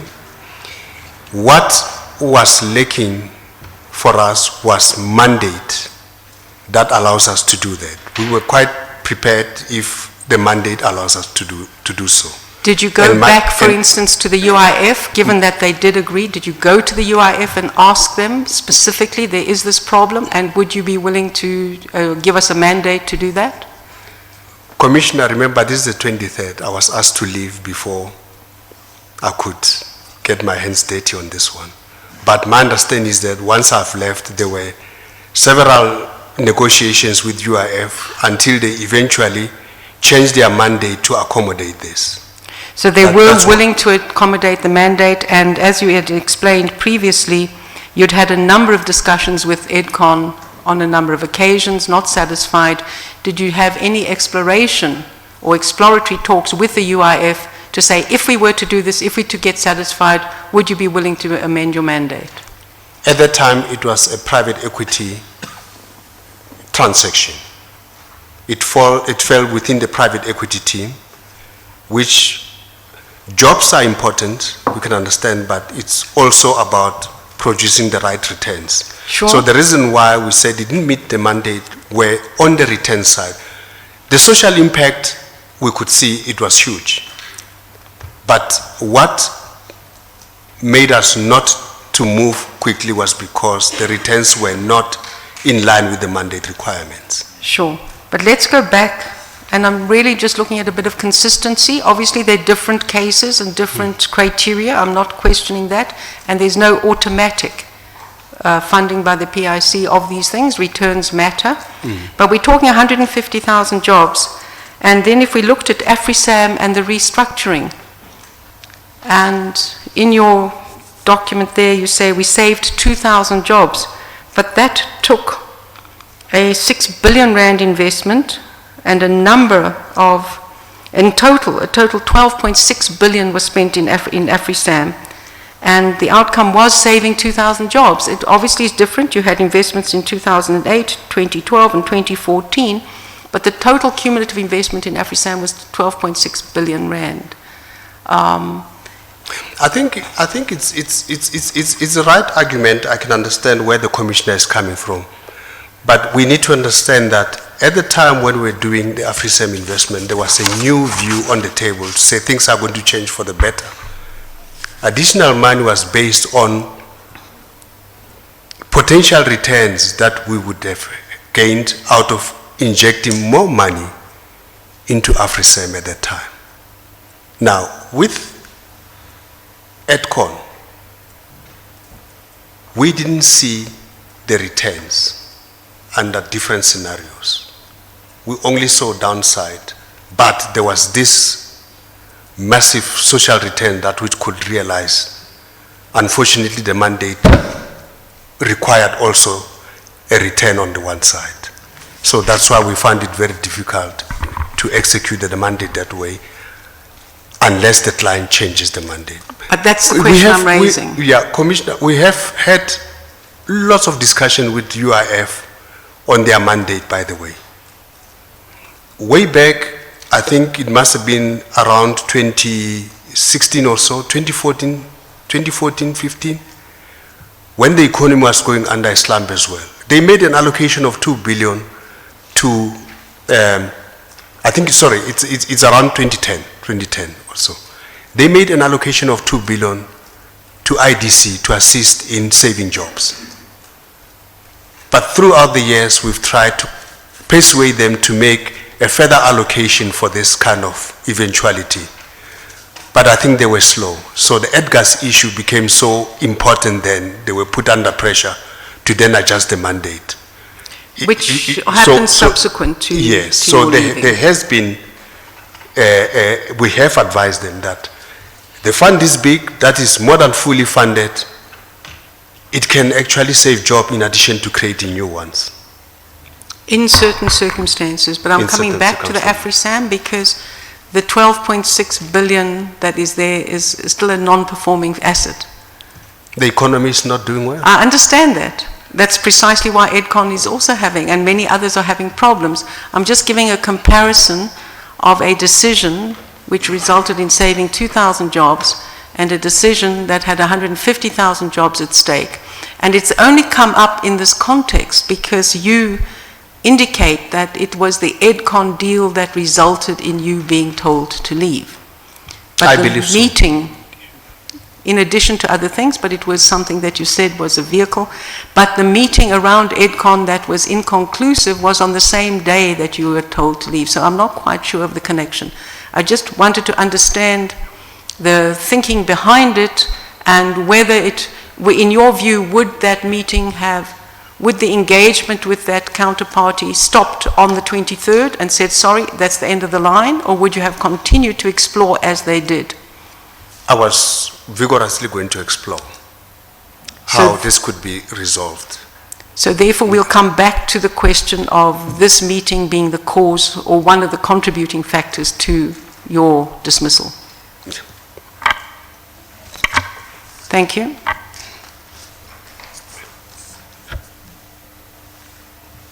Where am I? Okay, you had 327. 327. 327, I think we've touched on this. We've done, we have saved jobs at Lone Main before. 328, in the evening of the 23rd, I was called to the board meeting at around 6 p.m. or so. The chairman told me that he has decided, the board has decided to accept my resignation with immediate effect. Sorry, can I just, before we go further, I just want to come back to 327 at CON.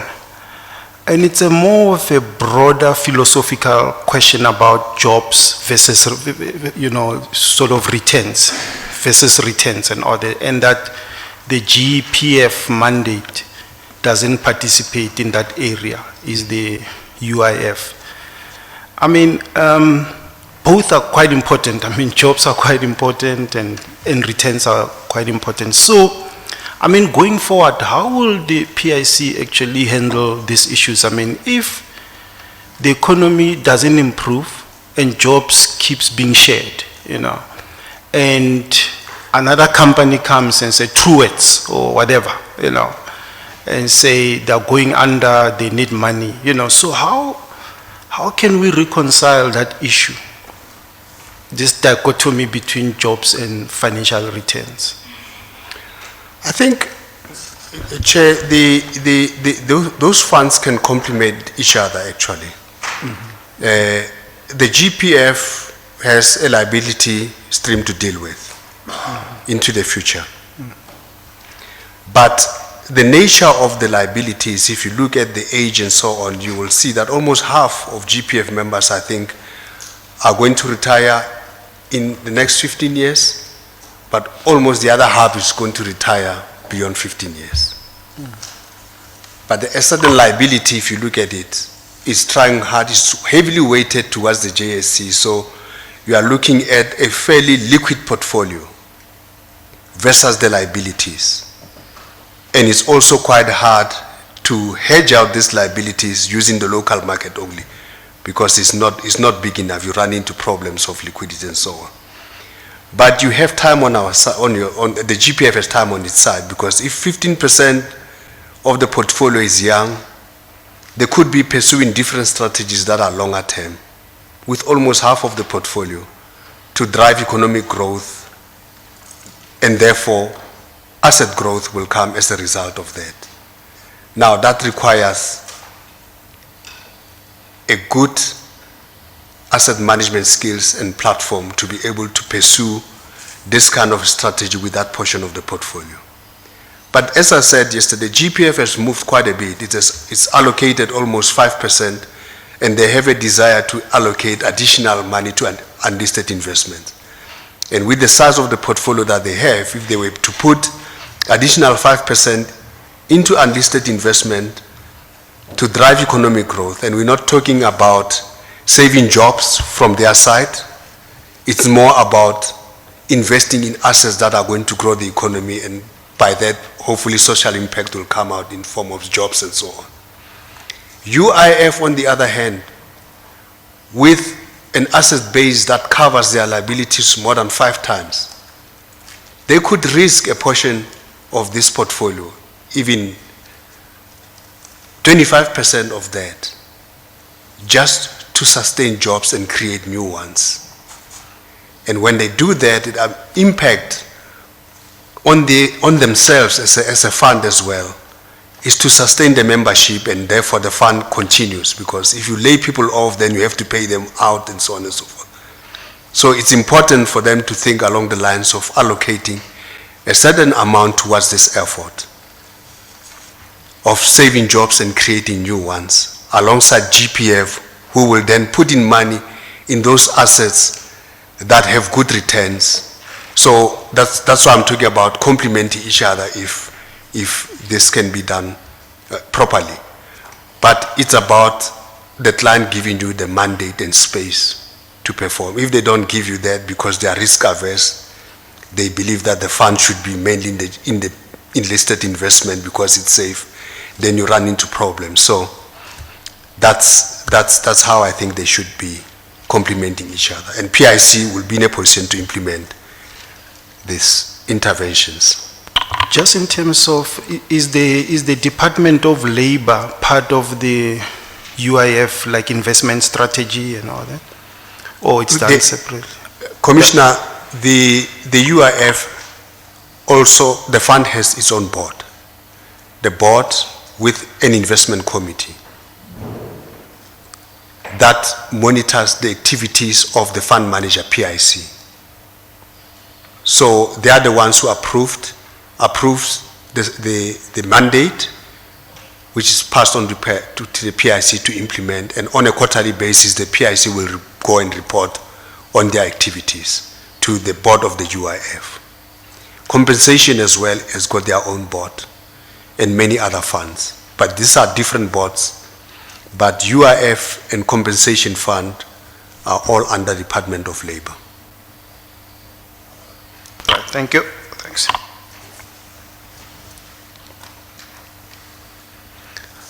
(329) I protested by telling the board that I have not resigned but had given an exit proposal containing, among others, an intention to give notice to resign according to the notice period of my contract of employment at a particular date, and that the decision by the board would constitute a breach of the contract. The contract is clear. It says we must negotiate for an exit and we must negotiate an amicable separation. The chairman responded by telling me that my contract of employment has also been terminated. I told the board that I don't accept their decision and this separation is not amicable as stipulated in my employment contract.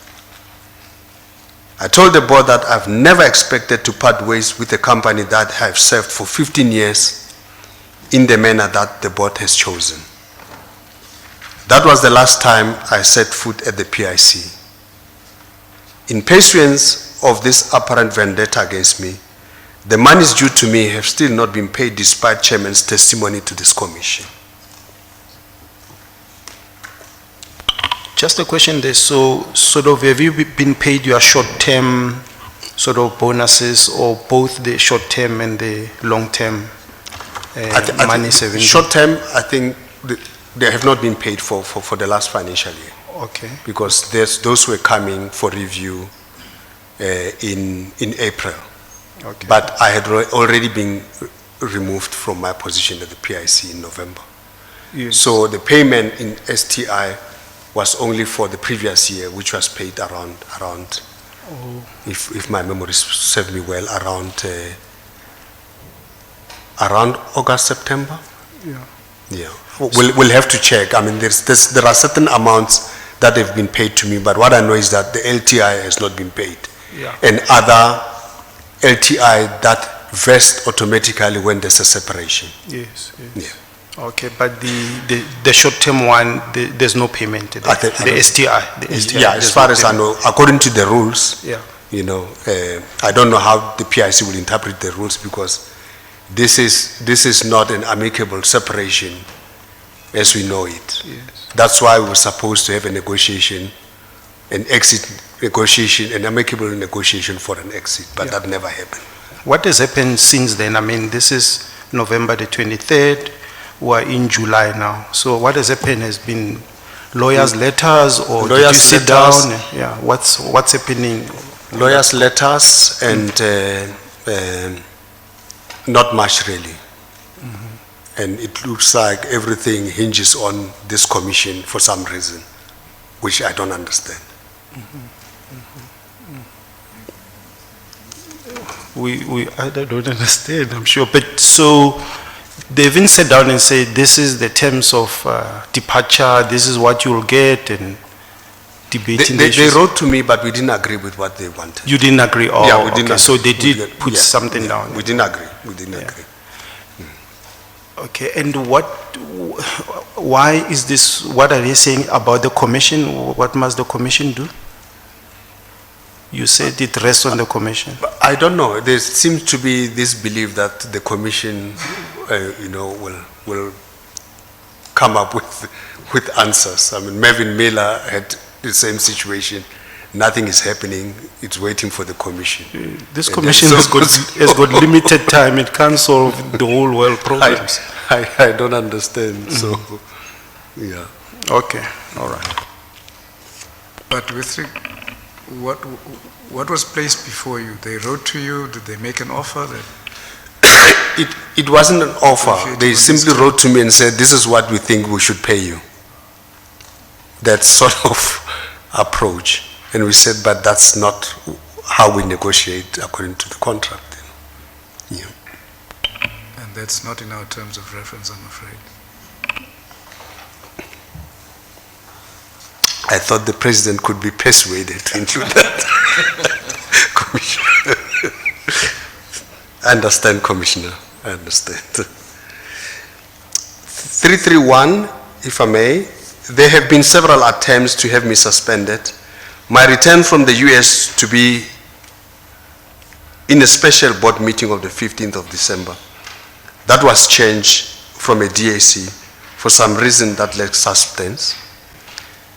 The Honorable Bantu Holomesa court application to get me suspended, and the letter from the so-called concerned employees purporting to be from employees that are scared to present evidence while I was in the office, and which was allegedly hand-delivered to the chairman in confidence, but which was discovered to have been authored by Mr. Maisela and found on Dr. Mukwanazi's laptop.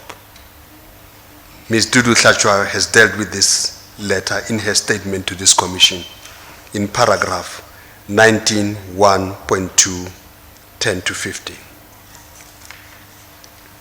The hand of Dr. Mukwanazi has loomed large in an attempt to remove me as a CEO, and this is an issue which I feel deserves an investigation by this commission.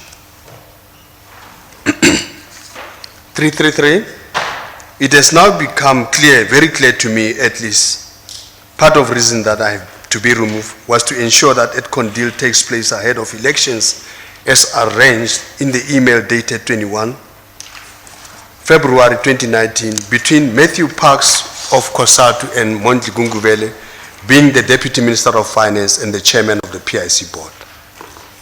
I reiterate again that the Chairman is not a member of any PIC investment committee, but it is clear from these emails that the Deputy Minister of Finance assistance in his capacity as Chairman of the PIC is being sought to intervene, I quote, to intervene to ensure that the PIC investment committee does meet, correct, and the PIC signs the final lock-up agreement on Friday morning of 22nd of February to prevent a massive fight between COSATU, UIF, and PIC, government, and the ANC, which would have long-term repercussions for the alliance. It is clear that the client mandate and profit to be made from the investment, which should be primary reason for the investment, are being subverted, and the PIC is being used as a bailout bank. A copy of this email is attached as DD50. We do have a copy. There it is. We've got copies of that Yeah. email, Commissioners, and I think that we have dealt with it before. I do have a copy, but I'm sure we can share, it's fine, we can, It's at pages 489 and 490. yeah. This is the email, email from Yes. COSATU.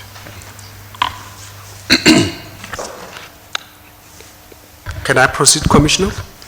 It was very clear to me that my exit proposal had created an opportunity for certain non-executive directors to push for my removal immediately. The board breached my contract of employment by terminating it unilaterally. The fact that many attempts to get me suspended had failed, and at long last, in an attempt to comply with the terms of my employment contract, I created a fertile ground for my immediate and unlawful removal. The financial remuneration due, owing and payable to me has remained unresolved, contrary to what the chairman has told the commission.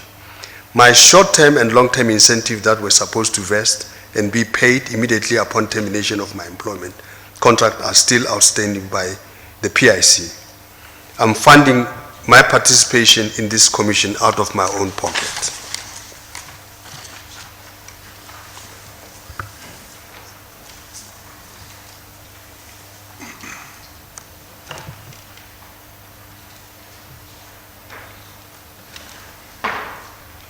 Should I proceed? I'm looking at Mr. Lubber. I'm not sure. Did you want to say something? Chair, yes, we are now turning to a new topic. It is almost 3:45, and I'm very well aware of the time and the importance that we don't waste a minute, because I've said to a colleague this morning, this is a textbook example of that wonderful Latin phrase, festina lente.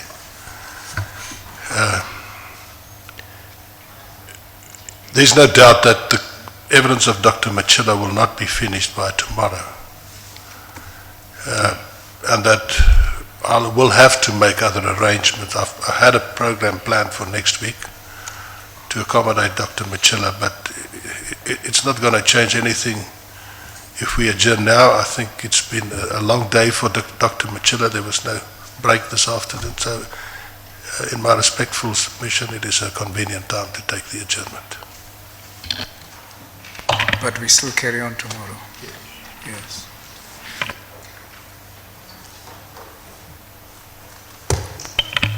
Is 9:30 still right, or shall we move to 10? I think 9:30 is it still fine? 9:30 suits us, Commissioner. subject And I've explained new to everybody commissioners. we sit till 12. Very well. We'll adjourn then at this stage until 9:30 tomorrow morning.